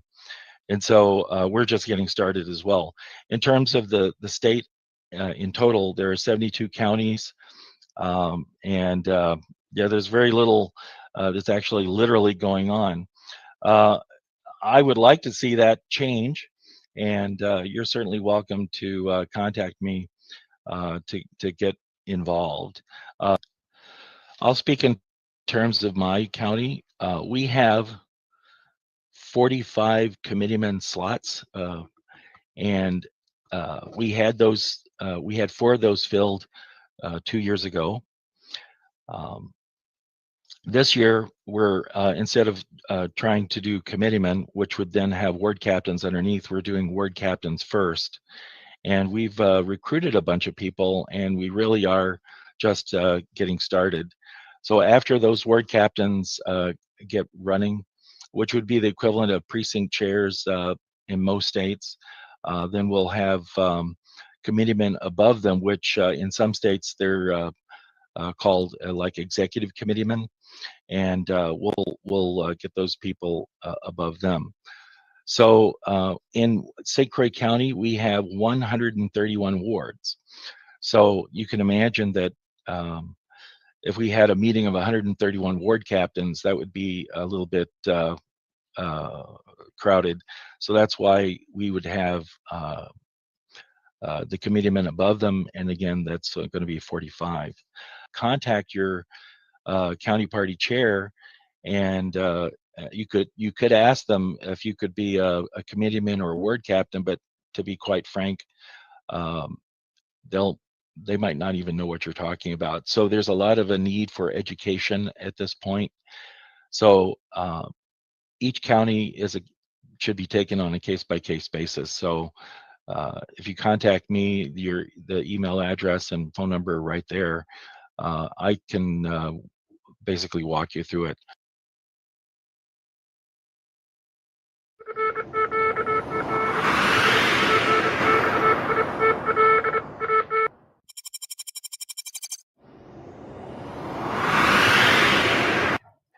Hello, everybody from the great state of Wyoming. My name is Nina Weber, and I am a precinct committee person for 16-1 in Park County, Wyoming. I am the national committee woman for the state of Wyoming, and I am elected House of Representatives, House District 24 in Park County, Wyoming. It's good to have everybody here. A couple of things about Wyoming. In order to be a precinct committee man or woman, you have to be registered as a Republican. You have to live in your precinct or district, and you register every 2 years for election. In Wyoming, we have 23 counties. Out of our 23 counties and county parties, we have about 80% of our people are precinct committee women or committee men. So we have a couple of areas we can improve on. I know in my area specifically, there's a small rural area about 10 minutes, well, probably about an hour and 10 minutes away. It's kind of hard to get somebody to be in that, to get those seats filled and have them drive this far for a county meeting. So when we talk about precinct strategy in the state of Wyoming, a couple of things. We want people to adhere to the Wyoming GOP platform. Our 23 planks are what define us and guide us as Republicans. With the midterms coming up, we definitely want platform candidates to win. The other thing that we try to focus on in Wyoming, or would like to focus on better, some of the counties are doing like precinct meetings or precinct caucuses. And that is when you're a precinct committee man or woman, you don't have to wait for state convention before you host a county or community or neighborhood meeting to talk about resolutions or what rules would be coming up, or even what candidates that you like in your area. You can do that right now. I mean, I think one of the biggest ways to get people involved is in your neighborhood as a precinct person is to say, hey, we have these resolutions coming up. Let's talk about them. Let's see what your ideas are. Do you like how they're written? Do you want things changed? I like that idea. Brings everybody together and you get to know your neighbors. So our constitutional republic encourages the contribution of every American by getting involved in the county Republican Party. And our parties are often the way of most people taking the first step to get involved with the county, with Republican values, and with elections. It could also lead to other things. Once you become a precinct person, you might be encouraged to run for a school board or hospital board or town council. County meetings are the best way to hear what's going on. At our Wyoming GOP State Central Committee meetings, we have a public comment session. What this means is that anybody can come up and talk about anything they want. I kind of like that. And of course, all of our meetings are published and advertised and everyone is welcome. So the biggest part in Wyoming that I think we do very well is what I would call our ground game. Our ground game is the key to winning elections. It's a great way to meet people, to meet your neighbors, and it's a fun way to spend the day. Like if you're going door knocking or you're handing out candidate flyers. Yeah, I'm a little nervous. Or issue flyers or issue surveys. It's a good way to know your neighbors, know your voters, meet new friends, and especially know what's going on in your area. I know for me, door knocking and meeting new people was very valuable in our county elections and our state elections. It's amazing what people think. I like the Republican Party platform. I think most people would agree with that. And guess what? They do. In the state of Wyoming, we're pretty fortunate here because we have a lot of good constitutional patriots out here, and people want good people elected. And it's pretty great if they're your neighbors and you have a chance to meet them. One of the things that I think is unique about Wyoming when it comes to precinct committee men or women, even our commissioners or state electeds or even the governor, is that you might run into all of these people at the grocery store or the gas station or your local coffee shop. When it comes to the precinct strategy and how we want to win for Republican values, that's up to us to get out there and do the work. We have to be the ones to say, I'm going to be on this committee. I'm going to be the one to get my friends and neighbors involved. We know that in most of the county parties, there's a good group of people that have great ideas. They have the time to come up with certain things, but they might not be able to get out there and walk in any of the weather conditions that we have or the temperature conditions that we have in Wyoming. But I can. So that's what we do here. Looking forward to having 100% of our precinct committee seats filled. And I know that with our newly elected chairman and our national committee man, I know that we have a good chance of succeeding with that. And I know that Wyoming has been looked at as, hey, what are you doing now? What are you going to be doing next? And we want to continue to be that leader state and encourage people to register as Republican, to vote Republican, and know why that they're doing it. If you're interested in being involved in the Wyoming Republican Party, please call our Executive Director, Kathy Russell. Her phone number is 307-234-9166, or you can email me. My email is committeewoman@wyoming.gop. I look forward to hearing from you, and I hope everybody has a successful precinct strategy. Thank you. Thank you, everybody. We ran a little bit late today, but I want to thank my assistant, Melissa, who actually recorded every person over the last 2 months. Anthony, my tech guy who fell off a ladder and had to leave early today. He's been working, editing all this over the last month or so since he fell off the ladder and he has a tremendously bad back. Raj, who put this on with me, took a long time. We want to thank Rumble. Rumble put us on the front page. If you go to Stern American Rumble, very simple. You can take that clip after we're finished, send it to everybody, and we'll get millions of people, plus the millions of people that watch it on it. Want to thank Cloud Hub, OBBM Network, Dan Spriligio, the 50 to 100 podcasters who are streaming this today, and the 50 that will be podcasting it during the week because they were on live today. Our next election security call, October the 8th. We want to thank Dan Schultz for coming on, doing a fantastic job. The founder of Precinct Strategy, helped get President Trump to endorse it. Unfortunately, we tried to get President Trump on here. Believe it or not, we got blocked. My friends in the White House tried to put it through, but it didn't happen. So hopefully the next time we'll have it, he'll be able to come on. Raj, are you there? Yes, and again, Raj, we you wanna wanna- just yeah, thank you wanna- you. Yeah, so we want to thank, in addition to the people that Steve thanked, I want to thank you guys for being here. I want to thank Don Schultz for not giving up on precinct strategy. If you want to get in touch with us, please contact Steve Stern at 954-318-6902, 954-318-6902, or email him at sstern1054@gmail.com, sstern1054@gmail.com. Want to thank all the folks from Defend Florida also. Just reminding you, no call tonight at 7. We will be back on next week, Tuesday at 7 p.m. Keep the fight and share ideas you got from this call with people in your life. Thank you, everyone. We'll see you next time. Bye-bye. Take care.